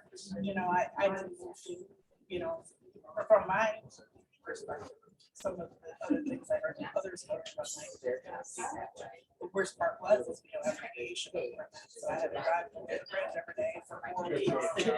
Yep, I had to go to Laren down there, so I was driving every day down below the bridge. It's not a big price for life, right? Right, exactly. I had a beautiful summer. So. Petoskey is beautiful. Yep, going over the bridge was beautiful. In the winter, that would have been horrible. Yeah.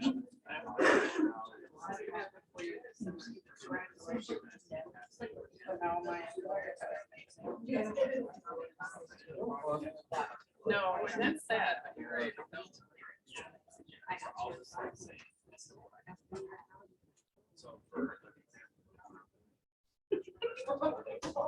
Yeah.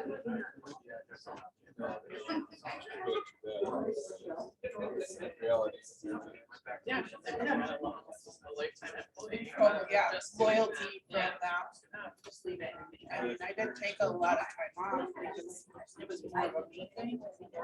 Had to work every day after. So I stayed for 2. I felt comfortable with that. I didn't, I felt like I stopped and stopped altogether. And, even the remote video coming out, you know, There's a I sense do, of I just. normalcy. Yeah, there is. And that was it. I'm like, you know, it's not like I understand that sometimes I'm gonna be stupid diet, you know, but I'd rather come here.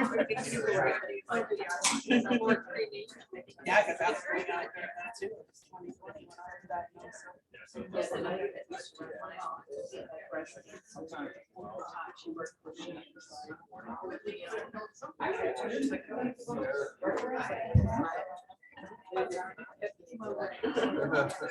I'll check. You don't. But who would trade her? She worked- she went there. Just her business. And she was doing running this stuff. And I was like. Tearing you apart. But then I hired a Sausage. When I first transitioned over from a branch to the basement, she's like, some point. She I'm has afraid my famous to make salsa. And she wanted to leave for a long time. It was homemade salsa. It's the turkey.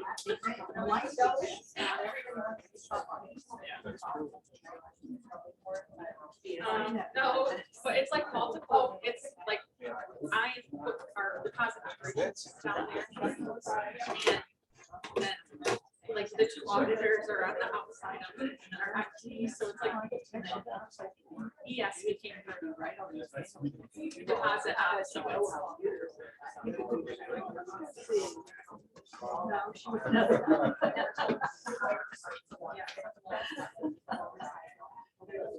So never mind.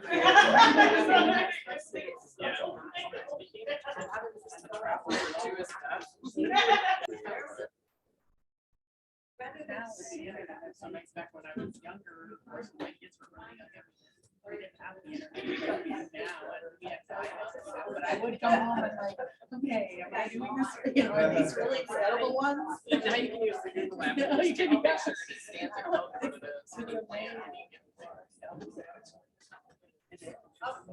I need to go back to that page. Okay.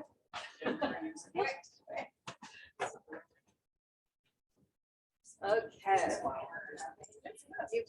Do we want lights? Trigger off the lights on us. Do we want lights? I think that was gonna go down after that was on. We better do lights.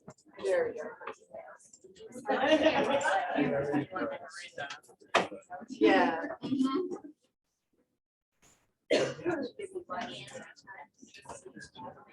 Whoa. Yeah. I can always just read it to them, but I'll put it in front of them. Can they see it? Okay. Since they kind of know what they're looking at, I think it's okay. And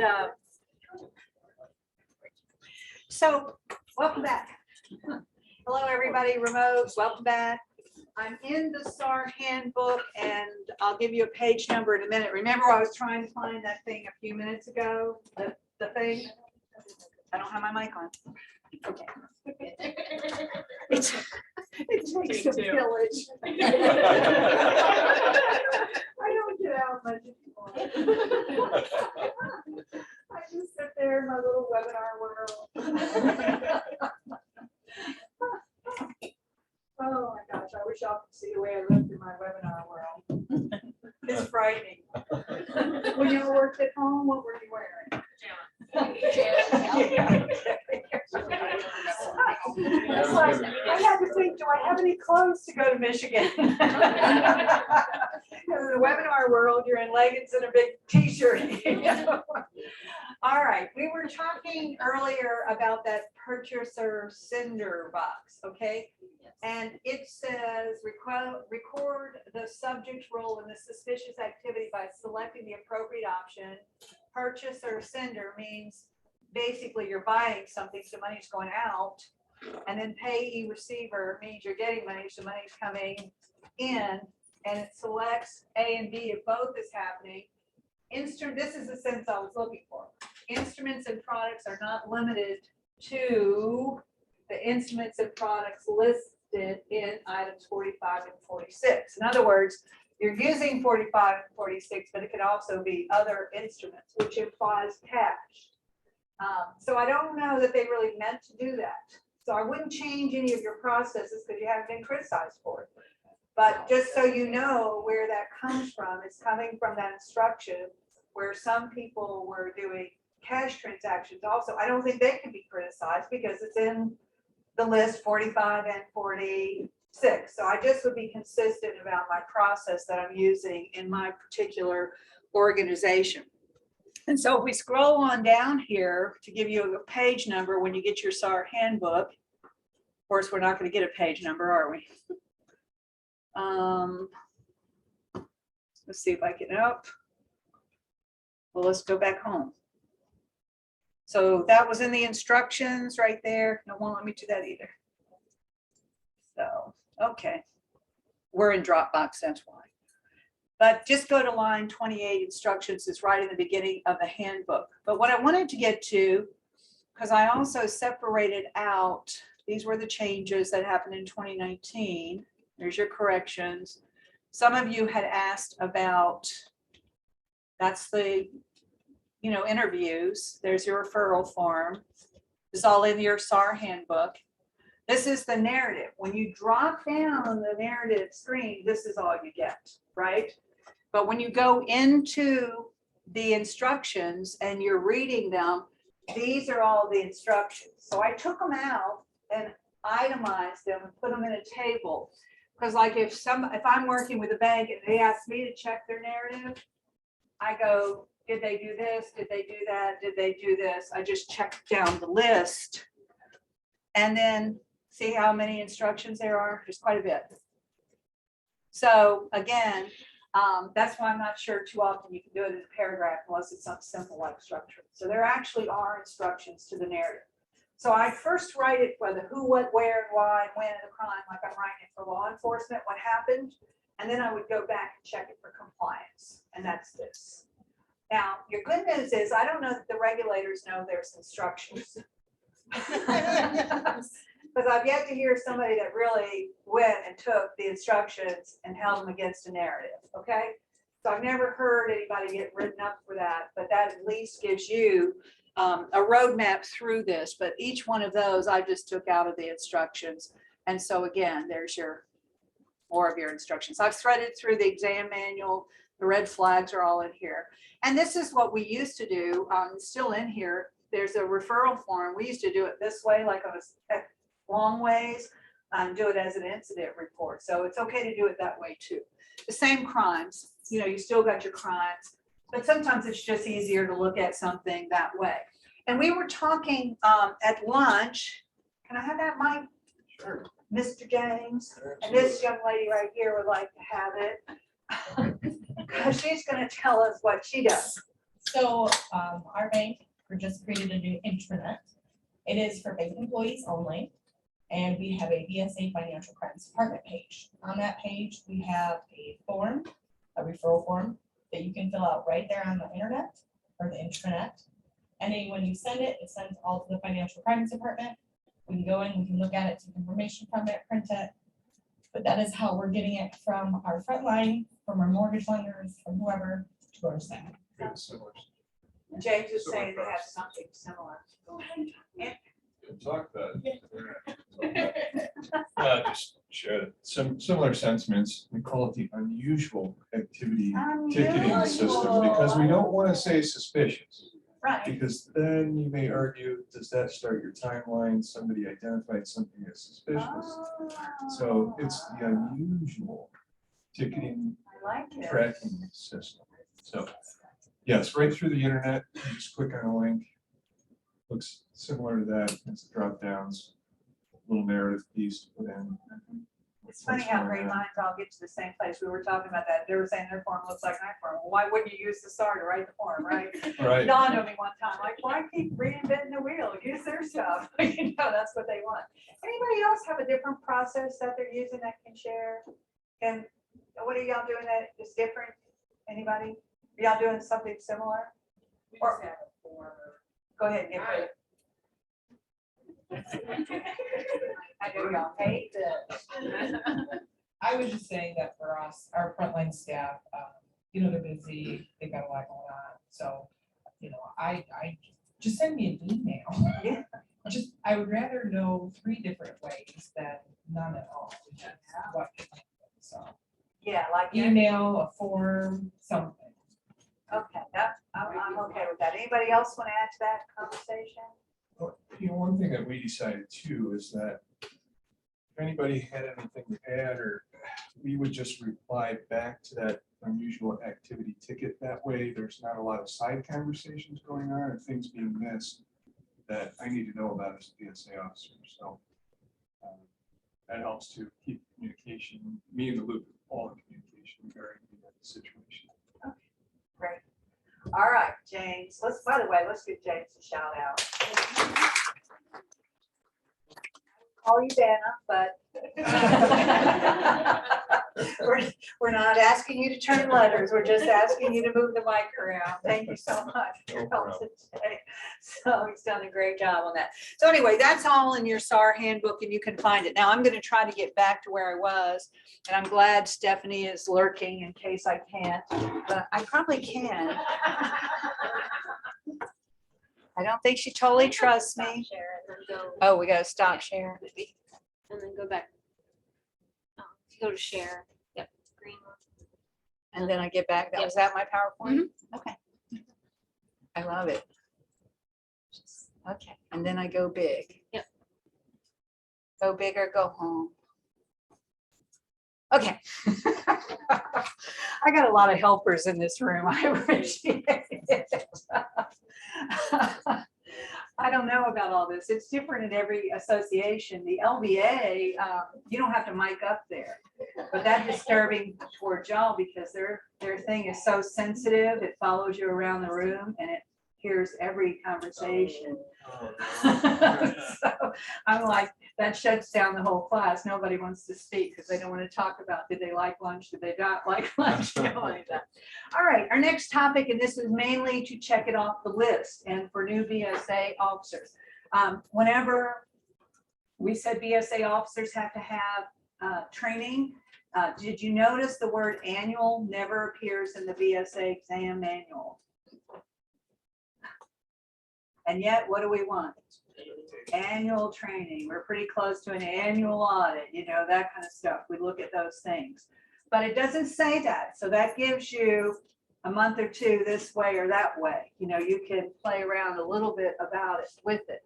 But when you're talking about training, you want to work through the core, CIP, CDD, SARS, like we talked about. There is chapters on monetary instruments and funds transfers. Now, this goes way back in the day when the money launderers were primarily using wires and cashier's checks to move illegal money. You know, they buy, there was a big thing, you probably heard it over the years. Some of you have been at this a long time, smurfing. Remember that? Where they'd hire the little ladies and the little men to go in and buy cashier's checks when we didn't care if they were customers of the bank for $2,000. Then a lot of times those things would be put in magazines and sent to Columbia or wherever. So they were using these instruments. So as a deterrent, because this law is pretty old, the transfer, the wire, what do I want to say, the travel rule and the monetary instrument rule was put in to keep people, that criminals, from using these instruments between this amount and that amount, which was the common amounts back then. So these are record keeping requirements. It used to be a log. It's not necessarily a log anymore. I don't see that so much anymore. You keep the records online because we're primarily selling to customers now. We don't really sell much to non-customers, but it's 3,000 or more since 1994. And these are just what you have to keep. So just so this is in your slide deck, there's your, there's your third parties, and then these are the funds transfer requirements. So just make sure you put that also in your slide deck for your frontline people, because they'll need to know that this is a law. If you violate it, 5,000, 5,300, whatever it is, that now that indexes with inflation. So you want to make sure that they know that this record keeping rule is out there. So I'm really just clicking through that. Okay. Anybody have any questions or problems with this? Now, by the way, you were saying you just went through an exam. Any tips for anybody? It was our first state-led exam, state or BSA officer. One thing that I had mentioned, Mike? yeah.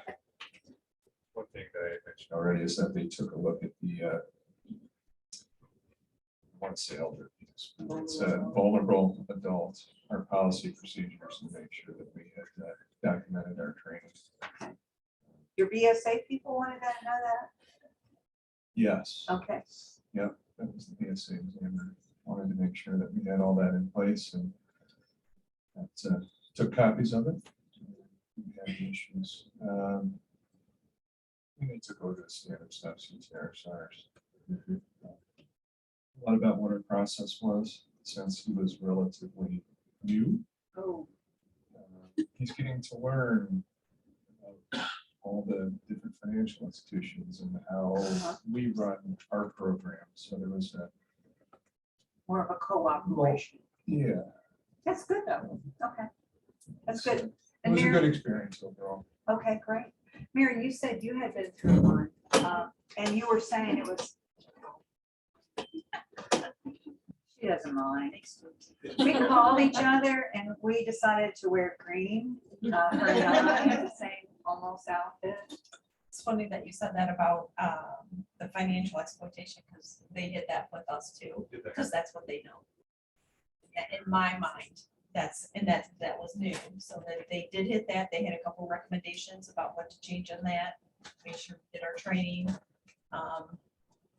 Did have, I guess the only other thing that they noticed were there was no specific questions about CIP, about SARS. It was very mild, low-key exam that only lasted 1 week. Very unusual. But we had amended some CTRs, and that was the only question. They wanted to know whether that was initiated by us or by FinCEN. That's pretty much the only two main things that they did: financial exploitation and amended CTRs. Wow, that's State nice. regulator, or was it state? That was state, yeah, just entirely state led. Who else Yeah. has been through an exam? This stuff is more important. You guys can help us. This is more important than what I have to say, really. Yeah, I'm serious, because we need to know what your Michigan examiners are looking for. Go ahead, both of you, take turns. Ours was pretty much the same. They wanted all of our information like normal, look at our processes and procedures.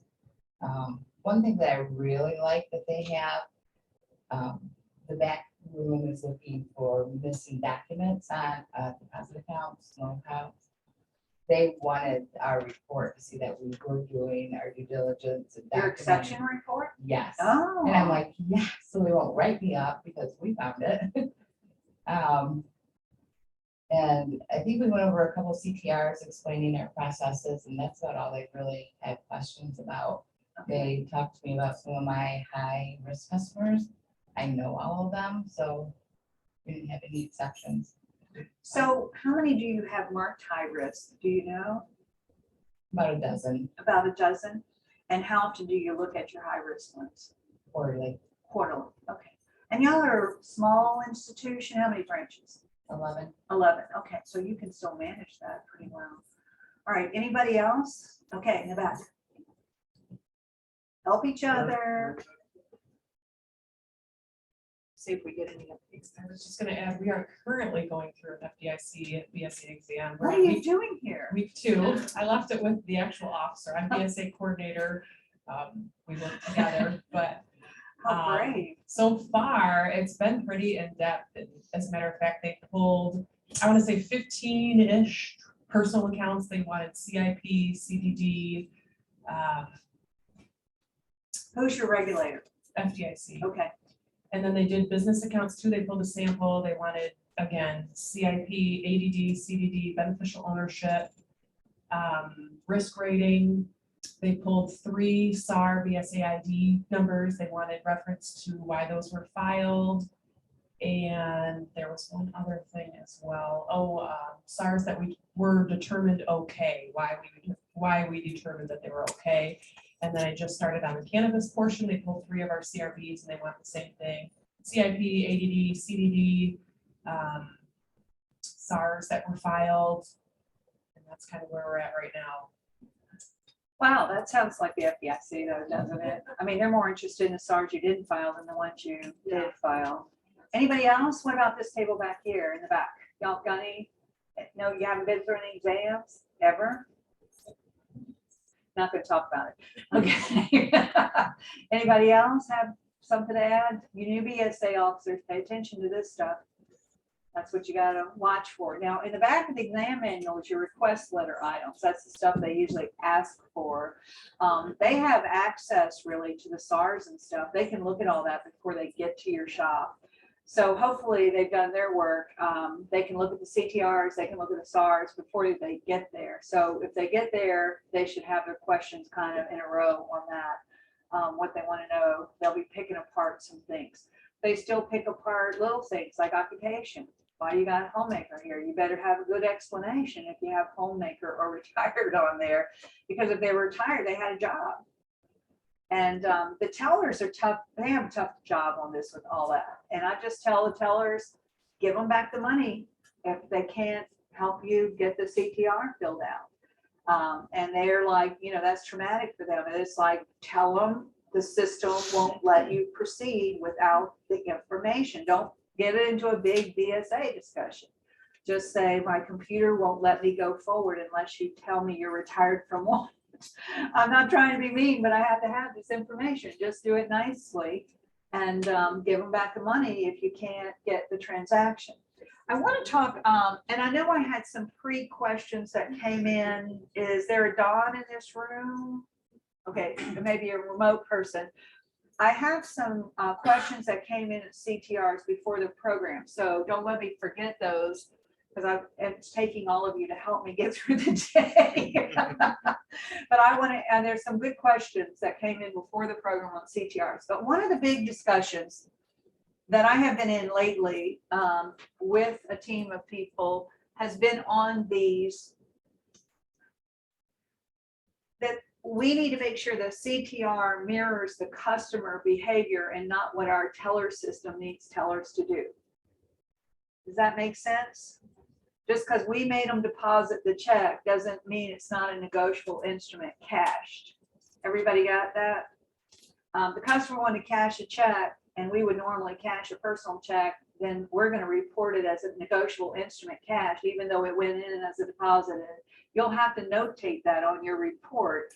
But you don't want to change customer behavior because you're doing training. Because I was reading these samples that a trainer had designed for CTRs, and I'm like, I quit after the first 2. They said they're not right. That's because you're doing these based on your teller system and your teller training, not based on the customer's real activity. And I think there's a tendency towards that. You make them on, if you did it that way, then everything would be a deposit in. You never have cash in for funds transferred out. You never have cash in to purchase a negotiable instrument. You would never have it because it would all be deposits and all be withdrawals because you're making them do that. When law enforcement is searching, remember, they can pull sections of this stuff. Like if they want to look for cashier's checks, purchase of cashier's checks, they want to pull that. They don't want you circumventing that with your teller system and the way your tellers are trained. So be really careful about that. And yesterday we talked about the currency exchanges, right? They really need to go in and out of an account. You need to be able to document your currency exchanges, because if they exchange $8,000 of cash, that's an in and an out, and then you got another 5,000 in, that would be a CTR fileable on that one side, right, on the cash in. So be careful with some of that kind of stuff. Most of you badge file CTRs, correct? Yes. Okay. So you don't really ever see what we call the discrete form. And it's really great for you that you batch file. It's easier, I think. But for training purposes, it's actually easier to see the real CTR, the way that it looks. So it has a filing name here, which we don't have quite the secrecy on CTRs as we do on SARs. And we have initial report, corrected and amended report, and a FinCEN directed back filing. So remember yesterday how we talked a little bit about that bank on the East Coast that had not added in their ATM withdrawals? They don't allow deposits, but they didn't add in their ATM withdrawals. And so they were not getting all their CTRs. And if they went and did what they should have done, which is done the query and figured this out, then basically they would be back filing a bunch of CTRs. So in the old days, you had to call FinCEN and get permission, which would take 6 months to back file a CTR. Today, you actually just fill out a letter and you send it to them. And I'm going to show you that in just a minute. This is the filing institution contact information. This is always your main office. Even if you're the BSA officer and you're in a remote branch, you always put your main office here. And then, whoops, lost that one. Whoa. Go on the other side. Here we go. Okay. This is your transaction location. Now, this is what we were talking a little bit about yesterday with the privately held ATM. The instructions on 41 and 42 say these should add up to this page. So that's why you do have to put the private ATMs if you have information. Now, when you look at your verification systems, it'll say ATM number 101 on Highway 52, right? It's something like that. So that may be all you have. But FinCEN still wants that because they're very interested in location, location, location. They want to know where the location was. And this page right here, we're going to break these down. This is your people page. And so this is the page that has suffered the most changes now. And I say that because you have to do a part one person now if you have more than one transaction. And I was talking to a bank last week that got it kind of, I don't know that they got written up, but anyway, they got in trouble with the regulator because they were overkilling on this part one thing. It's only really when there's a second deposit that you do another part one person. And I'll show you that in these examples here in a minute. And then this is your money page, the ins and the outs. And so as we come to this and we look at it line by line, we can see again here, this back filing instruction came out on that e-file system on March 5th of 2018, and we're on slide 166. And so again, this is what you do if you're discrete. This is what you do if you're batch. But the main thing you have to do is this letter where you would have a list of the CTRs you're back filing, and you can send it to them secure email, you can send it to them snail mail, you can send it to them anyway. You're going to have to do this sooner or later. Sooner or later, somebody doesn't file a CTR.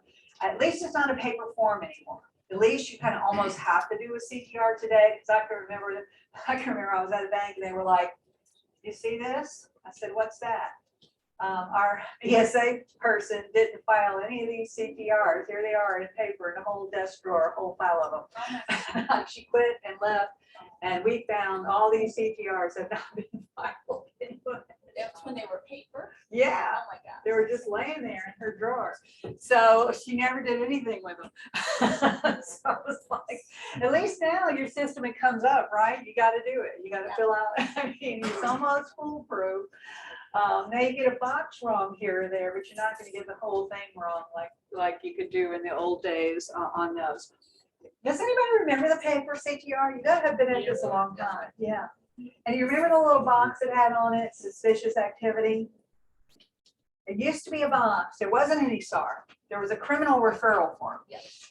but there wasn't any SAR. So if it was over 10 and you thought it was suspicious, you checked the little box. And in the instructions is phone and file, which means if you think it's suspicious, call law enforcement, tell them the CTR is coming in.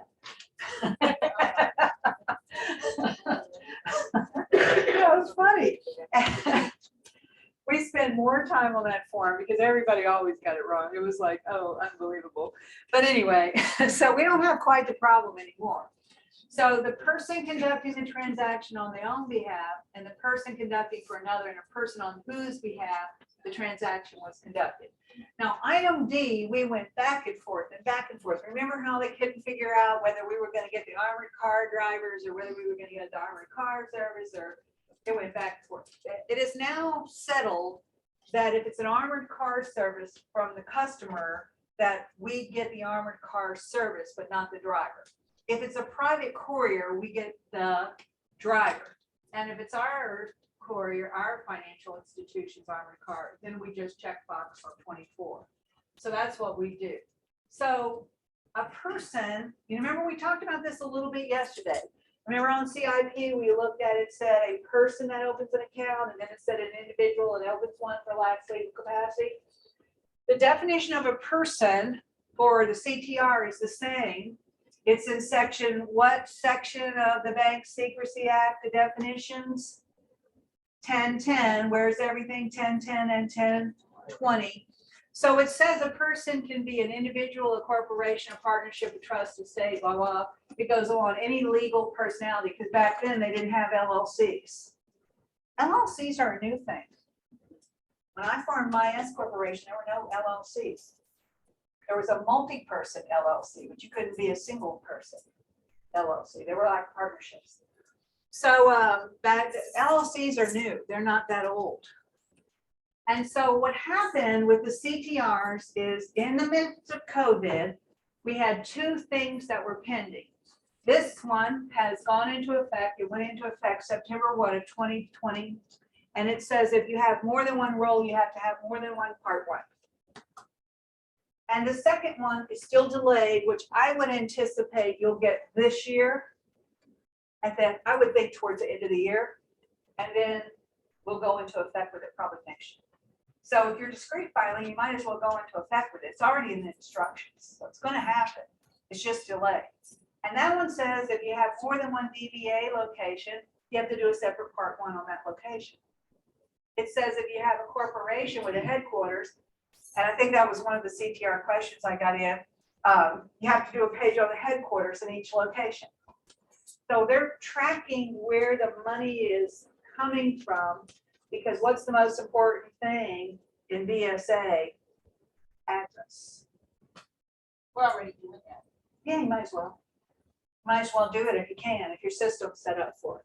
So this was the first one. This is looking at it in full when you go back to find it. And it talks about the XM user's guide there.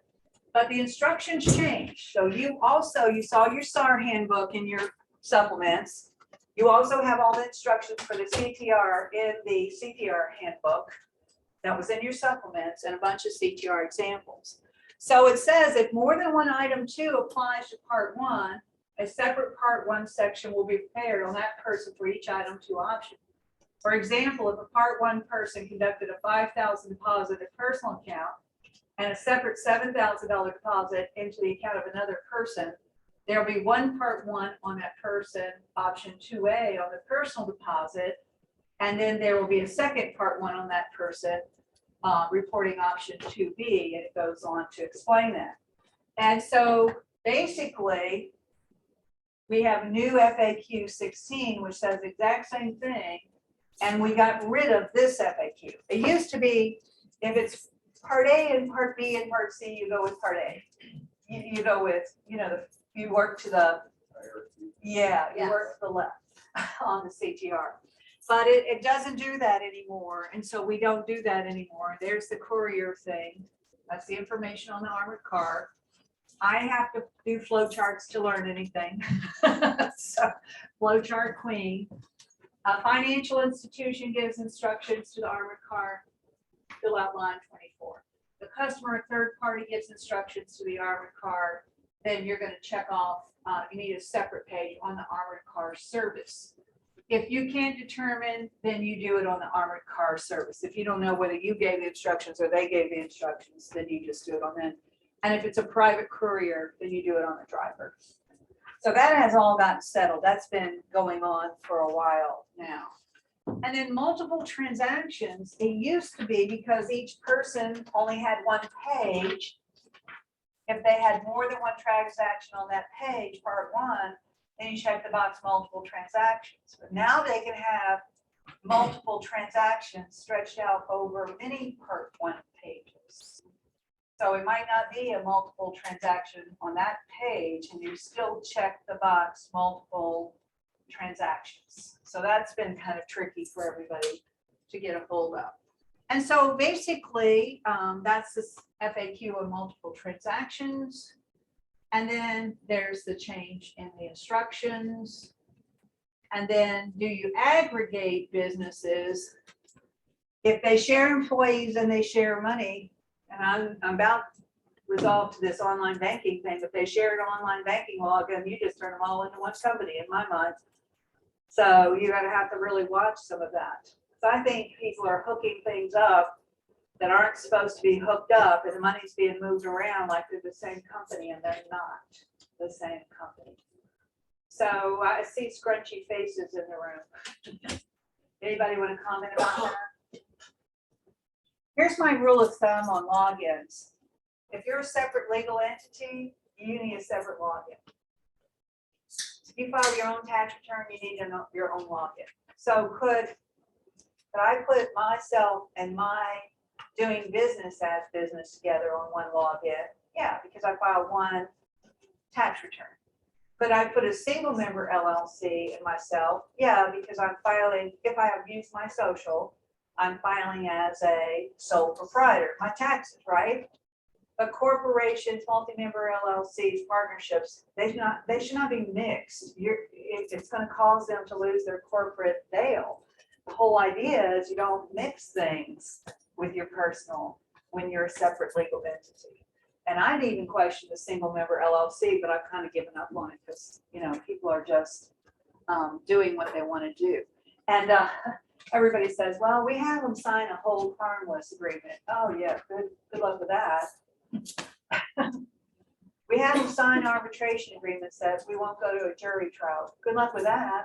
I think historically those have been proved to be useless. You can try. So a lawyer sent me a 35-page agreement to be able to hook up personal accounts and corporate accounts and stuff online. And I said, this is a practical note, because I'm a practical girl. You need 35 pages to protect this. Do you think this is a good idea? Or just tell the customer no? No, we can't do that. You're separate. That's what your CPA tells you. You and your business are not the same. And like one of us were talking earlier today, I was talking to someone earlier today, like people are doing personal transactions in their business accounts. Now, so far, we can't figure out that that's criminal in any way. It might be bad for their CPA. They may have to go in and do that as distributions, but doing business in your personal account, that is a red flag for money laundering. So we know we have to be careful with that. Does anybody have officers still cashing business checks, less cash, cash back? You still have any of that going on? Y'all are laughing. Once in a while, but we haven't put it on an exception log to make sure that, hey, this person isn't able to regularly do this, and we get the appropriate accounts and paperwork that they need to do it. Because some of these customers have been with us since forever, Yeah. So, and why is the customer doing it? Do you get any feel for that from what you've seen, or? Because my CPA is mean, and I can't do that. we live in a rural area, and honestly, it's just the way they've always done things. Some of these businesses have been in business forever, and it's just the way they do it. Yep. It's because it's the way we've always did it, but like I said, our president and CEO even, backed us on that we need to stop doing business like that, Yeah. and he sent out an email supporting that, hey, if we've been doing, if we've been doing that for a long time, we need to take care of them once, try to get them through this process, tell them what And we we're need not from doing them. it anymore. But it is a one-time deal, and it does go on an exception log, and before an officer approves one, they look at the exception log and say, we've done this for you already, where are you in this process, what's going on. Why are you doing this? Yes. Why don't you just deposit it? Because I know my CPA wants my invoices and my QuickBooks batch and my money. They want the money in the account. So if you're trying to do something else, it's got to be a kind of why are they doing that? Are they trying to hide money from their company or are they stealing from their company? Sometimes they don't own the company. You might think they do, but they don't. And they're stealing from the company. So you got to wonder, are they trying to hide tax?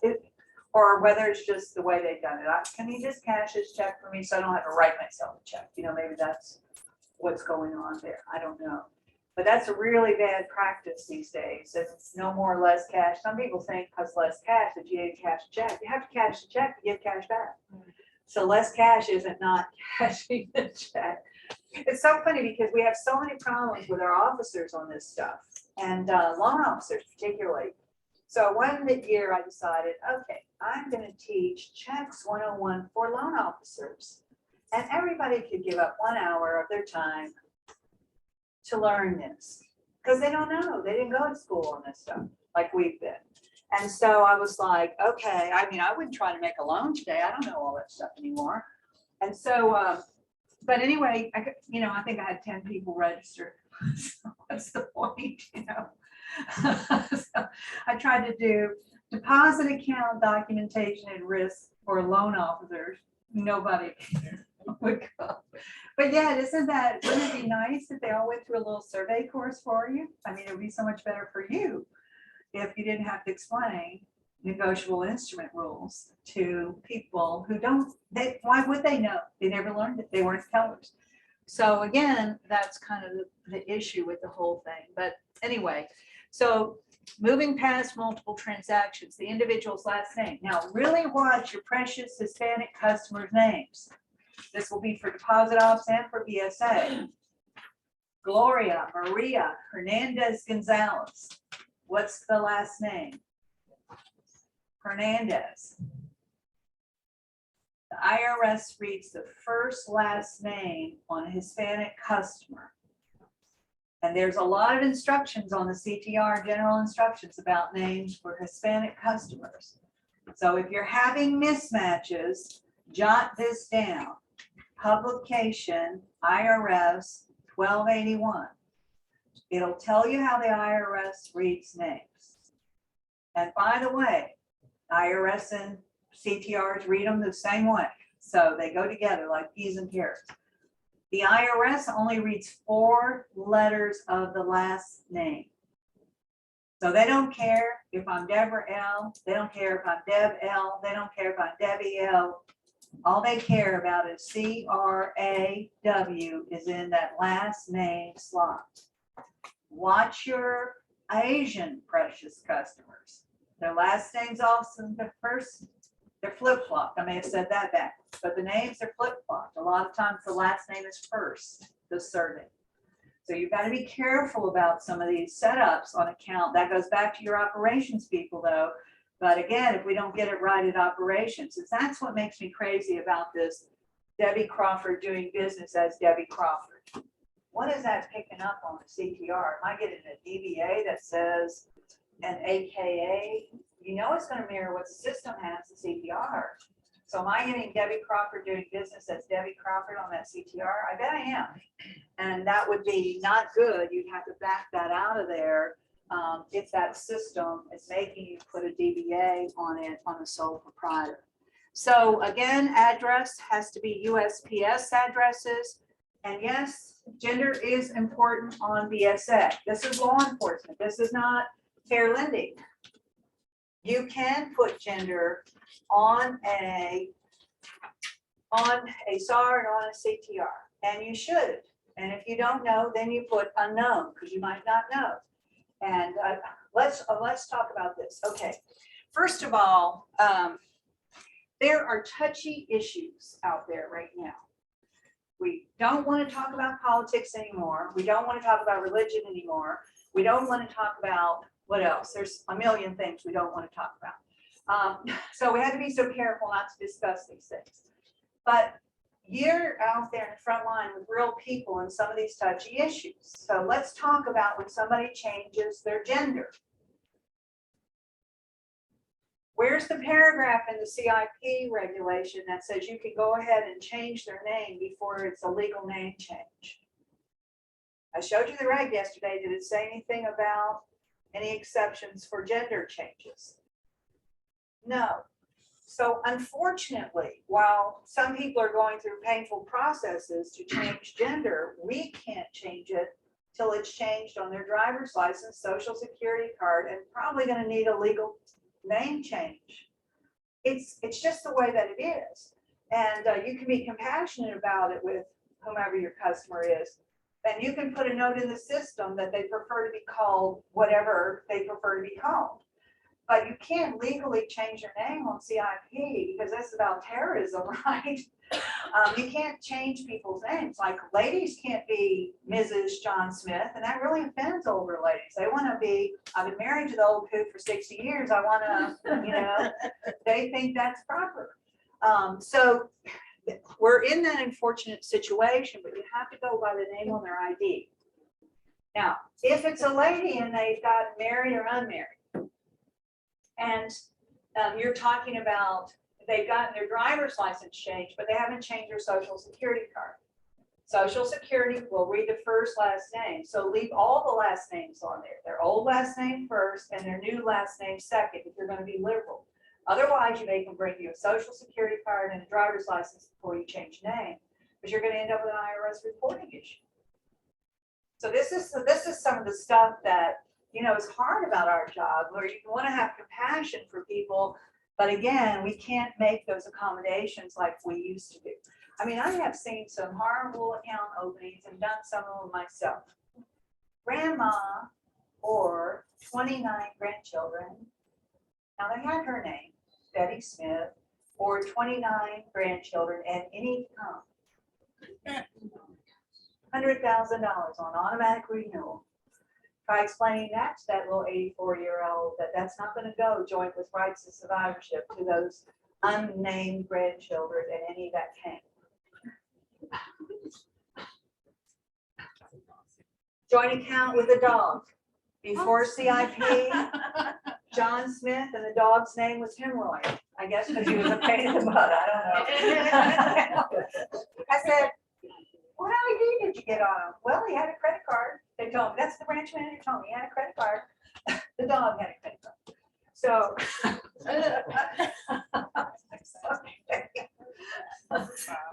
I said, why did you open it like that? And the guy said, branch manager, 300,000. The guy wanted his dog on the account. So he was joint, not POD. He was joint. Now we've seen PODs to like pet estates and pet trusts and cats and cat trusts and things like that. That's happened. That still happens, but not joint with the dog. So what was the signature? Well, they didn't sign. But back then you could do whatever you want before CIP. We did whatever we want. Back then we opened accounts whatever people told us to. One of my favorites cost the bank $130,000. Little Johnny, Johnny Smith. Grandma signed for grandpa, and grandma signed for little Johnny. So grandpa dies, grandma dies. They gave the money to little Johnny's parent, who was a drug addict. She spent it all. The estate sued for the money and won, because they said the only signature on there was grandma. It wasn't in a UTMA, wasn't protected, it wasn't set up properly. Back then, we just, did what we want. That's how those minor buy accounts got started. Yeah. Remember those? Little Johnny minor buy, grandma, grandpa, Aunt Gladys, Uncle Henry? Yeah. Because we had a little 3x5 card and we could title things however we wanted.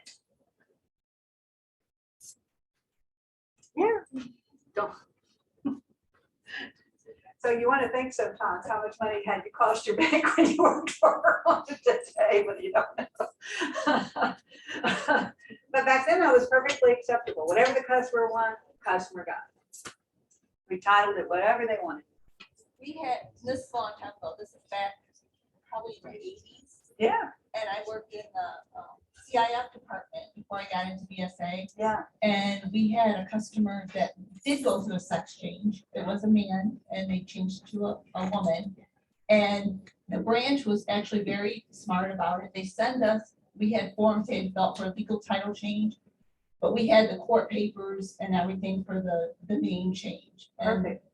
And we were looking at, it's like, wait a minute, they're changing an IRA. You can't change an IRA to Yeah, another person. And then when we started looking at the court documents, we figured out what happened. yeah, But they had everything. They had the perfect. name change from the court. so. Yeah, just, it's that intermediary period where they're waiting to get all of that, but we have to wait legally until we get the real name, whatever that's gonna be in the future. So I get it, I know it's a touchy topic right now.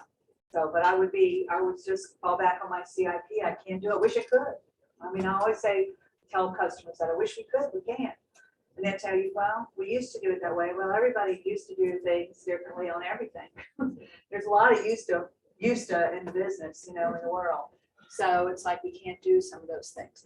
The alternate name is you're doing business as name. So that's your string of DBAs. A customer, in the old days, we wouldn't let them put more than one DBA on an account. Now you have 5 DBAs on the same account. It's not a problem. Just in this state, you file a fictitious name. Is that what it's called? Yeah. Yeah. So you need a fictitious name on it, but that's it. And then occupation, we've talked about how difficult that is, and the NAICS code. And y'all didn't answer my question. Can a person have a NAICS code, a North American Industry Classification Code? And that's how you say it. I heard it from Vincent. He said NAICS code. Yes. Yeah, sure. If they're an accountant, it's one I use in all my examples. It's one of the first NAICS codes out there. It's unusual, but could a person have a NAICS code? And the answer is sometimes. Like if they're a builder. Yeah, like you couldn't find me a NAICS code. You can't even find my business a NAICS code. I mean, they fit me in somewhere, but I'm not. When you look up education, it's talking about public education. When you look up banking, it's talking about investments and other things like that. So I'm a hard one, but I have a NAICS code on my tax return. But yeah, people can have NAICS codes. And so again, stay away from, we don't need to go, you tell tellers that every year, don't put homemaker, don't put, be specific. Does anybody have any idea why we do this or make this such an issue? Income would be one reason, but if I blow up a building and I was a truck driver, the chances are sooner or later, I'm gonna go back to what I know how to do. And what's it gonna be? Truck driver, okay? So people tend to return to their same occupations. If I worked retail and I sold clothes, then probably I'm gonna return to that career. Something like that. Like I have a job lined up at a bank when I retire. I am going to be a part-time teller.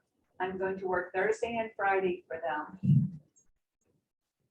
They have a really good teller system, so you don't hardly have to count anything. And they did tell me that I have to be nice to people. That not every check needs to be an education class. But I think I'll need to be out a little bit with people. So the Bank of St. Francisville in Louisiana is going to hire me 2 days a week. She said, can you start tomorrow? And I said, no. When I retire, that's what I'm going to do. Because I think that would be fun and just balance and go home.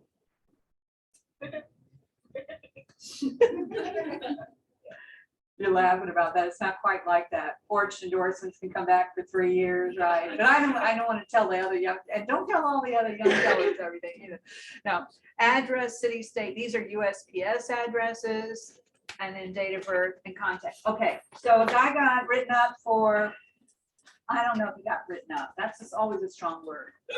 But the regulators did not like that he had emails and contact phone numbers and he didn't put them on the CTRs and the SARs because they didn't have an asterisk. If you have the information, put it in there. And he said he didn't have it in his BSA system, but they had it on the core. The examiners don't care. If you have it, you share it. Because again, this is about law enforcement, not about what you want to do. And we don't want to do a lot of things. And I think we were talking about this a little bit yesterday, how uncomfortable it is putting the trusts in here, because they want, your system almost forces you to put in a issuing state. And you don't really have an issuing state on a trust. I can leave ours blank, that's not an issue, but I think in the examples that you provided, you did put an issuing state in there. Yes. That's why I was wondering, do we or do we not? It depends on the state. You know, some trusts are filed at the state. So we just put a state in there, but yeah. Do what you have. You don't, again, it's not a field that has to be completed, I don't think. And then the cash in and the cash out. So let's talk about GL account numbers. How many are putting GL account numbers here? No. Why? Because banks are exempt. They don't want your GL account number. They want your customers' accounts that have been affected. So what if you're running your cashier's checks through a regular checking account? Same answer. You know, it's really the same answer. When I talked to the person at FinCEN, they said it's not going to hurt anything if it's in there, but you don't need to put your GL account numbers on CTR.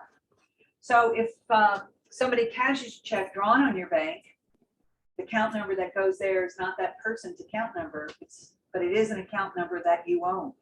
So you do put it on there. So only the account numbers that you own that are affected at your institution, which means affected means that there was an in or an out on it. So if there was no in or out, then you don't put account number. Does that help a little bit on that one? Because that gets very crazy. This used to be the biggest error on CTRs on the paper one, because you couldn't find where the date of the filing was. But today we don't make any errors there. And then that's a credit union thing. So a bank should never check off shared branching, because y'all don't share branches, and you never will. Credit unions share branches. You can go put in Exxon E Federal Credit Union. You can deposit it Texas Down and it go in Exxon. Okay, and they have 5 days, you know, to make that available. It's a different whole thing. That's a credit union thing. But you're supposed to use line 24. There's your armored car. That means you wouldn't have a person on the CTR. You use line 24 primarily when there's no person, no human being. And that's why we do aggregated transactions. Now let's talk about aggregated transactions. In my generation, when I was at a bank, you had a log. We called it a cash log. And anytime somebody deposited cash, we started recording their information. So if there were multiple cash deposits, we would be able to add that together. We would have knowledge and we would file a CTR. This has gone somewhat out of fashion, but some banks still do it at higher numbers, at 5,000 or 7,500. So do y'all gather any information on people making cash transactions before they hit 10,000 and a penny? Yes. So what's the number now? We have 3,000 on non-customers and 9,000 on customers. Okay. What about somebody else? 3,000 sounds like the old number. Okay, 3,000 for y'all too? And you have another number or just 3? 3 for everybody. And it's not necessarily a log anymore, but you keep the record differently now because we have electronics. Because it says here, we check the box aggregated transactions when the financial institution did not identify any of the individuals conducting the related transactions. All of the transactions were below the reporting, and at least one of the aggregated transactions was a teller transaction, meaning you don't have a person. You saw that a bunch of money was deposited at Big Boy truck stop, but you don't know who did it. It went in the night deposit, or it was aggregated, or they put in little deposits all day long, and they didn't add up until the end of the day.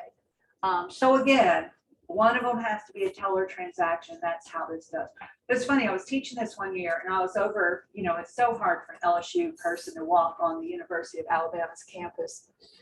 But I was teaching in the building right next to Nikki Saban's office, and, and all the women were running out there trying to stalk him and everything.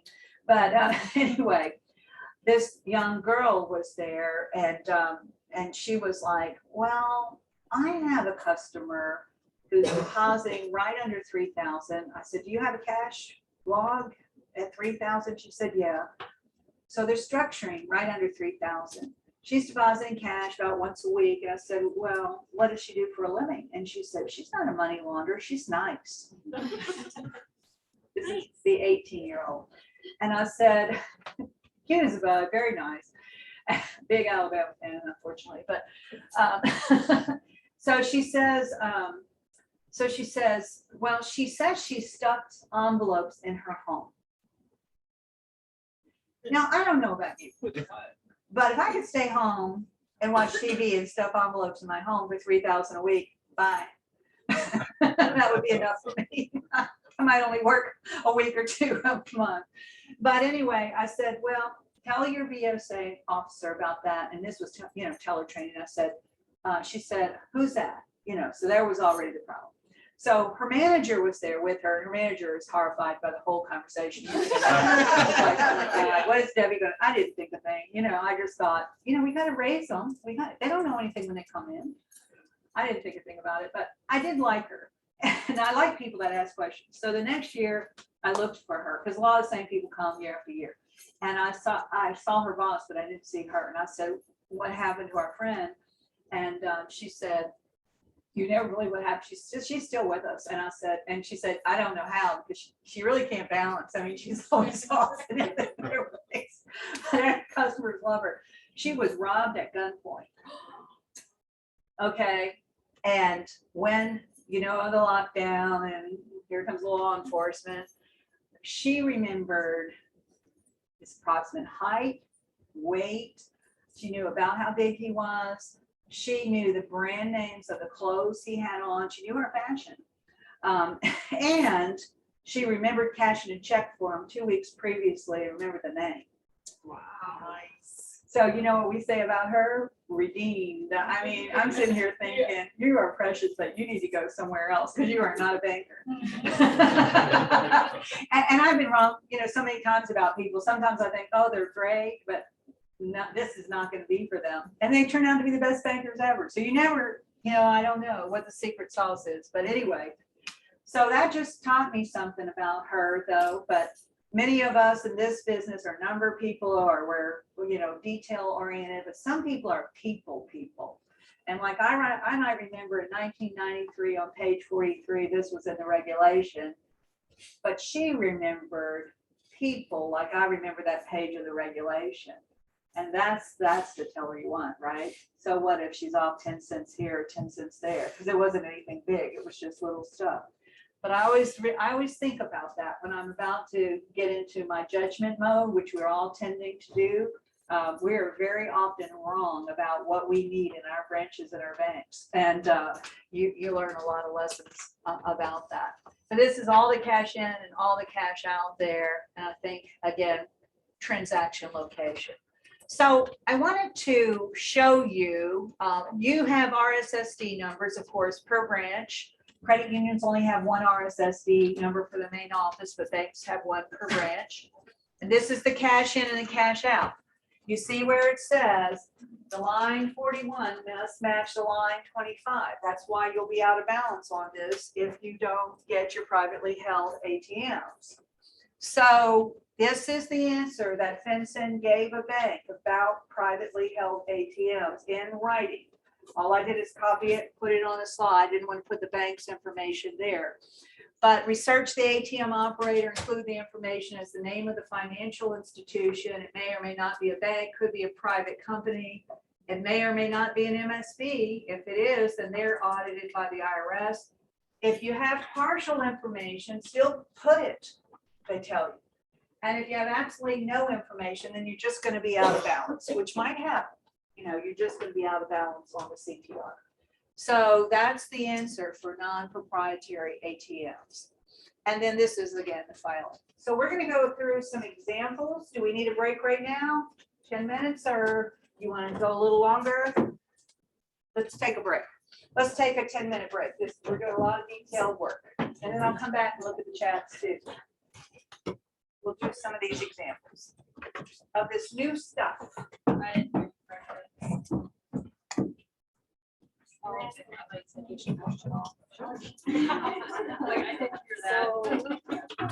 I know about it. occasionally we'll have them. It is. Occasionally we'll have one of the smaller ones have on car and transaction on the same day. Would I mark aggregate? Because I know the person and I know. If you have a human being, you never mark it. Okay, perfect. You Right. only, yeah. Good, then I'm doing it right. Okay, good. Yeah. You only, that's why I like that FAQ, and I highlighted those 1, 2, 3. If you have any persons, even though you know there was more than one, you still don't. Okay. Say aggregate. You only do aggregating if you don't have any human being. Like if they were $400 deposits and they were just all day, we never gathered the information. Okay. I'm glad you're coming from an operations background. I think that's going to help. Yeah, it's definitely helped because we did a lot of the, we did some stars in our operation. Oh, yeah. We were the mean ones, you know. So you already know that content. You know what you're doing.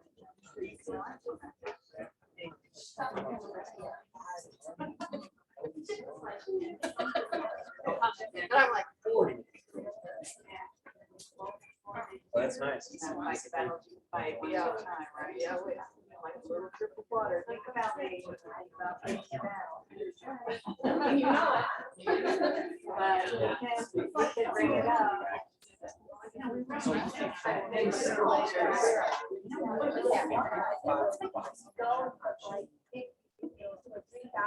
More fluid. Yes. Yeah.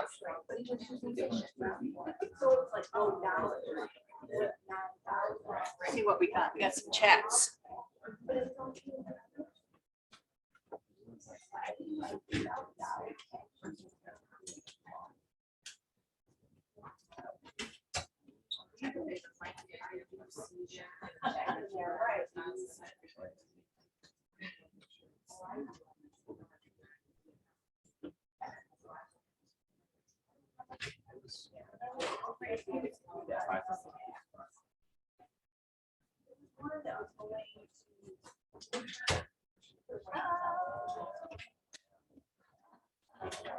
I like it to just have a little fun.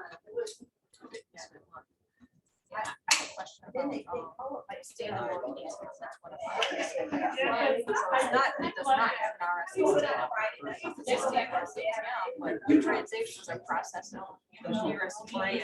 So that's how I did it. I did the standalone address, but using the RSSD branch where the transactions are processed.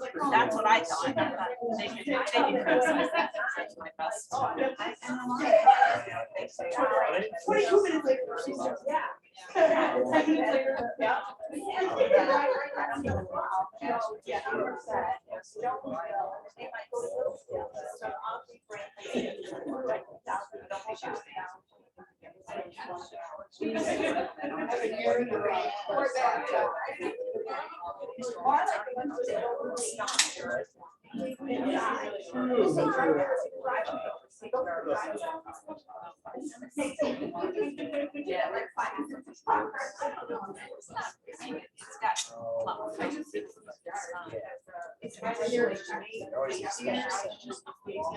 more logical now. You got more payments.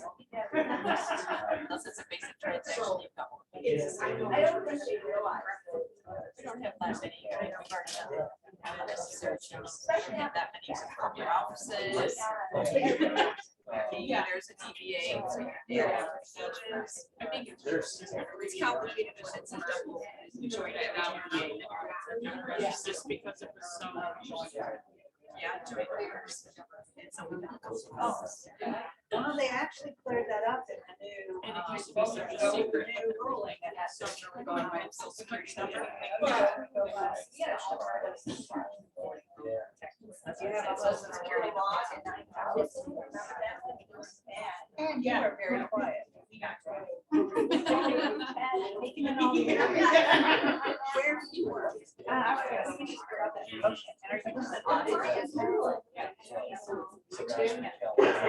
Those two, see there, they, and that's wrong. No. You're gonna be. So I'm giving y'all a lot of checkpoints. This is coming back. Yeah, the green checks. Like trans. What are you gonna do? Okay, and did you see the audit worksheet supplement? That's right. So we took all the procedures, all the 9 new sections, landscape. Oh,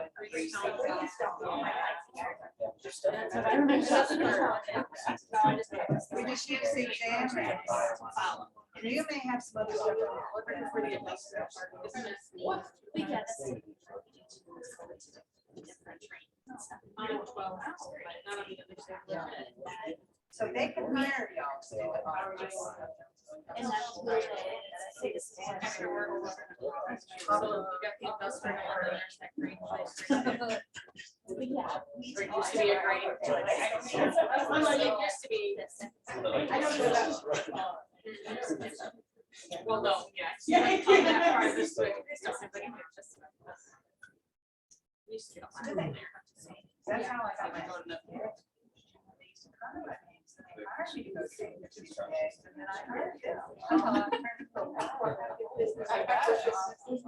I was a little bit alarmed after the fact. Oh. Because I learned, auditors, and then I thought. Oh, it's good. My permit.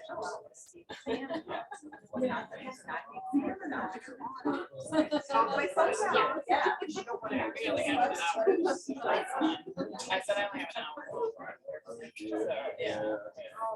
But that was a separate. I mean, my youngest is still home. But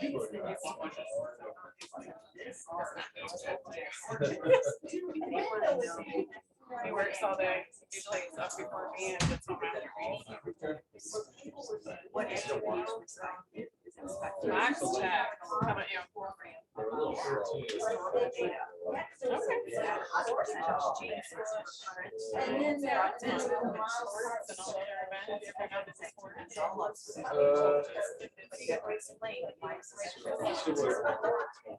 Every single hire. Not software. Yes. And I know a little bit.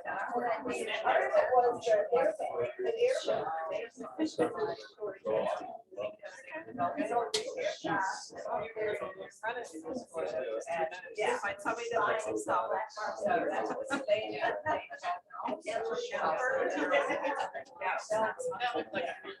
They build their own. Yeah, whatever. Still not recalibrating.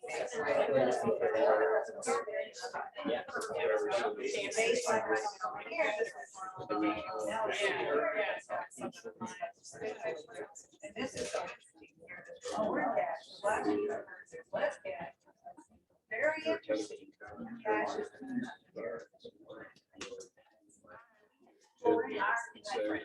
Types of businesses and different. So rural gas stations. Very different. And so really, I didn't really understand all of that. When I grew up in rural, it was like way more than rural. I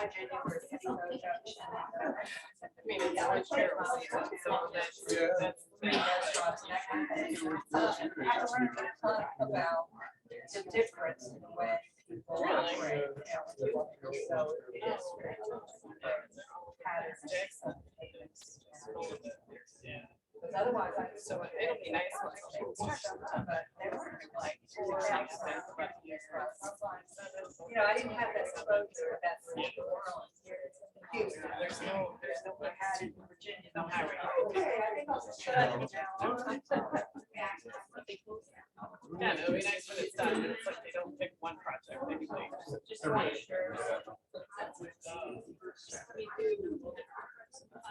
Because they don't know. This one's a lot of work. Like Friday.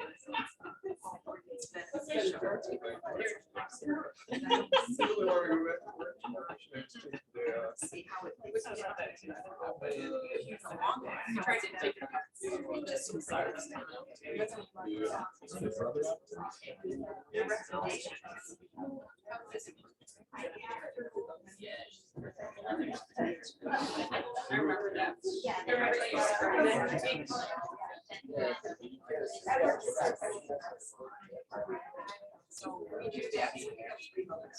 Right, yeah. So, that's when it's hard to do.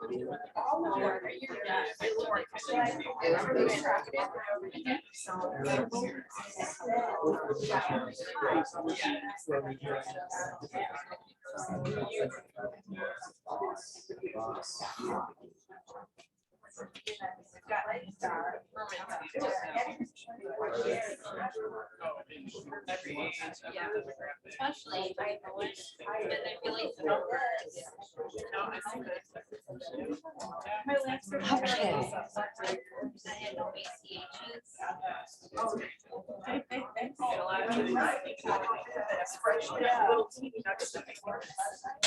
I'm like, how am I gonna explain this?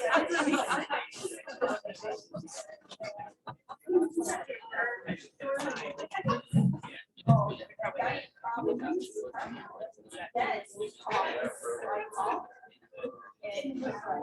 righty, we're gonna see if I can do this all by myself. Got the microphone in. Final stretch, countdown. Oh, my goodness, yeah. Hey, if y'all wanna have some fun, come out to Bozeman next week and come to another one of these. Hey, I would. Especially Trying to if hit all the CPAs, y'all ought to come. Where you go, we're good there. Boy, goods, do they? I was doing some in-house training there and literally the president of the bank walked in in blue jeans and cowboy boots and I'm like, I'm digging Montana. I love it. Really love that state. They're so laid back. I just really nice down there people there. It's just too cold. A lot of places I love Madison, Wisconsin. It's so cold. You know, that's the problem with the north. It's cold there. It's cold up here. Consistently warm weather, July and August, that's about it. Yeah, but at least you get all 4 seasons. We don't get 4 seasons. Get 6 months of the cold stuff. All right, welcome back. We get all seasons in a week. Yeah, we do. We're getting a shout out here to LSU. I like that. Thanks, Nikki. And 3,000 is their log, and clarification is needed regarding FinCEN 2020 ruling 1. Yeah, I'm going to talk about that, so hang on to that. We have an incorporated dealership that's 1 count before. I'm going to talk about that. Hold on to that, Katie and Sarah. And then I wasn't working with CTRs when they were paper, but I remember the paper SAR, yes. And the referral form is available. Okay, thanks remote attendees. We like those little comments. It makes us know you're still out there. Okay. So I want to go kind of through some examples, and these are hard to see, I know, so I will verbally cue a lot of this up to you. I particularly want to talk about joint accounts and the multiple part ones on the ins and outs. And then we'll talk about the ruling that's pending. Now, you could do this. You could say on the ruling that's pending, it's pending. So forget it. We're not doing it till it's final, till the day they make us. So you could go ahead and still load those DBAs all across that line, right? And there's nothing wrong with doing it that way. So there's nothing wrong with that. The also known as name has 99 characters. You can put all 4 DBAs right across it like that. You can still do it the way you've been doing it. If you want to go ahead and change, you can change, or you can just wait to the ruling. Now, one ruling is through and one ruling is not through. So the one on the part 1 persons is final, and you have to be doing that, and they aren't checking that. So again, the auditors. Do any of y'all hire these folks? You ought to check them out. Name and names, I'm just saying, you got some good auditors right here. Do y'all do internal audits or external audits? Yeah. I'm internal. Your internal audit. I am the auditor. So, and you're sitting next to the BSA officer. Yeah. That's because I have to get her stuff before she does. I now know why y'all are being careful what you're saying. to each other. That's funny. No, auditors are best friend. That's the 3rd line of defense, right? So you gotta be careful. Make sure auditors are getting it. But anyway, just letting you know, there's an audit team here in case you don't have one. Everybody's always wanting a good audit. And if you are the internal auditor, there is an audit worksheet in those supplements. I think you saw it has the 9 new procedures from the 9 new chapters in there in that little audit worksheet. Okay. So I know you have probably your way of doing things, but you can always add, you know, some things if you want. So on personal accounts, have to click it first. There we go. So Mary Perkins went to 3 different branches, deposit 3,000 cash at one, 2,000 cash at another, and 7,000 cash at the third. How many part ones? 1. How many location pages? 3. Do we have multiple transactions? Yes. Just count first. You know, teacher tellers to count before they start filling it out. It helps. It really does. And you know, okay, I got it right. So person conducting the transaction on her own behalf is our Mary, and 12,000, the account number affected here, and then the 12,000 cash in. You don't check off aggregate. You only check off aggregate when you don't have a human being, right? So again, here, this is the transaction locations, 1 of 3, 2 of 3, and 3 of 3. So, and the filing institution page. And Mary Perkins withdraws 10,000 from the financial institution on Friday. Later that day, she gets 100 out of the ATM from her financial institution on her way to eat. And at the other restaurant, she withdraws another 100 from the privately held ATM. So we're at 10,000 in 2. We got 1 person. We've got 3 locations. Person conducting the transaction on their own behalf. We've got the 10,002. We've got 10,000. Benson told us put the 200 down here. People argue about that. I'm just giving you their answer, not my answer. Check off ATM up there, they said. Transaction locations, 1, 2, and this is your ATM operator, the private. That's an example of the privately held ATM. And then the filing institution. Blake Atkins came in with 10,550. He transferred 10,500 cash plus a $50 wire fee to his relatives in Fiji. And so again, we've got the 10,550, the person's acting on their own behalf. The big thing here is we have fee, so it's 10,550. Even if you made him deposit it, even if you withdrew it, he wanted cash to wire out, right? So we reflect the customer's behavior. And this was the change, okay? So we're getting into the change now. These are the FAQs that were put out by FinCEN on single party accounts, 2 deposits and 2 rolls. Now, when this first came out, we were all looking at this a little differently, but once they released the FAQs, we could see you need a second deposit to have a second part 1. So if don't do it on 1 deposit, just because you have maybe more than 1 roll. So Tom Doe deposits 6,000 his personal account during the same business day. Jane deposited additional 5,000. So you have 2 rolls for Tom. He is both a benefactor and a transactor. And then you have 1 roll for Jane where she's transacting here into Tom Doe's personal account. Now, first of all, this is not a good example from FinCEN. Why? Finally, shouldn't be letting somebody else deposit cash and not on the account. Just saying. Of course, in small town America, we still let them deposit cash into accounts they're not on, right? Because you have less risk for funneling. It's really where you're looking at a big funnel that it could be coming from lots of different areas. So a lot of small banks still allow to deposit cash. If mama, like he's off at college, mama wants to go put some money in so it's immediately available, she would probably deposit cash into her son's account. She might not be in her son's account. So that happens very often, but it goes back to know your customer, right? Always that. So this looks like this, 2 deposits, 2 rolls. Tom is the person conducting on his own behalf at the top. I keep thinking I might have a pointer on this, but then I might be getting too fancy. Well, maybe let's go add another layer of technology. And then it's like, There's his, and he got the 5,000 here. He's the person on whose behalf the transaction was conducted. And then you have Jane, and she's the person conducting for another. So 3 part ones on that. This thing's got a little longer, didn't they? Yeah. And so then the 11,000 cash in. Multiple party, this is the hard one. Flow charts are your friends. Right? Somebody told me you should have been an engineer. I was like, oh no. I'm not good with mechanicals. I couldn't have been a mechanical engineer, that's for sure. But you know, engineers love their flow charts.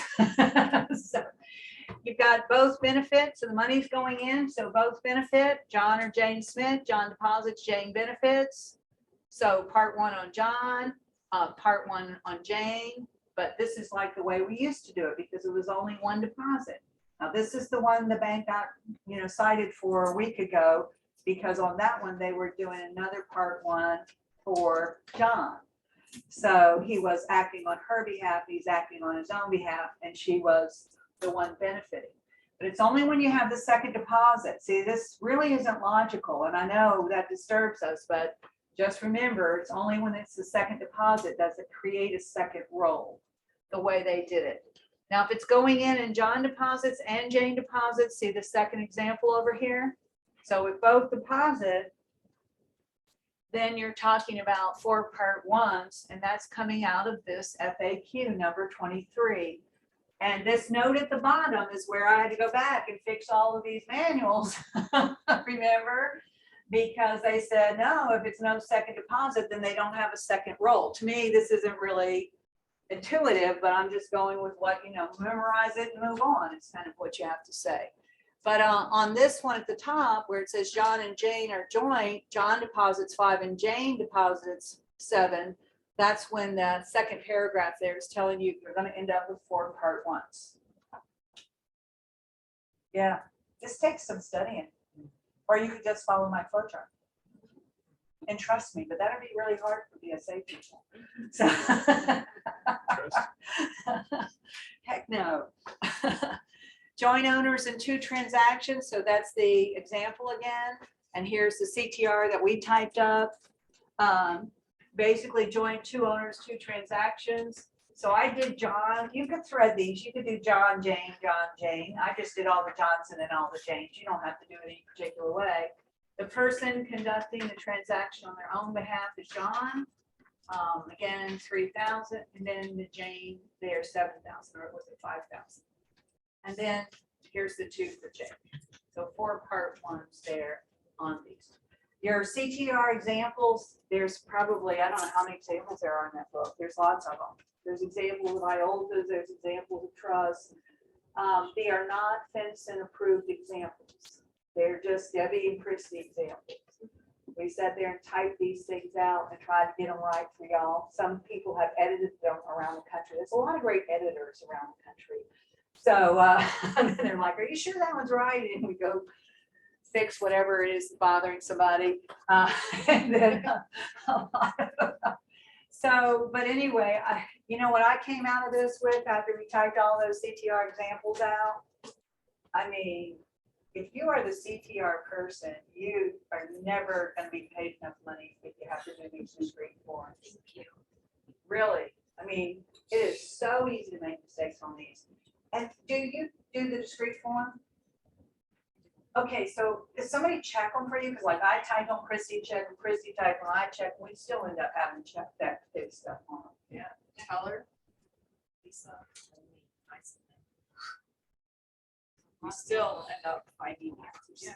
You forget to check a box, you forget to do something, and it's just crazy.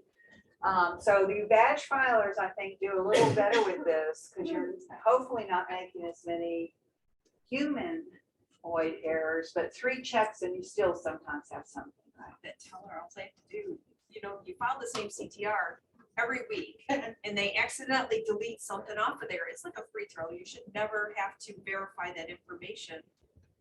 And yet, drop 1 digit. They just drop 1 digit and then months later you figure out, oh my gosh, we just found a whole bunch of CTRs and there's a missing digit in the something. Well, I don't know if that would be I talked to Vincent about the state identifier. Yeah. That's where one of our errors was. State identifier, 29 CTRs had. Oh. Yep. Free throw. Don't ever miss a free throw. That was before me. Disclaimer. Thank you for being honest. You know, I was at a program one time and one of the BSA officers, very honest person, direct, she was like, and don't forget to do your annual exemptions. Because what happened to her? 2 months before she did her annual review, and they made her go back and file all those CTRs. That hurts my heart. That hurts my heart hearing it. And she was one, I always loved her. She always, a lot of personality, and every time I'd see her, her hair was a different color. But after that one, she went gray. She was done. I was like, I think that aged her. But anyway, I was like, oh gosh, you talk about hurt. Again, Chuck, and this is the old one. Chuck Toops comes in with 11,000 cash, puts it in his joint account with his wife, Shelley. But it's only one deposit, so you do it the old way, right? Only 2 payments. Okay, $11,000. So withdrawals. So I was doing this training. Somebody had called me and said, "Can you do, a webinar just for our people?" I guess because they wanted to be able to tell the truth and not in front of a whole crowd. Thank you for being honest. But I was like, "Yeah." She said, "Can you do withdrawals?" And I said, "Well, usually it's just on the person that takes out the money." She said, "But could it be different?" So yeah, it could be different based on our knowledge. There could be more than one thing going on there. But so I came up with 5. One withdrawal by one person, Sam or Nancy Stewart. Sam does the withdrawal, but you have knowledge that they're for both, but it's only one withdrawal. So we're doing it the way we did the end, right? There was only one. So you do one on Sam and you do one on Nancy. It would have to have been a conversation with the teller that the teller knew me and Nancy are going to go buy this boat with this money or something. One withdrawal by one person, Sam or Nancy Stewart. Sam does the withdrawal. You have knowledge that it's only for Sam, which is going to be most of the time. Because she was like, should we have our tellers asking, what are they going to do with this money? Can you imagine that in rural Michigan? That's not going to go over well. Okay, it's not going to go over well in a big city, huh? Sometimes they do. They make it like you have to do something fun, or You you just try to word make it it like. Well, yeah, I mean, for the most part, you can do it in casual conversation, but sometimes you can't do it. And so if you know it's only for Sam, then you do it on Sam. You should ask, but I don't think it happens. Push back. I train tellers. When y'all aren't here, they tell the truth. 2 withdrawals by 2 people, both withdrawals are over 10,000. Sam or Nancy, Sam does a withdrawal, but you have no knowledge that they're for each other. He's doing it for him, she's doing it for her. I think you'd still put that on the same CTR though. 10D, 2 withdrawals by 2 people. This is the only one I think you would have 4. 2 withdrawals. Sam does a withdrawal, Nancy does a withdrawal. You have knowledge that they're conducting. This might be a construction thing. He might be telling you, I came in and got this money to go pay our contractors. She might be telling you, I came in and got this money cash to go pay our contractors. And so we know it's for both of them. So we would do 4 part 1s. But if you have 2 withdrawals and they're both under 10,000 and each person made a withdrawal, you don't do a CTR at all. Now your system's going to come up with a CTR. It's going to tell you to do what, because it's looking at the count, but you don't do a CTR. That's the best I could come up with there. It's based on what you know. And so again, these are the examples there. When you do have knowledge with it for both, then you would have those 2 pages, right? And you would have $11,000. When you don't have knowledge, you're just doing it on Sam. There's a 1 page. We're on slide 261. And C, 11,000 cash from him and his wife's joint account, 11,000 cash from the joint account. Funds did not benefit the other. You're still going to have 1 page on each one, put it on the same CPR. And then this is the 4 one. again, just following, I know y'all can't probably see this, so I'm just kind of clicking through them. You count pages, so no CTR, okay? And then if you do have a CTR with transactions in and out, then you're basically going to have one CTR here where you got the $11,000 in and $18,000 out. Sometimes that happens. It could be a currency exchange. If it was 18 and 18, you almost know it was a currency exchange. So again, that can happen. Joe Smith, who's account holder, writes a check for $15,000 to Bill Bones, who's not an account holder. You're going to do the CTR on home. Who's going to walk out the door with the cash over 10? Bill, right? And so, but it's Joe Smith's account that was affected. So you're going to have an account that is affected, account number, there it is. But it's the CTR is actually going to be done on Bill, even though that's Joe's account number. Okay, because that number is affected at your financial institution. Didn't I sound like Benson when I said that? Quote him. I called there one time and one of the guys that answered, he was like, I know you. And I said, really? He said, yeah, I used to go to your classes in Texas. I said, okay. I thought that was funny. You just stick around long enough, you meet all kinds of people. I said, I'm sorry, but I'm calling. Again, cash is a check.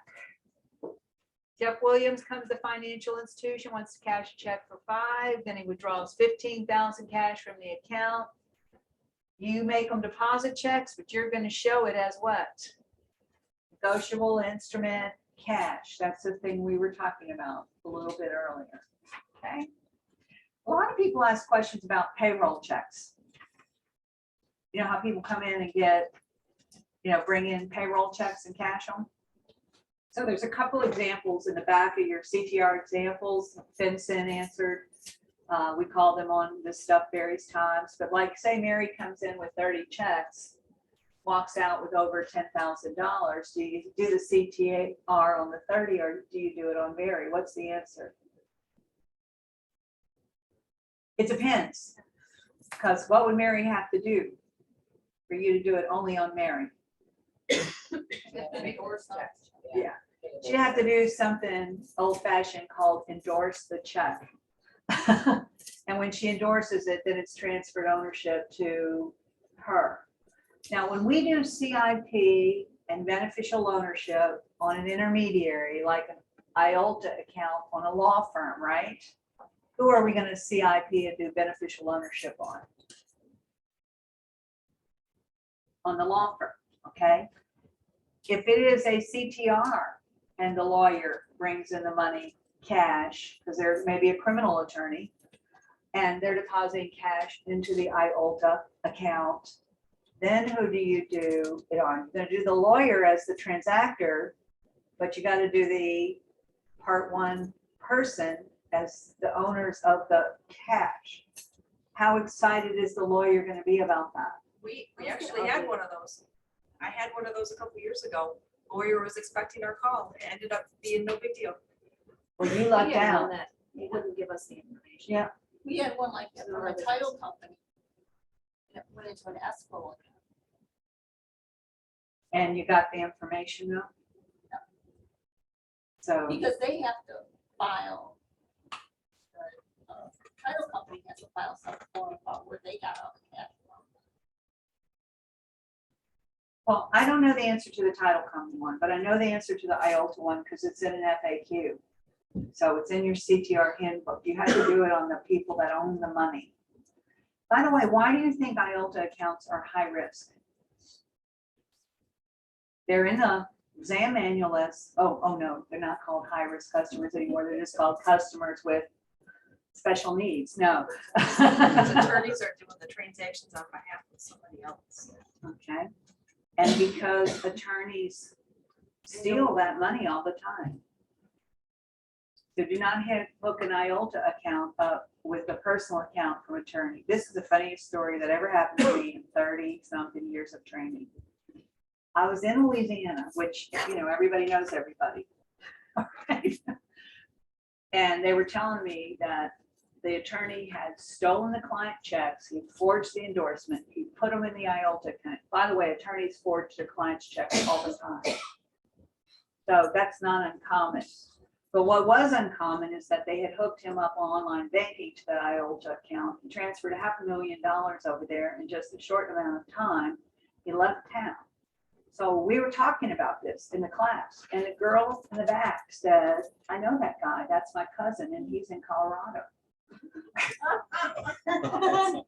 And even though we weren't supposed to be doing an investigation, we did. It's like, sometimes you're not supposed to mention names, but I think the name came out, you know, in the conversation. It's like that guy with the rice scandal. Those banks took a beating on that rice deal. I mean, there was no rice in the silo. 5 banks had all these loans with this guy. He had all these fake shell companies. Everybody thought he was a big shot in North Louisiana. And there was no rice in the silo and no collateral. Yeah. In that IOLTA CTR, you don't include the law firm, you said?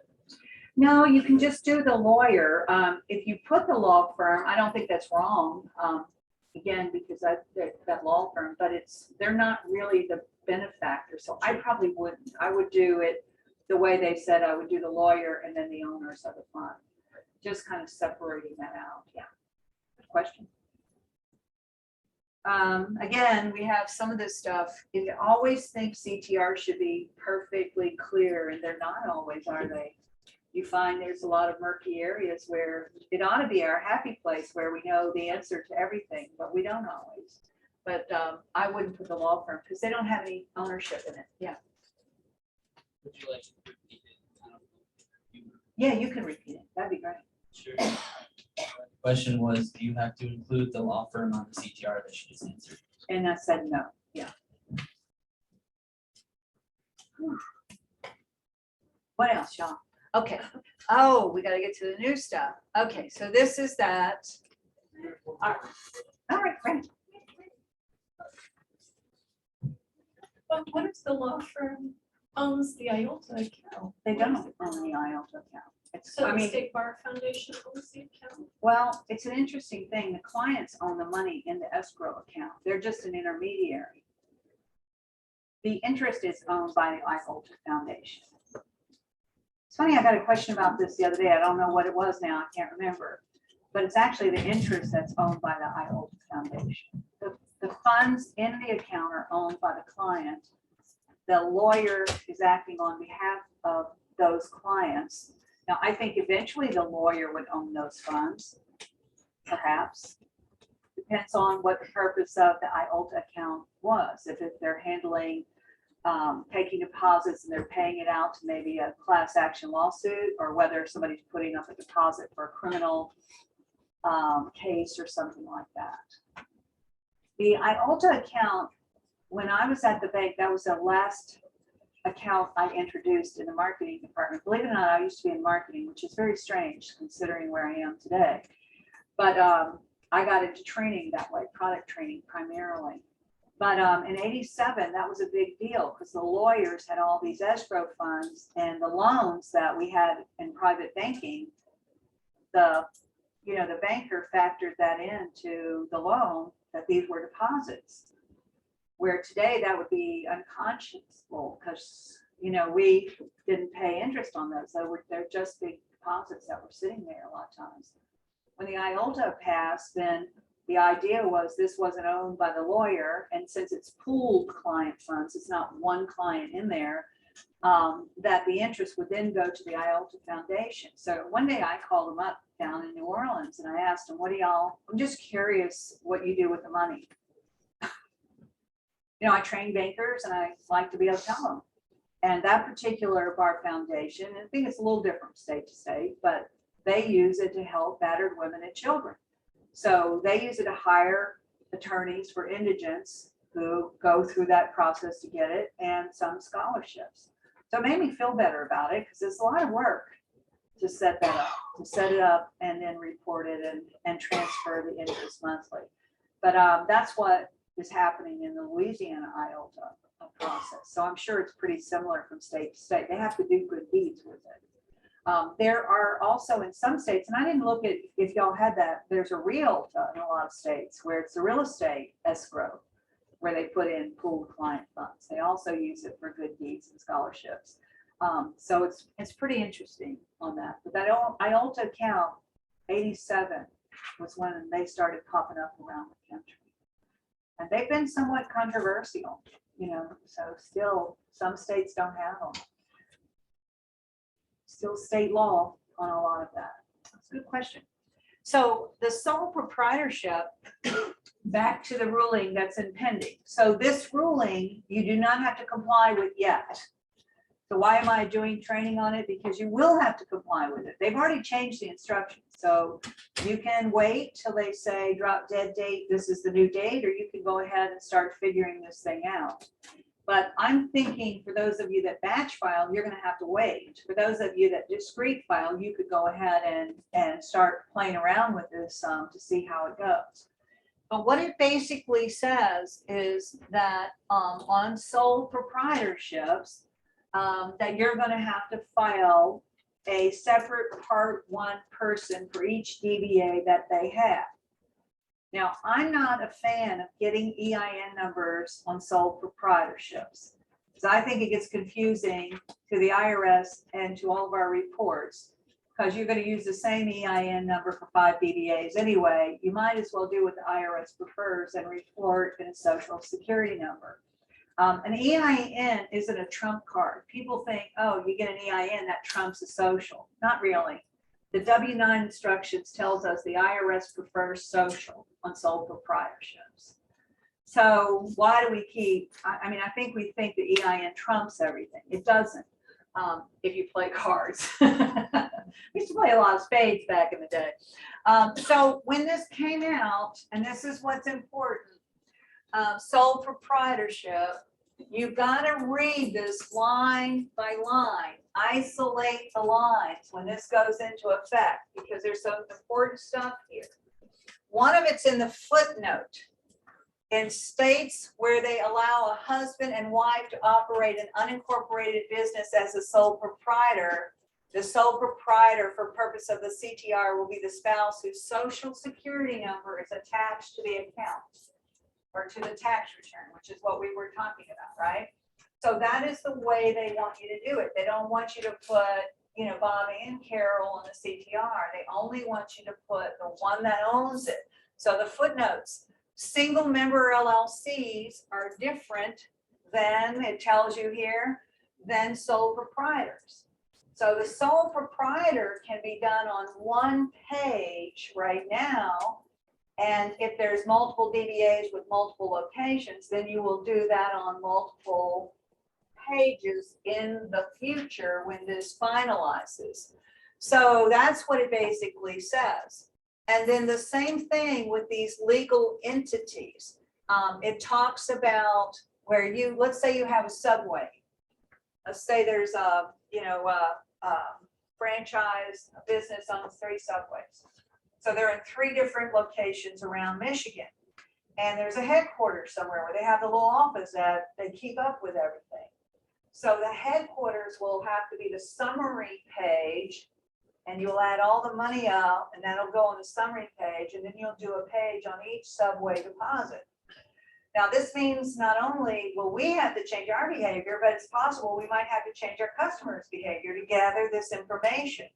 Now, Vincent's saying if you don't have the information, don't put it, but you know how that goes over with regulators. So again, we've got to kind of be careful about the way we think about this. So again, your flow charts. I can't even live without a flow chart. I don't know. I don't have one in my personal home, but I'm sure I should. More than one DBA, and you have separate addresses and amounts, separate Part 1 for each DBA. In the future, not today. No DBA, just personal information. Use Part 1 for the person. More than one DBA, you do not have separate addresses and amounts. I called FinCEN on that. Then you only do one Part 1. Husband or wife DBA, use the tax reporting person's tax ID number. Some states allow husband and wife DBAs. Most states don't. So, and I didn't check yours. Do you allow it in Michigan? Okay. Do you have them because y'all let them, or do you have them because it's legal? By county. It's by county. I've seen it. Okay. I'm gonna check. I'll send y'all an email if I find out different. I'm gonna check on that. I have a question back on the personal side of the CTRs. Okay. If a minor is on an account and there's a, Yes, can remove. oh, James, oh, you only live for the clap, now that that's over. I should have waited to the end of the day to thank you. If a minor is listed on an account, like a minor savings account. Yeah. Clearly they're gonna benefit from a deposit. Would they be listed on the CTR? Yes, Okay. no choice, otherwise everybody would hide money in their child's name. I mean, you don't have a choice. And look, BSA, some BSA officers are really mean. They don't let children go first on a joint account anymore. Why? They're hiding money in their child's name. Why do they need to be first? Why can't the mom and dad be first and then the child? They want it to be the child's account. Well, yeah, under their social. Why? And you know, it's like this whole thing about 6-month-olds being in joint accounts. It drives me crazy. You know, we're not putting a 6-month-old because they cannot sign their name. They have to sign a contract. And they said, well, it's not a valid contract that they sign. No, but at least the parents understand they can withdraw. Because otherwise, the way banks lose money is they let that minor withdraw and they didn't sign the signature card. You're better to have the little stick letters on there than nothing. And then when they withdraw, the 6-month-old, they didn't earn that money. That's not their money. They might have been gifted that money, but then that brings up a whole nother account, right? That would be called the Uniform Transfer to Minors Act. That's the account they should be in if they own the money and they can't transact business. But that's, you know, try to change that around the bank. And then it's kind of back to risk management on that. Is it really that important when the money is not that big? So this is what I would do to satisfy myself if I was a deposit ops. I would pull the minors off in descending dollar order based on balance. I would pull the first 25 signature cards and see how bad your problem is. Yeah, don't have any money in them? Don't worry about it. I mean, what's the big loss you could take? 1,500? Okay, move on. So that's, you got $1 million in a minor social security number, that's a different problem. And you don't have signatures. So that's where, again, it kind of, some of it's risk management on all this stuff. But you know, people are always trying to get around stuff, human beings. And that's one of the things there. Just, it's been going on for years and years and years. But I know some people have taken some significant losses on joint accounts with a minor on there and no signature. You give money to somebody who hasn't signed a signature card, you're called a learner. Sometimes you have to lose to learn, right? But you are now an official learner. And that's that fundamental stuff we talked about tellers. Run the back, check match the back of the check matches the account. Can't talk to anybody who's not a signer on the account. You can't give anybody any money who's not a signer on the account. That's a basic. Dead people don't negotiate checks. Dead people don't make loans. Dead people don't need new debit cards. So you use your humor with them, but you know that's the problem out there. Because you get into that mindset, we can do anything and we can't anymore. So these are the sole proprietors. So we did a bunch of examples. This is the legal entity one here, basically telling you same thing. Legal entity, no other locations, no headquarters, part 1 on the business, part 1 on the transactor. Legal entity with locations and amounts, part 1 on each location with amounts, part 1 on the transactors. And again, headquarters, you got to do the headquarters. So these little flow charts are going to help you with all of that. I didn't go through any more examples, but there are examples of all the new ones in there because I didn't know how much y'all could take. In a 2-day program at that kind of level of detail. Any questions on CTRs? Now give me a minute while I pull up more technology. No, I won't. I had some questions. Oh, I haven't logged my meals. Oh, well. Okay. I have 11 texts. That's interesting. That's always a frightening thing. That's why I don't look. You're not gonna wanna log the lasagna. Did you log it? I did, but gotta lie to yourself. Yeah, I just, yeah, I'll pretend it was a link with me. Trying to find, we had some questions come in for the program. Here we are. To see if y'all can answer them.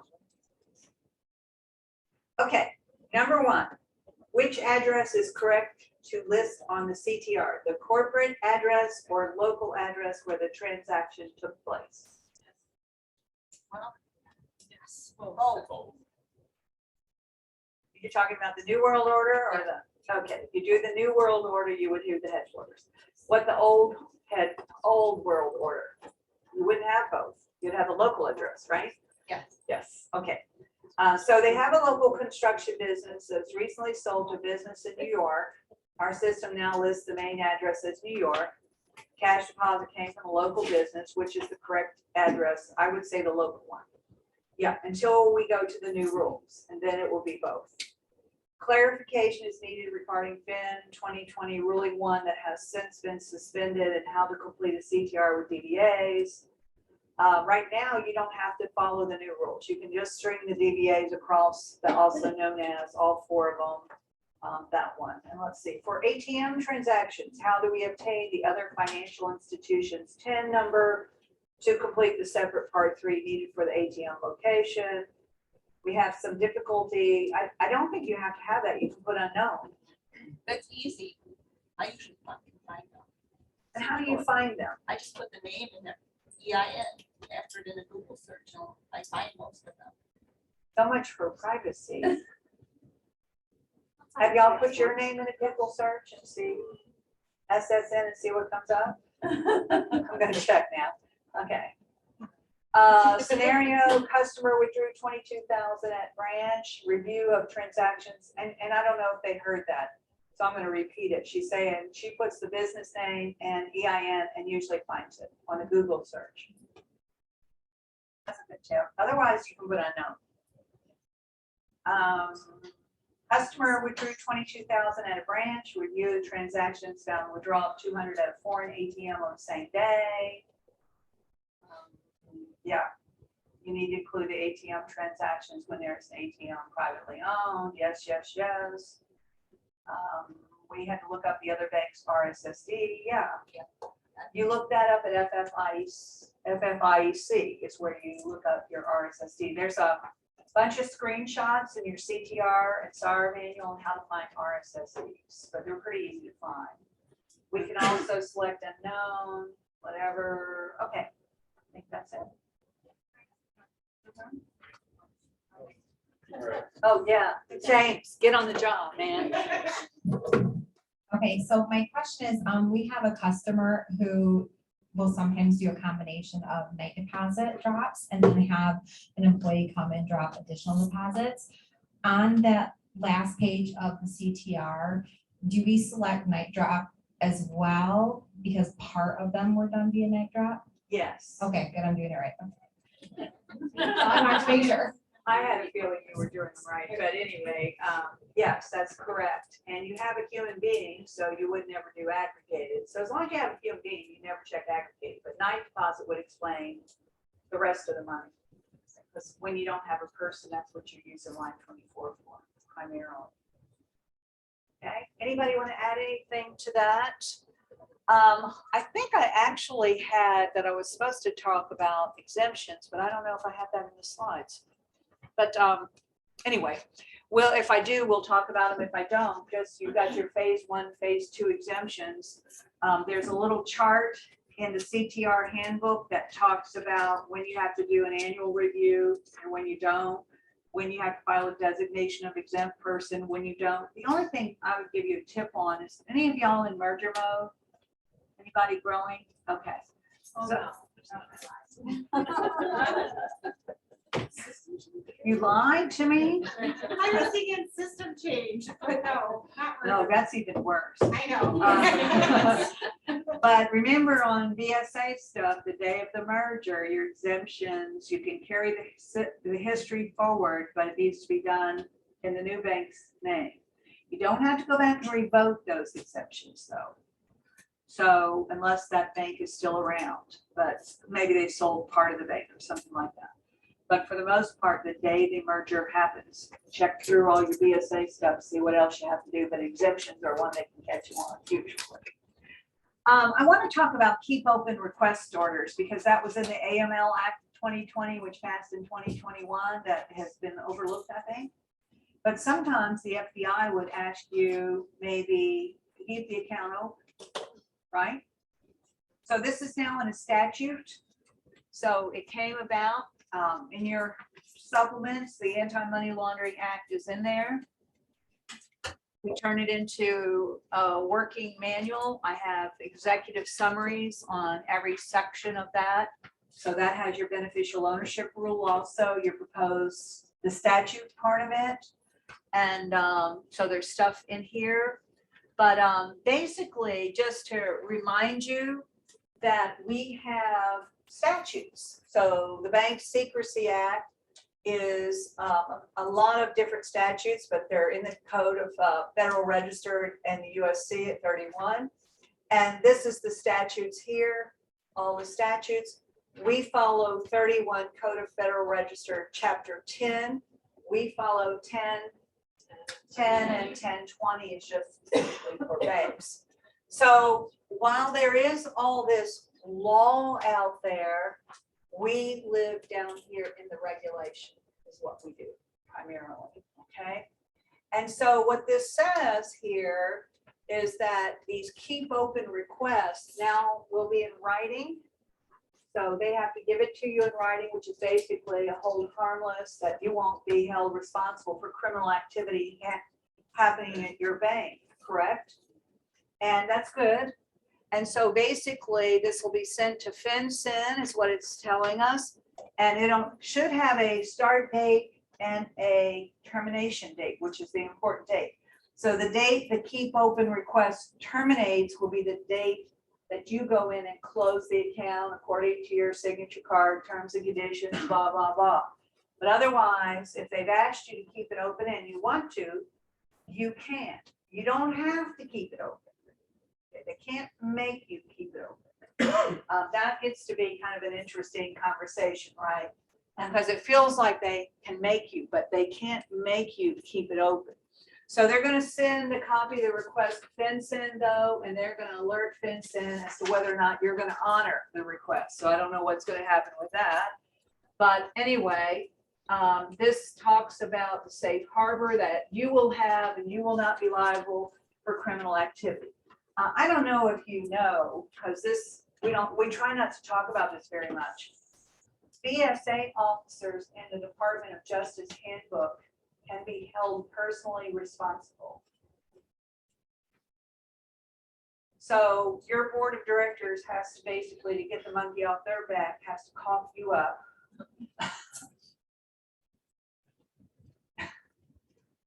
So y'all all have liability insurance, right? Your bank buys you liability insurance. Just saying. A lot of banks buy it for the BSA officers. Because you become personally, criminally liable. They will come after you, your house, your, stuff. They get their fines and stuff. So it doesn't happen very often, but every once in a while you see one where the BSA officer has been arrested or fined or whatever. Maybe once in a 5-year period you might see it. But it is important for you to know that because it affects the way that you do your job and that you can't get pushed around by people. And you got to do your job. And that's the bottom line on this, because you have accepted this responsibility and it's an important responsibility, obviously. So, and your bank trusts you to do the job. So for the purpose, any keep open request submitted under section B shall include a termination date of which the request shall no longer apply, in which case you go in and then close the account. So remember I got asked earlier about, do you have to put in the SAR narrative? The stuff that you already put in the SAR? I'm about to show you where that answer is. So see this handout that you can't read? Okay. Aren't you glad you can't read it? So when you pull it, you'll know what it looks like anyway.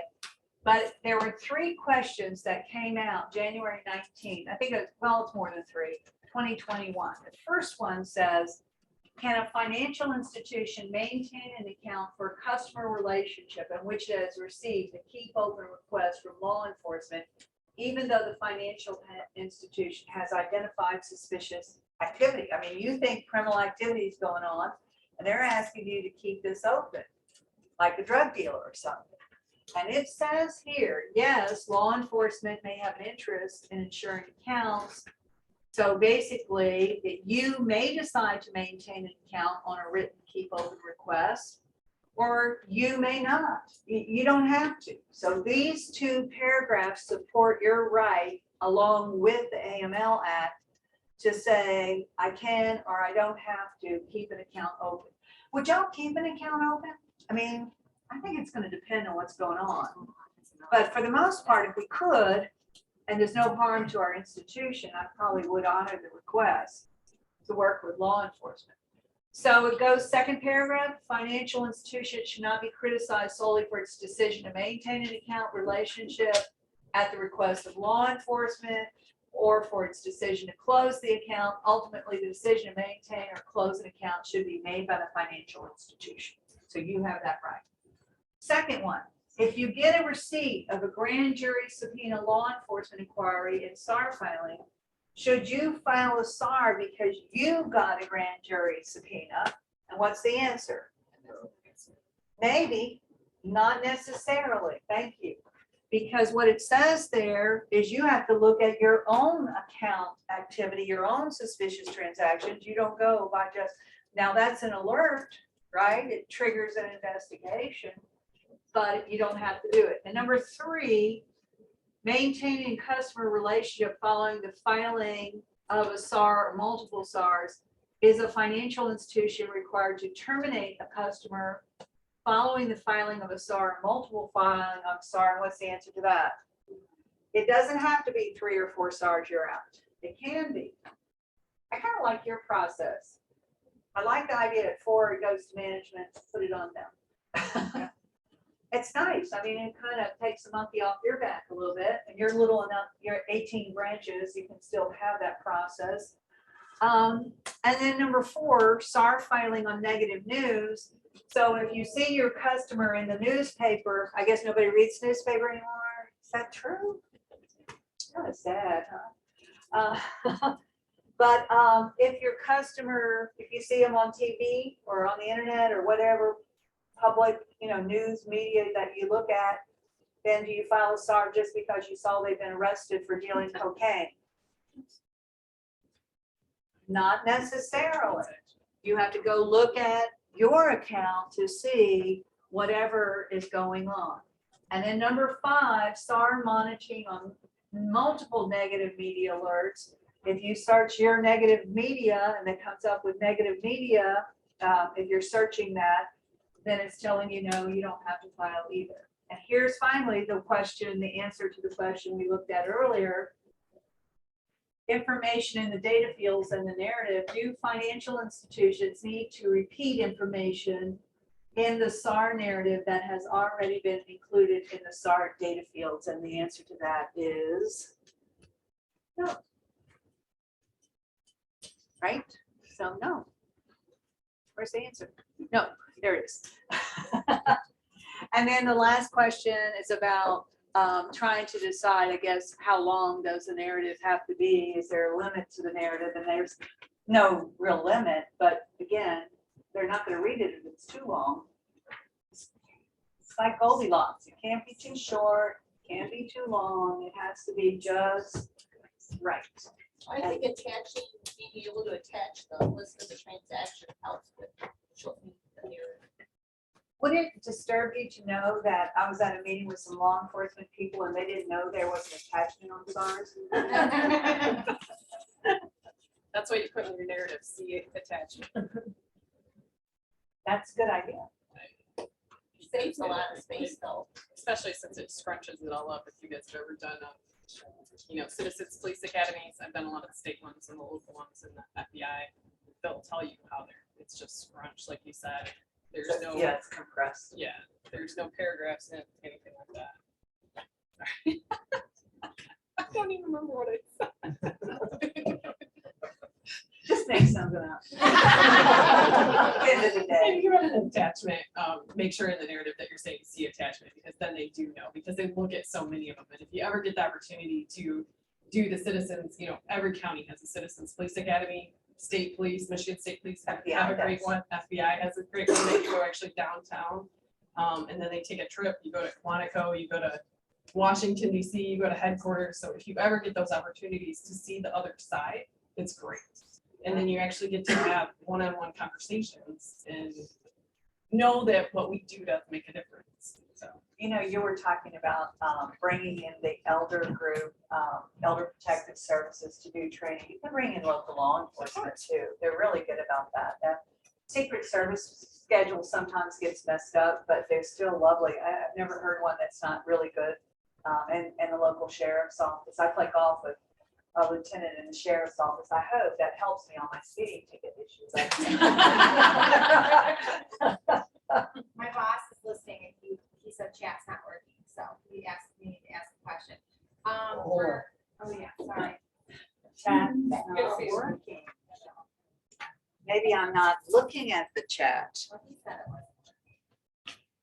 Okay, so my question is for beneficial ownership, is the percentage required or just a best practice? It's for not, ownership? I don't even think it's a best practice, boss. I don't think you have to do it. The processors made that up. You only had to say if it's over 25% that I get their information. You don't have to put it's 25.28%. Okay. And that's not even a best practice. I mean, who wants to know that? Nobody. The government didn't want to know that. It's just some of the systems put it on there. Got it. And I don't even know why they did that. I guess that was a legal thing or something. I don't know why they did, but it's not in the regulation. It's not in the FAQ. It's not, I mean, there were so many FAQs that came out on beneficial ownership. It went on for days, but yeah, that's the answer to that. Is that it? I just wanted to make a quick mention here that I was actually contacted by law enforcement and said they read one of the SARs that I submitted, and they were having difficulty trying to locate the attachment. They said they don't always get the attachment with the narrative. So they actually reached out to me directly and said, hey, can you send it to me? Very So nice. as an FYI. That's what I've heard. They don't even know it's there, but I like you putting it in the narrative. See attachment, refer to other SARs you Yeah. filed, that's, some of that stuff helps them. Put So they pieces. couldn't even get a hold of it. So walk me through your process on giving, law enforcement should already have the SAR most of the time, except for, They did. yeah, except for the attachment maybe. But walk me through when you want to, they request the documentation. What do y'all do? James, you got the mic first, so you might as well talk first. I don't know, this might be pleading the fifth, because I don't want to get myself in. Oh, you're not getting it. So what do I do when they request? Yeah, what do you do with law enforcement? I mean, there's no exact process on this, right? You gotta vet them. online research. to make sure that they're- Go ahead, let's let our friend here. Diana, stop. Usually, unless it's somebody I know, I'm gonna do some online research, maybe call the local field office, especially if it's FBI, DEA, like all of those, just to make sure that it really is, that person really works there, because I have had one that they didn't or they left. And so you just wanna do your due diligence and make sure that you're, and also encrypting it as you send anything, but yeah, make sure you are actually dealing with who you think you are. So it used to be we made them come get it. Now, because of Yeah, you can COVID, send it now you encrypted can and- send it encrypted. Yeah. Depends on I the usually law. call with the password. able to access it rather than follow it up with another email with the password. You're being called to the back of the room. Okay. Good sport, isn't it? I did this recently, well, in the last 2 years, and I can't remember what it was, but I had them put together a letter about confidentiality between law enforcement and the bank. So I kept that as a draft to share with other law enforcement requests on top, of course, with due diligence. So Yeah, I don't think that's necessarily a bad idea. You know, the problem, they updated it so that, you know, the confidentiality rule was on law enforcement too, but it didn't used to be on law enforcement. So that's probably where that roots of that go back to. I don't think you have to do that, but they now have a gag order, which is why the IRS is not sending letters to customers telling them you're structuring now. You know, that was crazy that was going on all around the country. And, yeah, I don't think that's a bad process. You gotta have some process for it, so the documentation. My friend Pete the Heat, a retired DEA, used to say they call on Fridays. They would want to come by and pick it up on Fridays because they're like everybody else. They want to go to lunch, do a couple of things, go home. And so a lot of times you get your FBI calls or whatever on Friday, but I think that's changed a little bit now that the technology is encrypted. But I'm real skeptical about opening encrypted emails from y'all, and I'm real careful about that. So sometimes I'll send you an email saying, did you really send me this email? Because I opened one time and they were going to send porn to all my, let's see, all my clients. And I thought, well, good luck with getting that through their IT process. They wanted, I don't know what amount in Bitcoin. And I was like, you know, I had to change 300 passcodes, and that's why my email changed. Same email for years. And then I had to change all that stuff. Not that you can really protect yourself from that. My friend that runs my office, her husband is an IT guy for a bunch of paper mills around the United States. He's a head guy. And they were ransomed, and they refused to pay the ransom. So they had to rebuild 700 computers in a very short period of time. The paper mill was shut down until then. I mean, nobody could do anything. So that's the kind of stuff that's happening out there. But I got this encrypted email from the Louisiana bankers, clicked on it, and it was this ransom thing on there. And so it's just crazy stuff that you're starting to see out there. Is it safer to just access your email through an iPad and open it that way? You know, Yeah, I do a lot of times, especially when I'm remote. I'm on my iPad or my iPhone, which everybody says is safer. I don't know. You know, I always wonder about that. You know, is it safer? Are they susceptible to viruses and malware and similar to? They can be, I think. You know, we're learning on all this stuff, whether we want to or not, we're learning. But I don't know about some that people say you're safer on your iPad, but I'm not sure totally on that. I don't know. So I guess you try, because I know sometimes, like, I don't usually let an email go 24 hours. I'm pretty careful about that. I try to respond pretty quickly. So if you don't hear from me, it probably went into my junk or my trash, which I try to look at periodically too.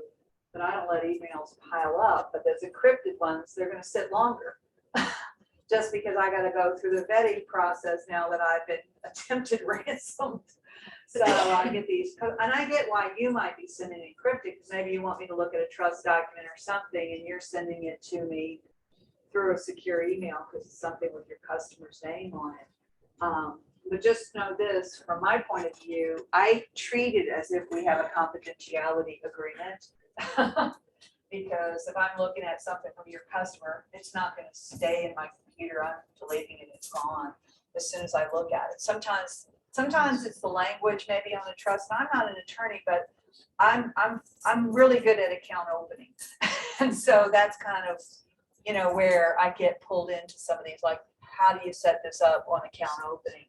So it's interesting on some of that stuff, but I'm more skeptical of an encrypted email. You're better off to say, call me on an email. I don't answer my phone either, because I get a bunch of junk on my phone. So who wants all of that? You know, so I tend to, if they email me and say, call me, then I'll call you back.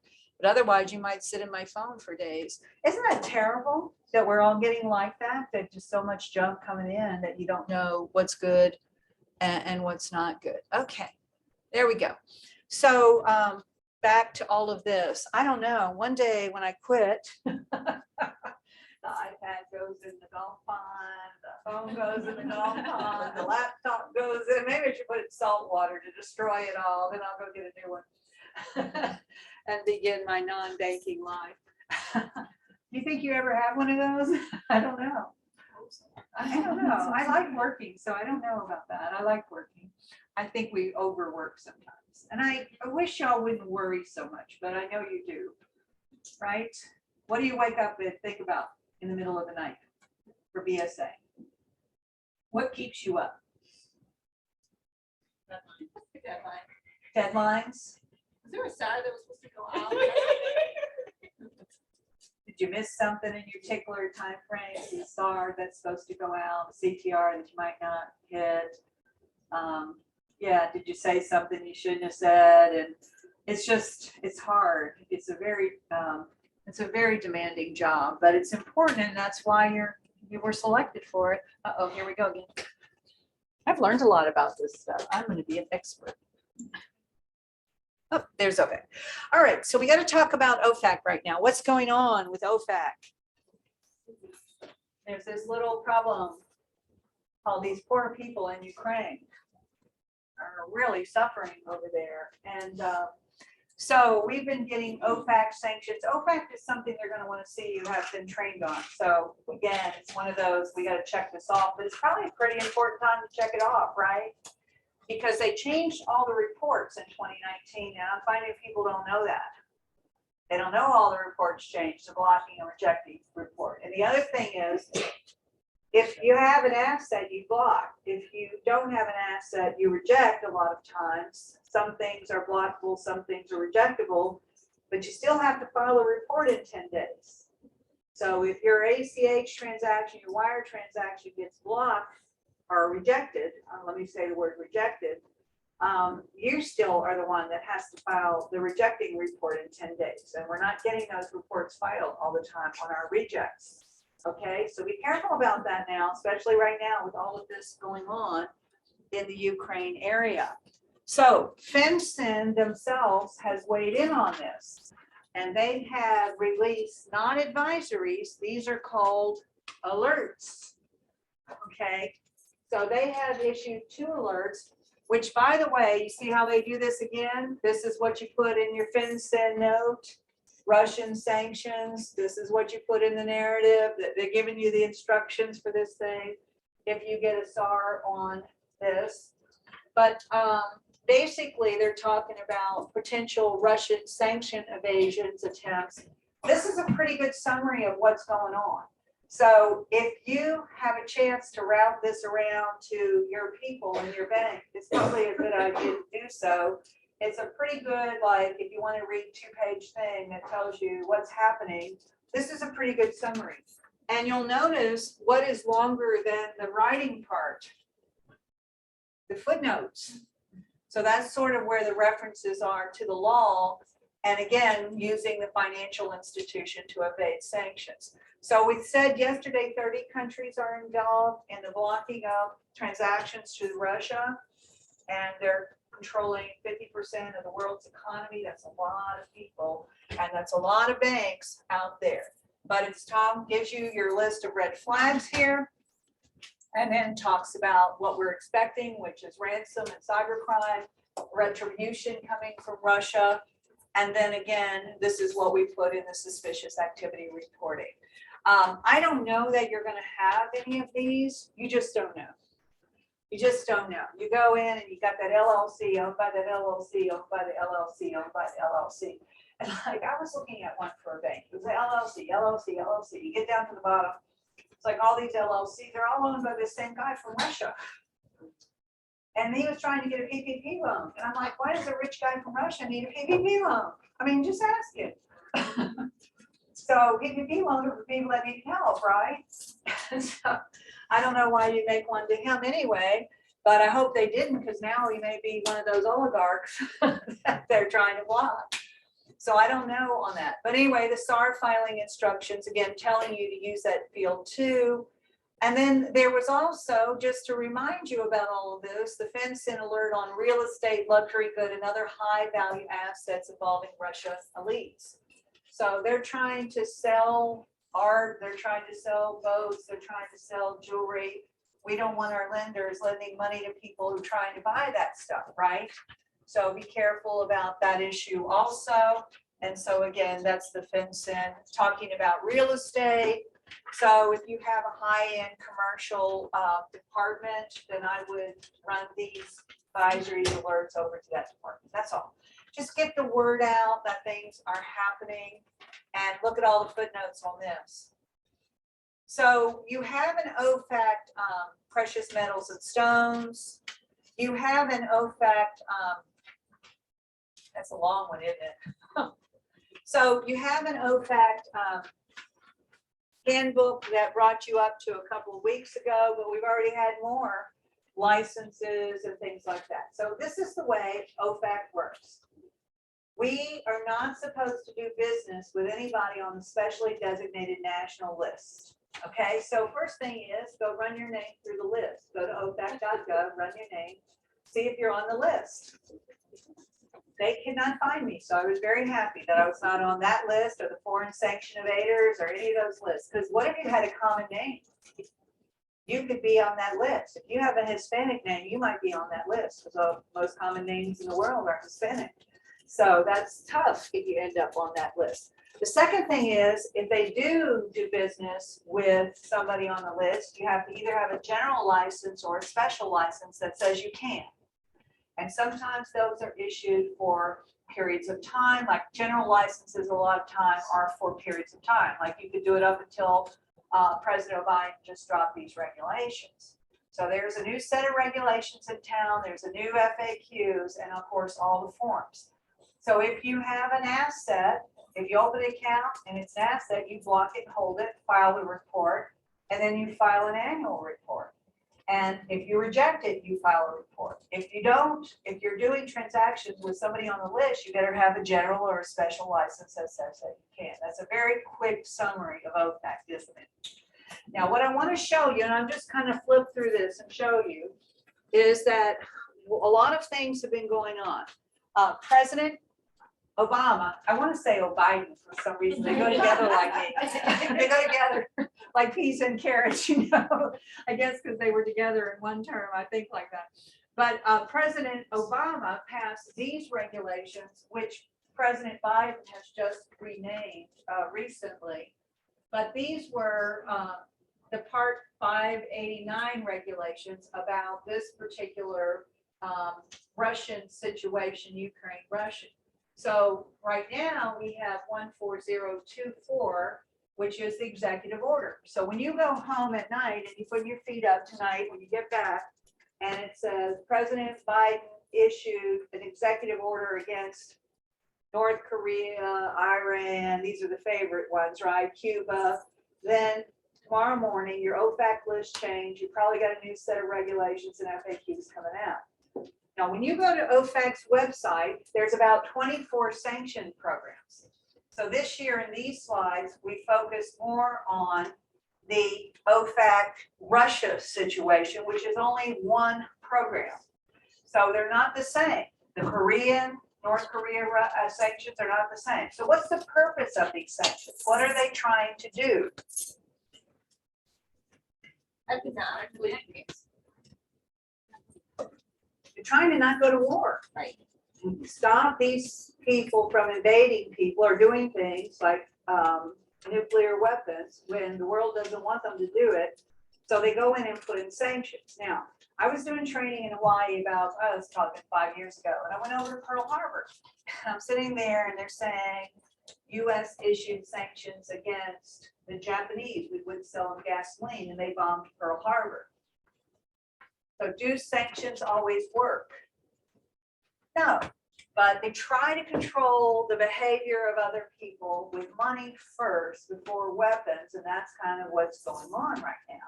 I don't think, I mean, I've been a trainer since 1988. Before that, I worked in a bank, I haven't seen anything like this since 9/11, and even that was nothing compared to this, what's happening with the sanction program. I mean, right after 9/11, right, they were running the 314As, and you had all these lists coming out, and you had, big checks on people's identity. But never have I seen anything like this in the history that I've been in this business and in the world, really. I guess Vietnam would have been the last time you would have seen kind of crazy stuff like this. But it's really kind of unnerving to watch what's going on out there. I try not to watch too much news because I find it very depressing, but I get it on my services every day, and we have to keep up with what's going on things. So this is when it came out. It's the 31 Code of Federal Register. President Obama's was 589. This is 587. And basically, I'm going to click through it. The president is basically calling this blocking property with respect to specified harmful foreign activities of the government of the Russian Federation. And basically, they're saying that Russia is acting aggressively, and which they are. And it goes on that this is fostering transnational corruption, which it is. And so it goes on. So it's divided, when you go in and read it later, it's divided into the prohibitions, the general definitions, and the interpretations of it. And then it has licenses, authorizations, statements of licensing, reports, and procedures. So again, take this to your OFAC person. I wanted to show you though. So they want, when you go search on the specially designated national list, it'll have a tag that says Russian EO, and that'll tell you it's one of the sanctions for Russia, okay? And there will be, for example, let's keep going through here. We're on slide 355-ish. Any transfer of property after this went through would be null and void. And this is the part I was trying to get to, this interest-bearing accounts. So if you have a match, what happens is once you vet it, which means you're going to check what you're checked with your processor, now you're going to run it through OFAC, then you're going to call them. Good luck with that. Don't call them unless it's an exact match. They're not interested. And did I say that? Yeah, I did. It's true. So anyway, these interest-bearing accounts, but what you're going to do then is you can put all your sanctioned people in one interest-bearing account, or you could set them up in separate interest-bearing accounts. You have to pay them a reasonable commercial rate of interest, but you can also take out your service charges. So somebody called me about one of these. It wasn't Russia though, it was Cuba. And it was from Purvis, Mississippi. Has anybody ever heard of Purvis, Mississippi? No, blinking light town. They have a Burger King and a gas station. I stopped to see. 2-bank town. I mean, they have 2 banks is all the action there. So they called me and they said, they were pay on death beneficiaries. They went to pay them out and they checked them on the OFAC list. They were on there. And they said, well, do you know what to do? And I said, oh yeah, I know what to do. I've never done it because I've never had an OFAC match when I was in the business. Nobody checked OFAC in the 80s. Nobody cared. But now they care. And so, yeah, we get you through it. But they had 3 Cuban nationals who inherited money. And when they went to pay them out, they checked OFAC. So watch your IRA beneficiaries, your POD beneficiaries, and so forth. Because sometimes when you're talking about war on drug, war on terror, these folks are not hiding out in big towns, okay? They're hiding out in little towns where people don't suspect anything. They're a very, very small town. So be careful about that thinking. In a rural area, probably more likely to have somebody have an OFAC match than in a big town, because they're going to be hiding in different places. So again, it kind of comes back to this whole thing. Remember a president called President Reagan? He started the war on drugs that added, because this is a war list.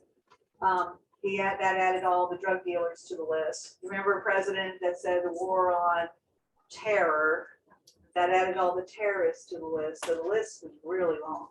It's people in the United States we can't do business with. And so, yeah. How does that work with PayPal? Do they have to run their stuff? PayPal, I'm asking if PayPal has to run their They're supposed to. No US person is supposed to do business with any of that. Remember when a couple of years ago, when it was all about ACH, where it was international ACH, you have to check both sides of the transaction and all that had to get unbundled. Where in the old days, we checked just our side and they checked their side. But ultimately, if the things are coming through your institution ends up being responsible for them. So if they're coming in and out of the customer's accounts. So that's the problem with some of this. You still end up responsible. There's no way you can check everybody on OFAC. And what does the exam manual say you should be doing for non-customers? Who should you be checking? There's a paragraph in the exam manual, the FFIEC exam manual, that used to have OFAC as a core, but now has pulled OFAC down as a separate section in that exam manual. What does it say you should be doing on non-customer transactions? It's a list of stuff. So if I came into your institution, I have a check drawn on your institution, you're about to give me money, and I'm a non-customer, would you check that? I sure would. If I'm gonna buy a cashier's check, are you gonna check that? Yes. So those are some things that you might look at as non-customer. Guarantors on a loan, you gonna check them? Yeah. So they might not be a customer. They might just be guaranteeing the loan. So again, it comes back to, it's not account ownership here. Although that's who we focus on. That's who we run the database on, is our account owners. But I would be running that database right now, probably at least once a day, once a night. Are y'all running it every night or? Yeah, I would do it right now. I mean, because it's just crazy right now. So again, and the poor folks that are Russian that aren't doing anything wrong, right? They're the ones caught up in this crazy stuff that's going on with their leadership. But anyway, this is just the way that it is. So it goes on and talks about the blocked funds, expenses, and so forth. It gives you a bunch of definitions in there. So again, talks about the general and specific licenses. I'm just clicking through this, and and sooner or later they get off the list. Like if this all comes to a resolution, then all the people that were just put on the list could be taken off the list. So they will apply to get their property unblocked, and we will release it once we get a report of unblocked, to unblock the property. And so we will take them off of the list. So it talks about that and so forth. All right. See if there's anything else of interest in that whole regulation. It talks about the reports, and it talks about the penalties here. The monetary penalties are very big for OFAC. Yeah, you can be fined $1 million on a single transaction. So, I mean, can you imagine if you had done a transaction for Osama bin Laden or somebody like that? And it's kind of getting like that if you did one for Putin. I mean, you might as well just close your bank. And in sectoral sanctions, what that means, it's segments of the economy. Have you noticed that they've gone after some of the banks, and they've gone after some of the economy in Russia, but not all of it? And that's what a sectoral sanction is. They're not always on the specially designated national list, but they might be. And then the repo list, boy, talk about having fun. That's the Russian elites. What are they? The Russian elites and the oligarchs. Yeah, whatever. It's one of those interesting acronyms. But anyway, I was going down this list one day just for fun and looking them up on the internet. This top 28 list. This is some pretty interesting characters, all right? They own a lot of stuff. So if you get some time, just start looking up these names on the internet and see, this is your cast of bad characters that are helping Putin. They hide money through all kinds of ways and different means, through shell companies. And it's a pretty interesting list, because they always talk about Putin's circle of three, the three circles around Putin. You'll hear stuff like that. But it looks like he's gotten more and more isolated. So the group around him has gotten smaller and smaller and smaller. And again, he's got a pretty tight group around him. So if you get a match, this is what the Treasury says to do. This is what you do. This is an FAQ. So this is the most important page here, slide number 388. Make sure this is in your new account procedures, your wire procedures. If you get a match, this is what you do if it's a live transaction. First, you check to make sure it's not on any of these other lists, right? Then you move on from there, make sure the whole name matches, then you call them. If it is a new account, pretty much the same thing. But again, they're asking how much of the listed entity's name needs to match, or they're really not going to be interested in it. Okay? And so they want to make sure that they're not on any other lists, like the FBI Most Wanted or some of those other lists, because sometimes people see that and they think they're on the OFAC. These are your, this is your law for OFAC on reporting. These are your reports. You have a report of blocked transactions. You have a report of rejected transactions. You have your annual report, and then you have your guidance. All of this can be done electronically now if you choose to do it that way. It has to be done. It has to be done. Okay, well, that's good. So it has to be done if you, but if you haven't updated your OFAC procedures, you need to get in there and do that. Because again, the blocking and rejecting reports changed, by 2019, a couple years ago. But again, if we're doing them electronically, we'll be on the right reports with them. All right, did we get done? What else y'all want to talk about? I mean, y'all are gone, like, I gave up my lunch half hour. Okay, let's make sure I don't have any more chats. Any questions then? So did you learn anything? Okay, good. Thank you. I learned a lot. Thank you for participating. Thank you for being gracious, James, and taking care of us. Thank you, everybody, for your contribution. I guess you're free. Bye. Yay. So bad, but you know, early.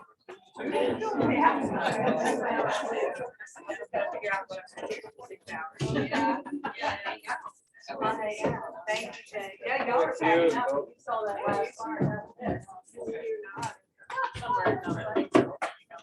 Yeah. Good luck. That was the other hard part. Call if you have any questions. I answer questions for auditors.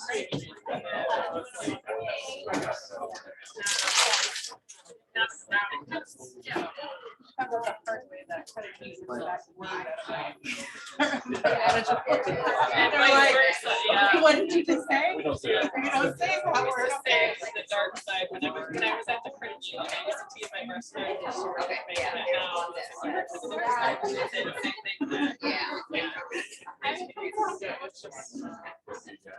I was gonna stop. They're done. I can't believe we got done that early, but that's okay. If they're happy. They were packing up. They knew I was done and I didn't know I was done. I don't remember how many slides I have. I just teach until they're gone.